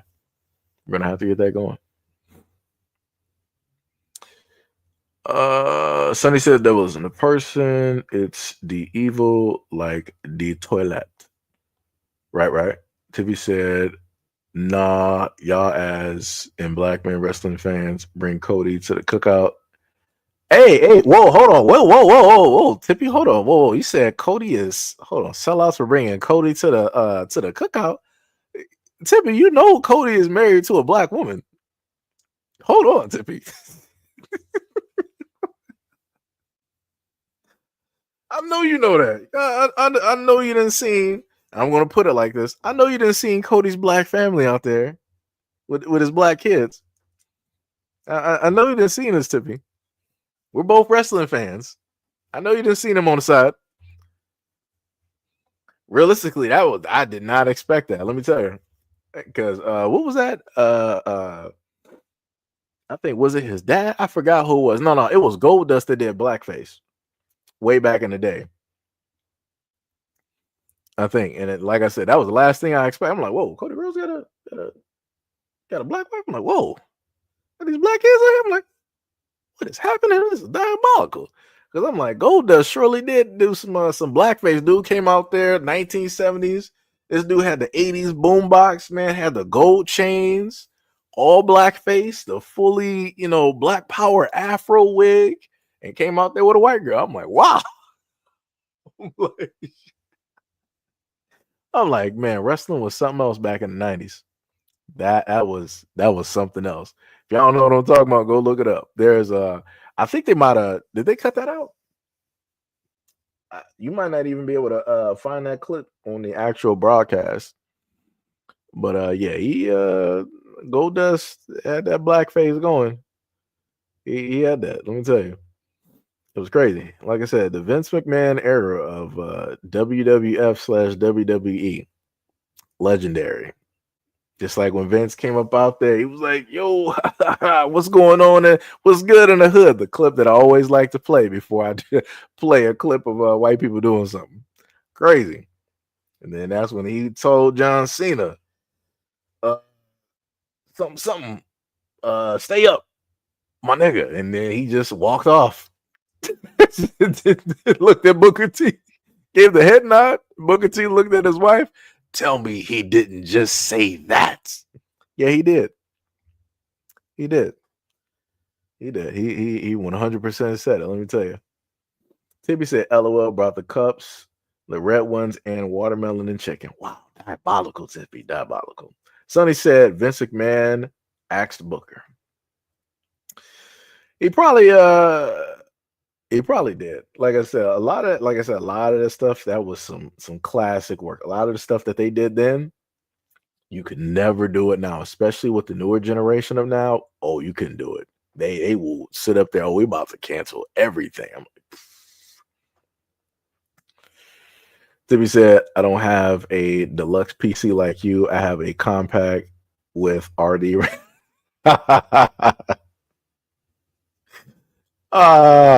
One day we're going to get you up there, Tip. It's all right. We're going to get you up there so that you can play the Sims in HD. It's all right, Tippy. We're going to get you up there somehow, some way. We're going to get you up there. Sonny said, how much do you like your job? Hilarious. Let me tell you.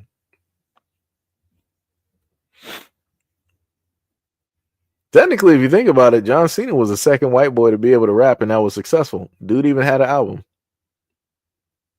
Crazy work. Crazy work. Back in the Stephanie McMahon era. Crazy work. Dark said, yeah, it's still up there. Oh, it is? Well, like I said, that is history. That is history. That is the, part of the Rhodes family. Directly out there. Like I said, Goldust. Questionable Goldust. They said, Cody, black dudes calling him Cody Raheem.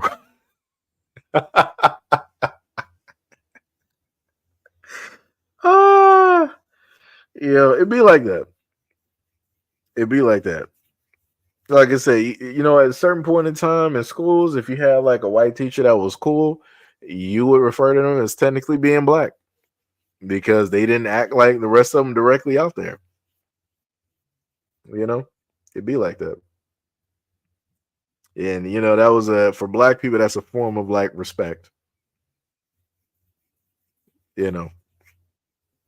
Now in the reverse, right? Because we mean it in a form of respect. Now, if anybody else were to do it, it's like, for a black, you're pretty white. All right, amen, brother. Like, what do you mean? Automatically it's offensive. Automatically is, is offensive if, somebody said that. So, you know. Boban Jordan said Cody Rhodes is with a black woman. Wait, were you writing that as like a question mark or were you saying that as a statement? So I wasn't sure. Cody Rhodes. Cody Rhodes. Cody Rhodes. Yep. Yes, indeed. That's crazy. That was the name of the television show that they had. Outside of wrestling, he served as a judge on the competition series Go Big Show and starred with his wife Brandy Rhodes on the reality show Rhodes on Top. That's a oh, that's diabolical. Oh, that's a crazy name right there. Let me tell you, that is a crazy name. But yep, got the got the whole family there and pictures and everything.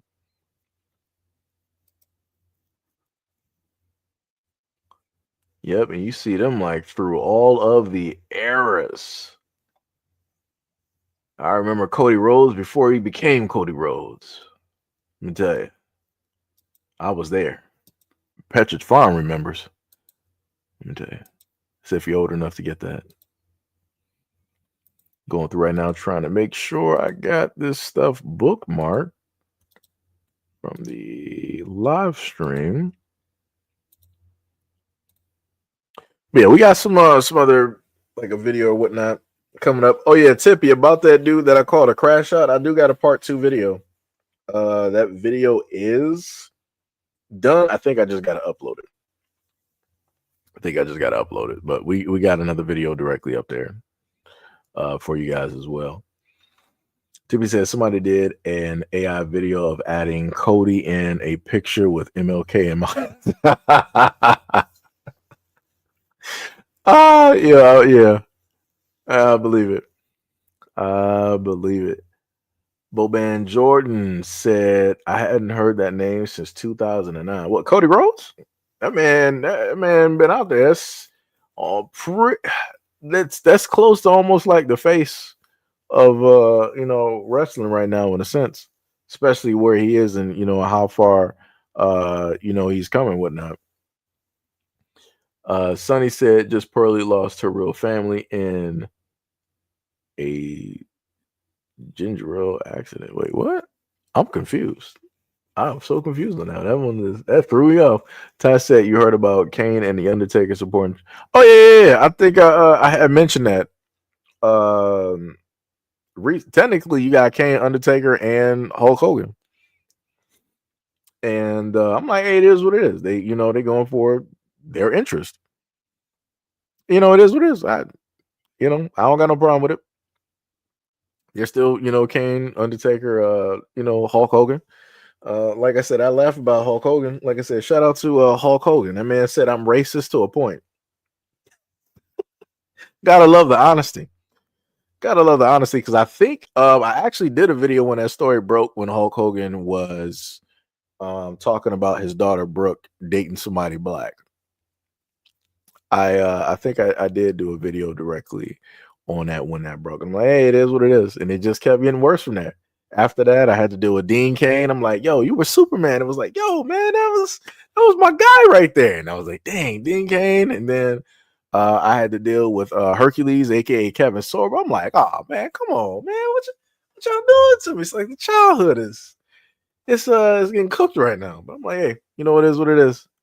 People are going for their best interests. It's not about pandering or any of this other type of stuff. I'm like, yeah, I respect it.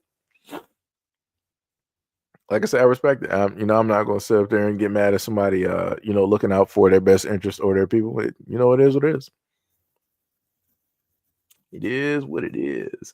Tippy said, great job, pal. You're one of the good ones. Yeah, that's the question. You're not like the others. You speak very well for a black. diabolical. Let me tell you that. Oh man, the stuff that people just be saying, I'm like, wow, wow. Ty said, yeah, and everyone booed Hogan, but not the Undertaker. Yeah, because like Hulk Hogan, yo, this dude just like the Undertaker is the Undertaker. It's like you could tell. It's like that's not like the dude went from the Undertaker to like American Badass, right? Riding on a motorcycle, bandana, glasses. He was looking like he came from what was the name of that show that they had with the bikers and whatnot, something sons or whatnot or whatever. It was I expected that. I'm like, I can't see nothing different. I'm like, nothing on the Undertaker told me that he would vote, a whole different way. Same thing with Kane. I'm looking directly at Kane. I'm like, Kane, bald headed and everything, look like he fits in a black and white picture of like the 1950s. I don't expect anything different. I'm like, I don't know what people were expecting. I'm like, it was right there. It was right there. It'd be like that. Sonny said Hulk Hogan spent most of his life tan, darker than me. Yeah, and that dude was like, he's a proud Italian or whatnot or whatever. But I'm like, the Sicilians got some melanin. They got some, some other DNA directly there. But the Italians and the Sicilians don't like each other at all.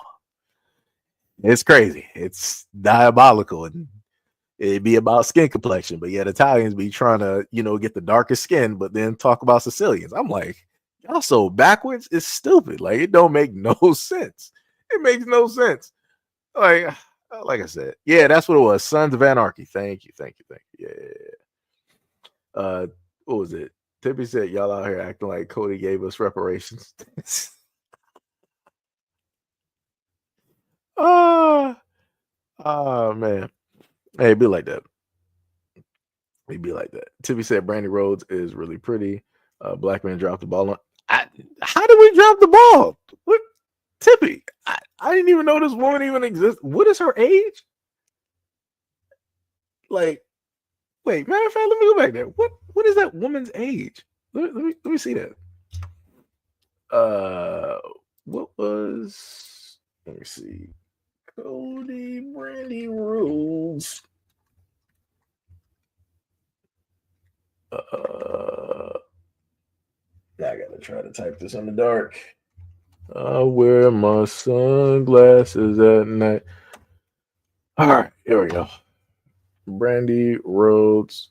Yeah, this woman is like, she's 41 years old. So yeah, you talking about a whole generation dropped the ball on that. She was in Canton, Michigan. First of all, let me tell you something, Tippy. There's not a lot of black people in Canton, Michigan. Let me just type that in for you. Let me just look up Canton, Michigan demographics.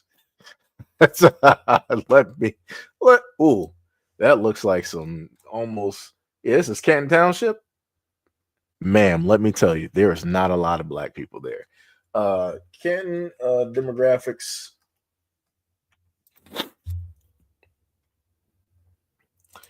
Racial makeup of Canton, Michigan. White alone is 63.4%. Black alone is 10%. Yeah, there's not a lot of black people. Now, the Asian population, which is shocking, they got a 19.8% Asian population. Where did the Asians even come? So is this where all the Asians live? That be running like the Korean shops? Word? Y'all in Canton, Michigan? Yo, let me tell you something. I've lived in Detroit, Michigan for the longest time possible. I could not tell you where to find the Asian population. And it wasn't up until 2025 that I found out that they got a high Asian population in Canton, Michigan. And I would have never thought that. Next to the white alone, they're the second highest population. Who else they got up here? Let me see this. I got to go down to population. Let me see. Yeah, white is 63, black is 10, Asian is 19, biracial is 6.2, Hispanic is 4.5.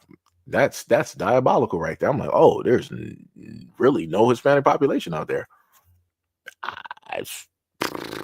Like I said, I didn't know. Asian population in Michigan, Canton, Michigan. All right. Learn something new. But yeah, so yeah, Tippy, she was in Canton, Michigan. Black men did not drop the ball on that. How am I supposed to know that she was in Canton, Michigan? And then on top of that, that's not even a part. It's not even really a part of my generation. That woman, she was just out there. It is what it is. You know.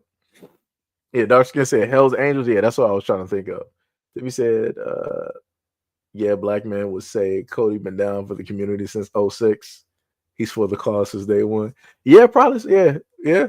Sounds about right. Sounds about right. Sonny said, who is Cody and why is Pearly on the screen? Do I really want to know? No, well, Pearly was on the screen because it had to do with the population of OF user base that was directly there because that came up in a previous conversation. Sonny said Slim Jims would scare children if they're in their color. Wow, that's crazy. Diabolical. Let me see. Keyshawn said, damn, not Township. Yeah, Township was they got some stories about that too. Have I gone out to Canton Township before? Or somewhere close by? I know I've been out to like Romulus. And that was pretty far out. But oddly enough, the area that my friend was staying in at the time with his family, like there was, black people out there. So I'm like, all right, black families and whatnot. It was all cool and whatnot. But yeah, Canton Township. That blew my mind. Sonny said they dig tunnels from Asia. That's possibly so, because like I said, 19%. That blew my mind. I am still shocked. Tippy says she don't look her age. Yeah, she probably takes very good care of herself. She looks 20 something. That's what I thought she was actually. Tippy said Canton Township. Tippy, that's what it's called. Canton Township, Michigan. All white everything pretty much. Tippy said Cody is from Atlanta. How does it? Hold on, no. Don't do that to me, Tippy. Hold on. Let me get this straight, right? So Cody Rhodes' wife is from Canton Township. The demographic of Canton Township, Michigan, is the greater majority, 60+%, almost 70% white, right? And that's a black woman. Cody Rhodes is from Atlanta, where the population astronomically is black. What is going on here? What is happening here? I don't even know what's happening at this moment in time. Something is not right. Something is not right. I don't know what's happening. I don't know what's happening here. This is completely throwing me off. Maybe Cody is black. I don't know. Maybe the Rhodes family is not actually the Rhodes family. I don't know. I don't know. This is just throwing me off right now. What was that? Sonny said Hispanics, Arabs, and Asians give 7-Up, Sprite, and Sierra Mist. Wait. I'm just going to say I don't get that one, but I get that one. Because it throws me off a little bit because I drink 7-Up, Sprite, and Sierra Mist. I'm just going to put that directly out there. When I would order from Happy's Pizza, if anybody knows what Happy Pizza is, and when I would order from like Papa John's, I would get, Sierra Mist because they didn't have Sprite or 7-Up. For whatever reason, none of these places have 7-Up. It wasn't, I think Pizza Hut maybe used to have 7-Up. Somebody has 7-Up at a moment in time, but for whatever reason, there are no restaurants that actually have 7-Up. That which is diabolical to me. I'm like, wow, that's crazy. But yeah, but they made sure to have Sprite and Sierra Mist though, which is crazy. Sierra Mist, I put that as a 4. I'm gonna put that out there. I put Sierra Mist as a 4. Sorry for anybody who's a Sierra Mist fan. Hate to tell you that. Tippy said, how Cody find her and not black men? Because black men ain't in Canton. Tippy, white women are in Canton Township. The dudes from Detroit are not flying up to. This is why I be trying to tell people that the way that people try to portray like black men like hunting down and trying to be with white women is not what it is.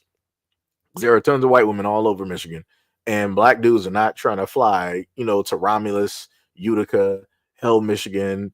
They're not trying to go down to, Kalamazoo. Well, Kalamazoo is technically closer to Detroit than, anything else. But yeah, they're not trying to go to, Ann Arbor and all these other places to try to date them. Nah. If they happen upon Detroit and they're there, all right, maybe something might happen. But yeah, black dudes ain't trying to sit up there and fly every which way to try to sit up there and date and find them. Nah. I can tell you that. Nah. Mm-mm. Mm-mm. Not doing it. What was it? Sonny, if she ended up in Canton Township, that was probably because of her parents or whoever her parent was during the time. Because I'm not sure who she was, raised by. Let me see if I can actually get that. Let me see. Brandy Rhodes. Oh, they got her father up there.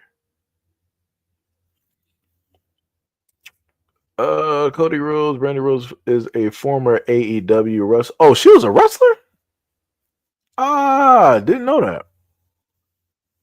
I did not know that. Oh, they got her family up there too, and it is from everything I'm looking at, that's all black everything too. Married and everything, and father is, I think, still in her life. Let me see. Let me see. Yeah. Yeah. So like I said, however her parents decided to, move up there to the Canton, that's, where they decided to be. Like I said, she got looking at the family. This picture looked like it is probably, this is like 80s. Looking at the hair that her mom got and whatnot. Yeah, it's like 80s type hair. It's like the Farrah Fawcett type of thing.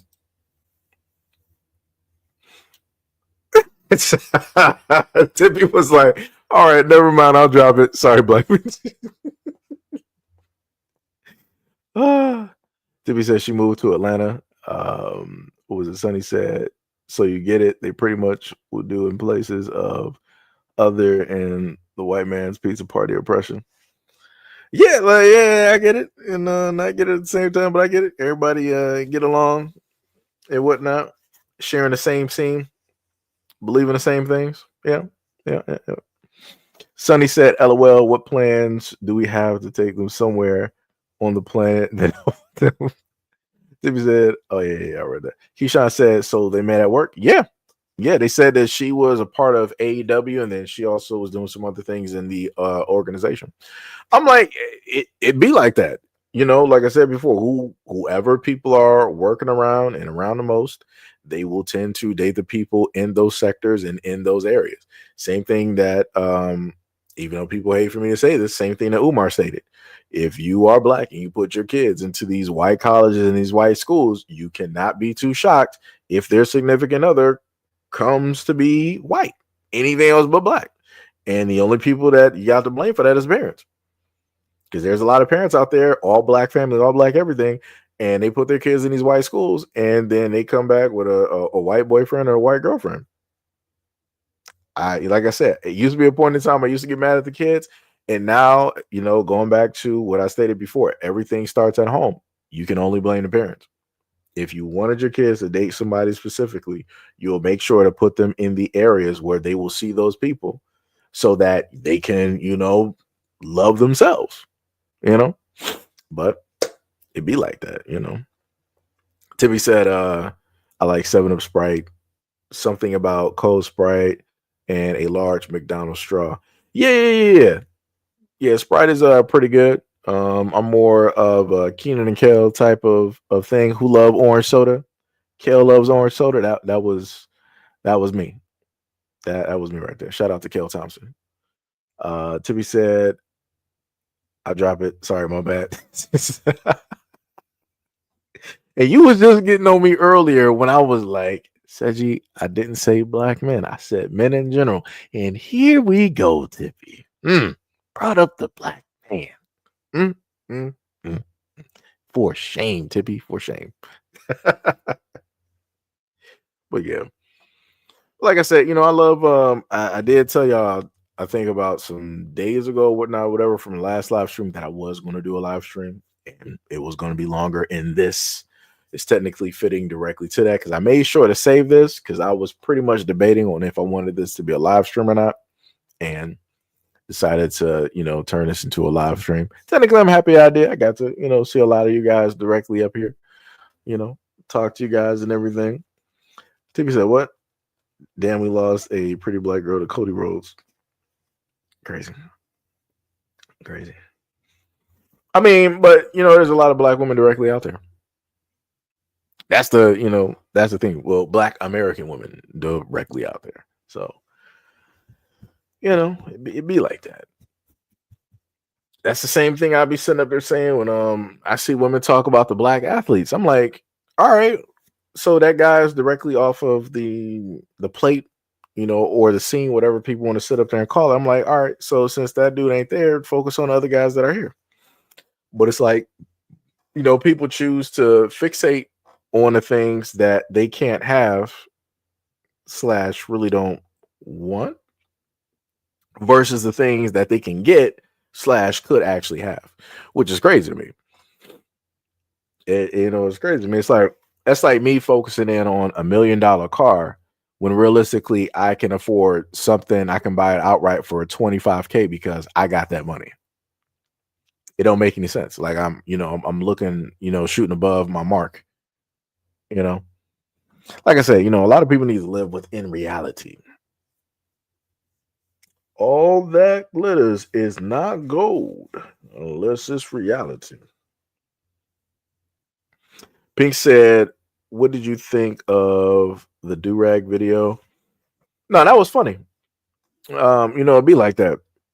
It reminded me of the whole thing dealing with Chet Hanks, where the emulation that takes place, where that's why I said a lot of times people say that black Americans don't have culture. We don't, move nothing or cause waves. But then you see people, dibbling, dabbling in a lot of stuff. Like I said, primarily black people wearing do-rags, black men wearing do-rags, and then in wave caps. And then out of nowhere, you start to see people from other cultures like doing all of this. I'm like, word? I'm like, when it came, like I put it to you like this. I can't list you another group of men on this planet that were doing wave checks. And I'm talking about like we're doing this like back in middle school. I didn't sit up there and see a whole bunch of like Latin dudes out here doing this because they care about their hair. They're like, yo, we're gonna have like long hair. We got like these ponytails, or we got the bowl cut, whatnot, or whatever, or we shave the sides. Like they do all of that stuff. Black men primarily would have short haircuts to the point where we would have waves. We would literally have competitions at school by the end of the week on who had, the waviest waves or the thickest waves or most well-defined, however you want to put it. We would have competitions. No other group of men out here were doing that. You didn't have Arabs, you didn't have Latins, you didn't have whites, you didn't have Africans, you didn't have Asians. And I can tell you that because I went to a multicultural school. They were not down and doing those hairstyles and having like wave brushes in a back pocket and going to, and buying the do-rags that had Bow Wow on. They wasn't sitting up there doing that. It wasn't doing none of that. Along with the whole thing of having S curls. They weren't doing that. Like I said, culturally, there's a lot of stuff that black people do everybody else wasn't doing. They started jumping on later. This is why now you see Africans over there wearing do-rags. I'm like, y'all didn't know nothing about no way. Y'all wasn't really, y'all come on now. Come on now. Let's stop playing. Like I said, it's crazy to see a lot of people emulate a lot of stuff, and it's crazy to look at like Arab dudes, like young Arab dudes out here doing like the whole thing with like waves. Like being in Detroit, I used to see like the Arab cats out there wearing Cartiers or wearing Buffys. I'm like, word? I'm like, when like this ain't even really like your culture like type of thing. And it's like I'm looking at y'all sitting up here like wearing, like, of course, like, over there, let's say like Dubai and stuff like that, they got they gold rings and some chains and and stuff like that. But the way that black American men do it, no. And case in point, that's why I brought y'all the video about last year where I showed y'all over, I want to say it was in Dubai, where they would have car shows. Now, again, I want to make this very clear. Other nationalities do collect cars. We can say this, right? The cars that Black Americans collect and that we covet over and the way that we customize our cars, vastly different. Like in other countries, people are like, "Oh, we got this classic car from like the 1940s. We got what is it? A Veyron. We got like a Lambo. What's the name from Back to the Future? Like all of that stuff. Like cars that be like 1.5, 2 million, 3 million, whatever millions of dollars, right? In Black America, we will take whatever car that we got and we will sit up there and shout out to Exhibit. We would pimp that car out. We will put certain types of rims or spokes directly on there. You might have the candy paint, you might have the pearlescence, customize all throughout. And you know it's Black American because ain't nobody else sitting up there doing it like that. And you will see a lot of these cars. What people don't understand is that a lot of the cars that you would normally see on the streets here that people will be showing off, the guys over there in Dubai are buying those cars. And you also got guys over there in Japan buying those cars as well. And they're doing their own car shows with the shows that primarily you will see Black Americans driving around in the hood with. And again, when you look at these places over there in Dubai, these are not cars that they are just freely just driving around. Like those are not cars that they're just going, oh yeah, I'm about to sit up there and just like drive this. No. Those are just their show cars. Right? They have their normal cars that you see everybody else driving that they normally do. Now, the culture that may drive those cars more frequently than the Arabs would be Japan, because they have car shows and they also, drive their cars and they also race them. Right? They have their certain type of scene where they do, a lot of those, types of things, whatever. Like I said, it's very interesting looking at different cultures and seeing how they interpret or take on what it is that Black people have been doing naturally, culturally for the longest time possible. It's very interesting. Like I said, looking at Japanese doing afros, permanent hair to get afros, doing twist and braids and all this other type of stuff. Looking at a lot of people wearing grills now, because at a moment in time, people are like, yo, that's hood, that's ghetto. Like, what's you got grills in your mouth? That looks stupid. This was back in the days when Nelly came out with the song Grills, right? And Black culture wise, everybody in the hood was trying to get grills because of the song. I still to this day want me a set of grills. It's going to sit up there and happen at some point in time. So don't be too shocked when you see me with it. Got to get it, right? And that was always, looked down upon, and everybody said it was gaudy, it was this, it was that, all this other type of stuff. And here we are in 2025. You sit up there and look online, you see white boys with grills, white girls with grills, Asian men, Asian women. You see the Africans either doing grills or trying to do some foil or some type of stuff. You see everybody else wearing grills that normally wasn't sitting up there doing that. But yet we don't have a culture and we don't make waves and all this other type of stuff. And like I said, that's only a fragment. I've only listed two things, and that's just a fragment of it. We can even go to the effect of Nelly again when it dealt with Air Force Ones. At the moment in time that he did that song, everybody wanted to wear Air Force Ones. Now, I can say in Detroit, people are wearing Air Force Ones. I forgot the name of the store. It was a store in Detroit. If people from Detroit know, or in Michigan, it's called Mr. Allen's. That's where pretty much everybody would go to get their shoes and all this other type of stuff. Of course, you had a Foot Locker and all this other type of stuff, but Mr. Allen's was that main spot where you would go to get the shoes, and you would also see other people that you would know either from school or the community and all this other type of stuff. And Air Forces were up there, all different varieties, all different, types of colors. So like I said, I can tell you in Detroit, people was wearing Air Forces. And in those days before the Air Force One song, those were the main shoes that you would see people that were working in hospitals, they would wear. They would wear the lows, either the white or the blacks. And, they would be working in the hospital with those. They would call those like pill shoes or something like that. Right. But then when the song came out, everybody, those Air Forces went from being like $45 or whatever it was. Because I remember the Mr. Allen's commercial, the boys blew up to $100+. I'm like, that is diabolical. That's wild. Wild work. Wild, wild work. So yeah, like I said, that's black culture. Whatever we make a song about, whatever we do, it will blow up. Like normal t-shirts. I bang in my white jokes, cane in my white tee, dun dun dun dun, clean in my white. We had a song about white tea, blue tea, pink tea, brown tea, green, whatever color tea it was. Basic t-shirts. We had a song about it, made it famous to the point where those t-shirts, instead of them being like $5, $10, them bad boys were like $50+. It was crazy. Crazy work. And the same thing goes for different alcohol like Hypnotic and Alizé and all this other type of stuff. Like I said, whatever we decide to rap about and talk about and put into a song, the whole world love it. Can't nobody else do it. Like I said, I don't care what nobody else want to say about themselves. Culturally, nobody else can cause a wave like Black Americans. Nobody else can do it. I have yet to see it. I ain't seen no black people in the UK. I ain't seen none in Africa. I ain't seen none in South America. Wherever you got melanated or black people, whatever you want to sit up there and call it, I ain't seen none of them move weight, move product the way that Black Americans do when they deal with music.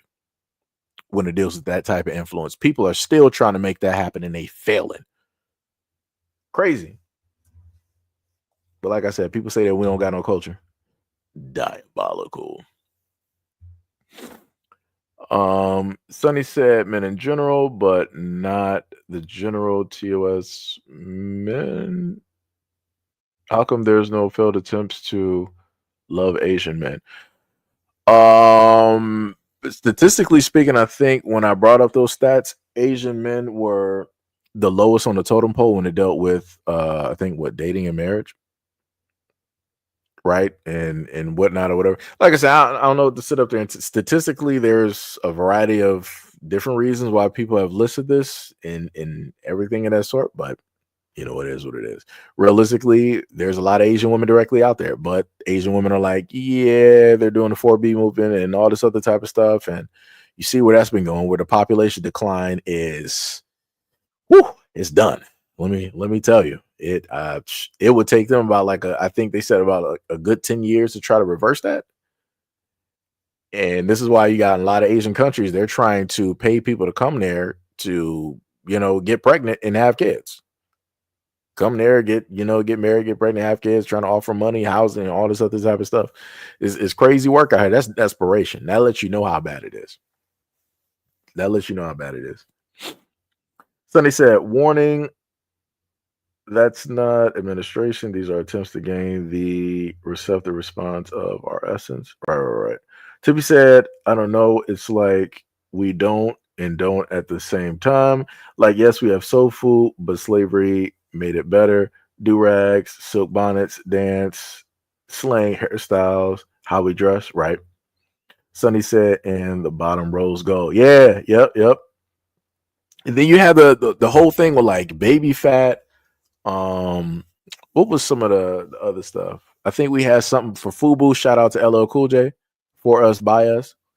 And people forgot about that. Like I said, we had a lot of black fashion at the moment in time. Like that was at the time that we had like FUBU and different things like that. We were at a moment where black people were really supporting black people, where we were actually supporting, black businesses and, and different stuff like that. And you could look through the community and see us wearing our own stuff. And it was to the point where you saw other cultures sitting up there wearing FUBU. I'm like, bro, you do know what FUBU stands for, right? I'm like, that's diabolical. I'm like, brother, you got Tommy Hilfiger, you got Banana Republic, you got all of this other type of stuff that you could wear. But I'm like, you're wearing FUBU. I'm like, all right, you got it. So I'm like, hey, the money's going to a black company. Hey, it is what it is.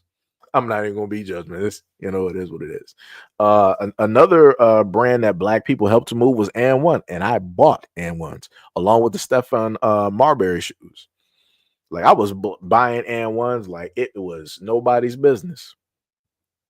Let me tell you, and I was the only one I think in my school at a moment in time that had the And Ones, and I would buy 2 pairs, different colors, because I was about that life. Like like I said, I was doing some different stuff that people wasn't even doing during that time. And I was doing that because I saw everybody wearing like the same stuff. Everybody was wearing J's and all this other type of stuff. They were what was you of course had like the Jordans, some of the Nikes, of course you had the Kobe's, you had the Baby Nape, and some other type of designer shoes that cost a few extra hundred during the time. I'm like, yeah, no, I'm good. Y'all got that. If I'm going to spend like a few hundred, I'm getting like two pairs of shoes. That's how we're going to sit up there and play that out. Like I said, I like to play the smart and long game, and I like to be different. Everybody else is still following a leader and all this other type of stuff. I'm like, that's crazy. Everybody say they different, but you got on the same shoes. I was like, I can't tell the difference. Can't tell the difference. It's diabolical. Dark said, do you think when we challenge each other, it could create envious, or it is how competition is in general? No. Like healthy competition is good. Like if black people were competitive in a healthy manner, culture will be shifting. Like I'll put it to you like this. If black people got to the point where it's like, all right, so we see everybody else is basically, copying and doing what it is that, we do, we're going to sit up there and switch up the style, and we're going to bring back, styles from like the 40s and in like the 50s and the 30s. Like black men are about to start like wearing suits, having certain hairstyles, and the same thing with black women. People not going to know what to do. People not going to know what to do because they're going to be looking at what we're doing and be like, I ain't about to sit up and do that. That look lame and all this other type of stuff and da da da da. But I'm like, at the end of the day, if you got the originators not doing it no more, you don't got nothing else to follow, because the only thing that you can do is look at the past and see what it is that we did before to try to add something to it right now. And again, you're still using used material. You're not coming up or creating anything new because we're not doing this no more. So it's like people would now be stuck. Because like, this is what, black people do. This is hip hop. This is the culture, da, da, da, da. But now when we move away from that culture, now what you got? Because the originator is not there no more. So now you got to try to fill in the gap. It was like when black people stopped dancing on TikTok, when black people's like, hey, we're banning this app. We're not doing this. We're not doing that. It started looking real stale. All of those dance videos and all that choreography that, the white kids were stealing. Yeah, you saw what it really was. People had no flair, no flavor, no seasoning, no nothing. It was looking real lame directly on that app. It was looking real dry. Like the jokes were stale. The dances were stale. It was real basic. It was, I don't even know what it was.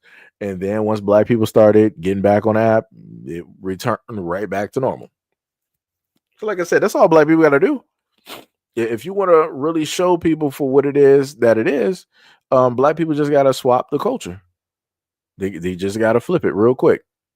And people just going to be looking stupid and dumbfounded because they're not going to know what to do because they've never invented anything themselves. And that's why I get a little bit confused when I see people like, let's say African people, they got a lot of beautiful like clothing, wardrobe, colors, and all this other type of stuff. And I'm like, dog, like all of that history and that culture that you got in your fabric and your clothing. I'm like, why is it that that's not something that you wear every day, especially when it deals with America? I'm like, oh, that's right. That's right. You don't want to wear that because that's going to make you stick out. That's going to make you look different. You're not going to be able to, try to say that you're this, but we know that you're really this because of the way that you dress and all this other type of stuff. You more so hide that stuff at home along with what it is that you eat. But then when you're out there in public amongst other people, you want to do what the Romans do. I'm like, that's crazy. That's crazy work. Because let me sit up there and go to a African country. If I could sit up there and eat the exact same way that I eat here, I'm going to sit up there and do that. Now, if I have to deal with the food that's there, I'm going to try to make do with, what a sense is there. Right. If I happen to wear something, that's to embrace the culture. It's not to try to match in. Because like I said, I'm proud of being Black American. Wherever I go, Black American. I ain't trying to sit up there and masquerade and hide like, oh yeah, I'm really, deep African. I'm this. I ain't trying to do that. Like I said, I am exactly where I come from. No matter how people try to shame and talk negatively about it, I'm proud to be here directly from America. It is that simple. Like I said, it's a shame when I sit up there and look at people from other cultures and I see them taking on a lot of the properties of Black American culture. I'm like, you must be ashamed of your culture. Just to be real. Anytime I see, people masquerading or dressing like Black Americans, I'm like, you must be ashamed of your culture. Cause I'm like, this ain't even you. Cause I'm like, when you're at home, if you were to go back to where you were from, you wouldn't really be dressing like this. And if you are dressing like this and other people are also dressing like this, where you're from, y'all done lost who y'all are in y'all culture. Because I'm like, I don't even care if you speak in your own language while, masquerading or being dressed as Black Americans, you still lost. That's an L. Because the way I look at it, I'm like, you should be embracing your full-fledged culture. Like if you go over to these Arab countries, like go over to let's say like a Qatar or United Emirates, all of those men over there, even if they listen to hip hop and they idolize it, you see those men still dressed in their normal Arab wear directly over there in their region. They're still speaking their language, right? Still speaking it, right? So those people are still proud of who it is that they are. But, again, when people happen to come directly over here, people don't take on the white aesthetic. They take on the Black aesthetic, which is crazy to me. 100% crazy. Like I said, you need to bring back the whole thing of people being proud of their culture, because this is getting sad out here. I'm like, man, ain't nobody original out here. I'm like, everybody just looking like they came from the hood, and I know you didn't. Crazy. And then you talking like you from the hood, brother. Diabolical work. What was it? Tippy said, but what traditions do we have as Black Americans? Sunday dinners that stopped. Some of us don't eat at the family big tables anymore. Different languages. No, it's English. It is English, but we have our type of English. We have slang. We have what was it? The Ave. We have the way in which, of course, pronunciation of certain types of words, how we put them together with the English language that people still try to copy. Like if just off of cursing by itself, if you listen to the way that Black Americans curse, and then you listen to how everybody else curse, pronunciation wise, how they put it together, vastly different. If you listen to how Black Americans curse, and then you listen to how Africans curse, again, it's going to sound completely crazy when they do it, because they're trying to model it after how it is that we talk. Even in the UK, it sounds completely crazy. It sounds crazy when their dialect switches when they're trying to curse or put together certain types of sentences the way that we do. Like I said, everything that people do is modeled the way that we do it because of the influence that we have. So style, dress, fashion, culture, especially the hairstyles. I can't tell you, like right now, I can tell you that there is a multitude of African women on podcasts right now wearing the exact same hairstyles as Black women. I have never seen African women with baby hairs, gelled and combed and laid to the side. That is Black American. I'm like, when did y'all start, laying your hairs directly to the, like that was not any, especially with that hot sun and everything, that was not in the agriculture, that was not what you guys were doing. Like I'm looking at African men right now sitting up there having high tops, having like fades, doing Caesars, waves, the shape ups, the lineups. I'm like, bro, this was not something that y'all were normally doing. This was not, you. Like I said, you can go back historically and look at videos from like the 60s and the 70s and far back on. This was not nothing people were doing. Again, the influence of Black Americans. So we have a lot: fashion, food, movies, podcasts, whatever you want to sit up there and list the name, it is there. Regardless on if people want to try to give us credit or not. And a lot of people out of nowhere want to try to claim credit for everything. Like I said, even when it dealt with like hairstyles, magically white people was like, you guys weren't the first ones with braids. We had something called Viking braids. What the hell is even that? I'm like, what? And then, like I said before, and this is how they hype themselves up, where they start putting these video games out, where if you started to watch over the last 10 years, they really started to try to give their characters braids. I'm like, y'all need to calm down. I'm like, y'all wasn't even in on braids and everything like that, because realistically your hair is not even made for that. You have a certain type of braid that if you do it is a certain type of braid where it doesn't pull directly from the scalp, because you will go bald. Like I said, you ain't built for that. Your hair is not built for that. Your hair is too straight to even lock in braids. Like, the more I done seen like white people get braids, in a moment of time, them bad boys locked in within the same day, if not the next day, them bad boys messed up like they've been in there for 2 weeks. Come on, stop playing. Stop playing. Like I said, your scalps and your hair is not made for that. And like I said, everybody want to sit up and say, "Oh, we're made equally." No, we are not. No, we are not. Some people say are made for braids. Other people's are not. Like I said, that just is directly what it is. Some people are made for the sun. Some people are not. Like I said, you can say whatever it is that you want to say that you feel is for your reality, but this universe will tell you what everything is. You ain't going to sit up there and win a debate with the universe, and you're for damn sure not going to win a debate with the sun. Like I said, this is why people live in certain places in Africa and other people live in cooler places in Africa. Case in point. Tibby said, I don't know, Black Americans do have culture, but it's not like other races. And their culture, I think, we're unique because other cultures are similar to each other, but we were different. LOL, hard to. No, I get what you're saying. Like I said, the things that we've had to go through, our culture is different. Like I said, our culture is different from people in the Caribbean and people in Africa. It's way different. It's way different. Like I said, people in the Caribbean, they got to be around themselves. They got to, govern over themselves and all of that other type of stuff. They got to, keep certain things that were there inherently intact. Black Americans, a little bit different because, books, native tongues, everything like that was pretty much erased. It was hidden. It was put in a grave, and we had to figure out and make do with what it is that we got. And we, turn coal into diamonds. Like I said, that's what we are good at. I can't list you another group of people that are good at doing that better than Black people. Like I said, you'll be hard pressed.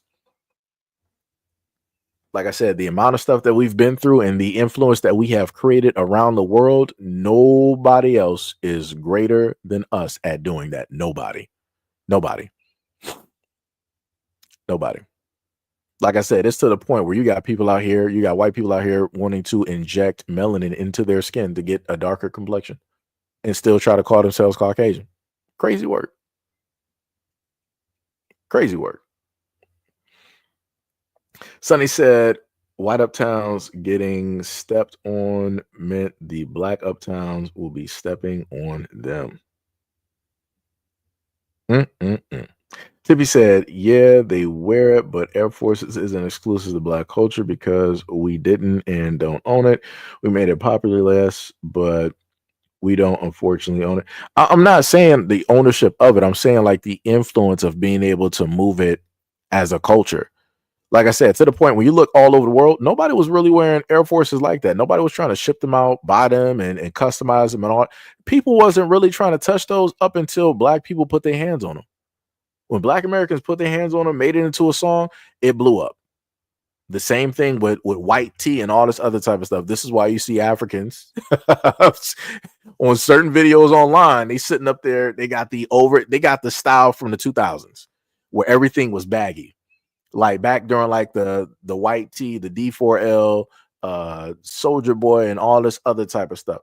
Like they got fashion from that era. And I'm like, dog, how are y'all so far behind? I'm like, what is going on? I know the tech ain't that far behind. I'm like, I know like the phones can't be that old that y'all watching stuff from the 2000s. I'm like, that's insane. There can't be that much of a time delay that is going on where it causes that to take place in the world. It just can't be. It just can't be. Sonny said, we still do. I tried a bag of Little Romeo honey barbecue. Yeah, technically those chips ain't bad though. Those chips ain't bad. We really did baggy shorts. Yeah, we did baggy tee, baggy shorts. We did baggy coats. We had everything baggy during that time.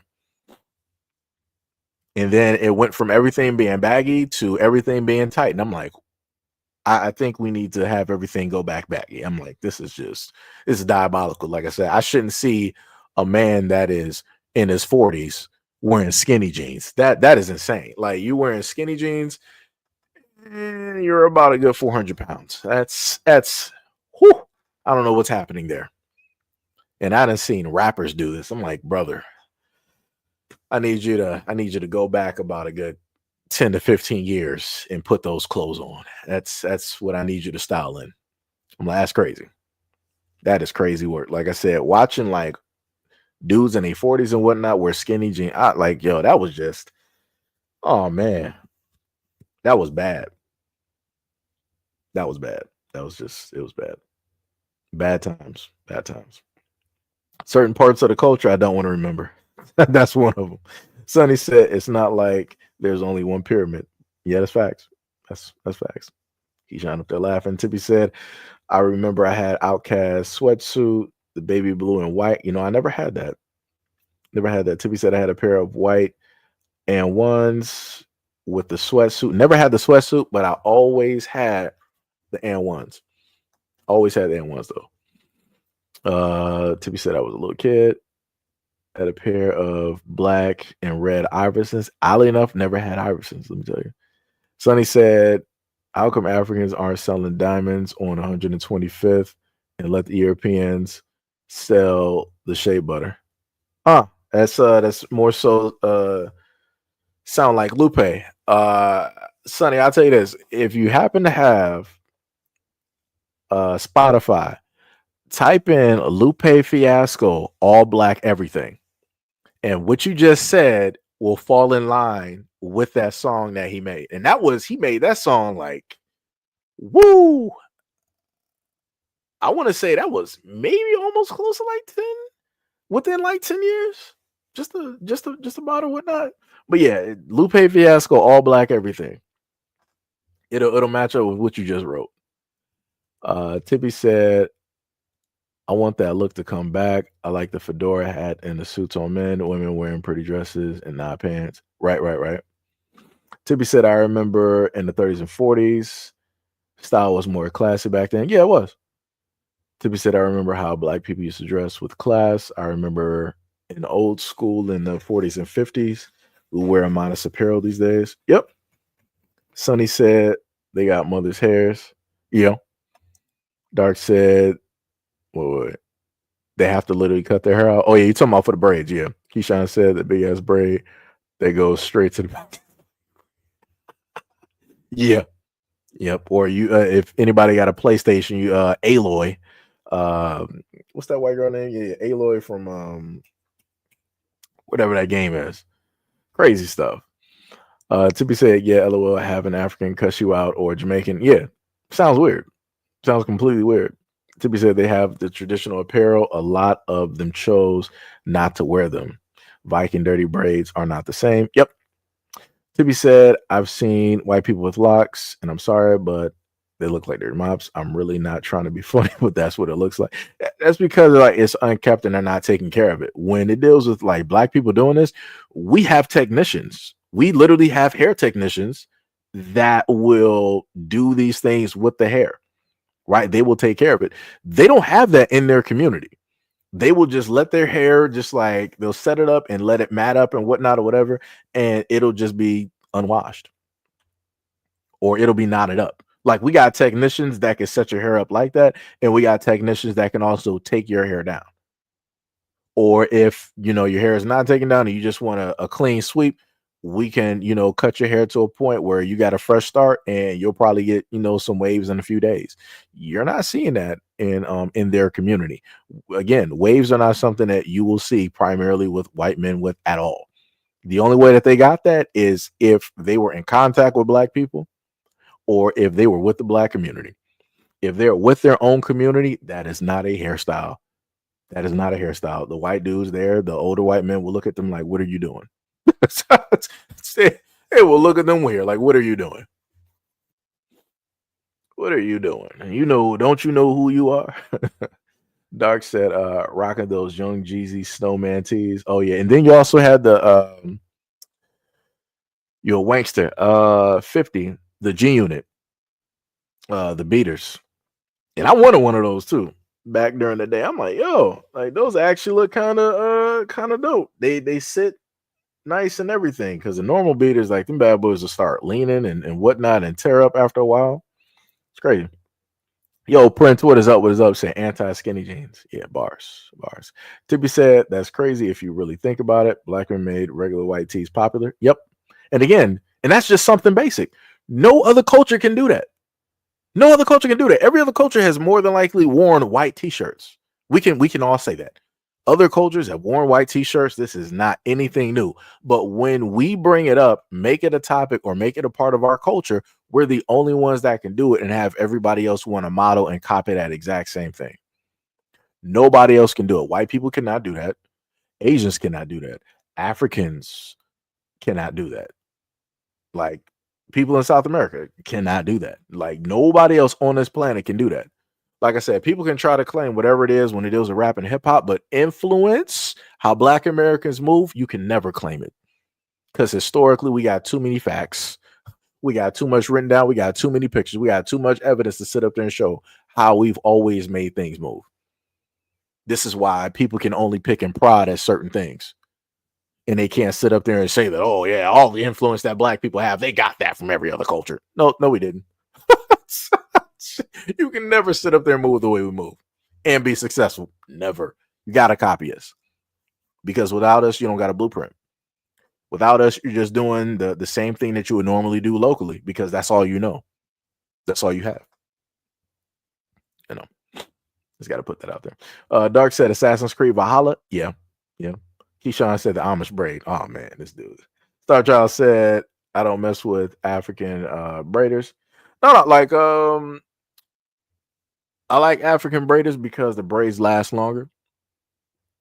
They work, but usually I would have gotten, when I had my fro, I would get my hair done by, either a Black girl in school or a Black woman at a shop.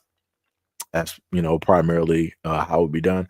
If I was getting twists done, my mom, she would do that directly for me. Let me see. Star Child said facts. Tippy said, I remember when I was in school in the 50s. Wait, what? You said we wore dresses. Tippy, what you talking about when you were in school in the 50s? Man, you were never in the 50s. What are you talking about? Like, now you just up here fabricating. You better say that was what's the name? A typo. You better sit up there and say it was a typo. Also, I want to give a shout out for the dono to the channel. I try not to like call out names because I know people are like, yeah, don't put the names or whatnot, directly in there. But much love and appreciation to the donation to the channel. Much love, much love. Let me see. Let them know that I got it. Let me see. Where did it go? Where's my notifications at right there?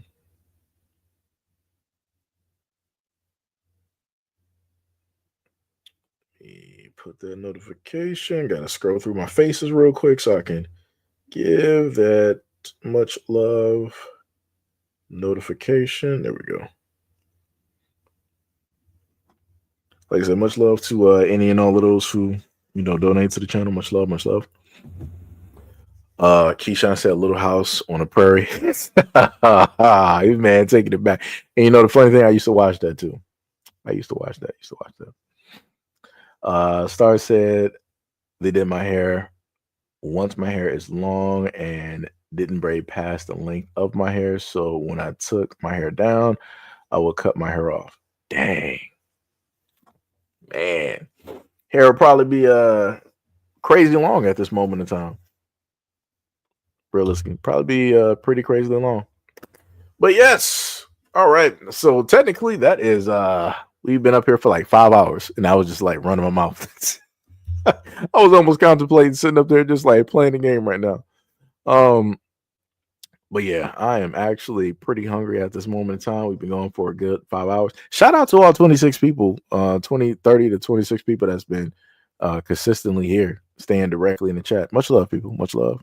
Like I said, I enjoy doing this, and I love, having you guys here, being able to have, a back and forth with y'all, just talking and chilling, making sure everybody all right, everybody there, and whatnot. And again, thank y'all for giving me your listening ear when it deals with this topic.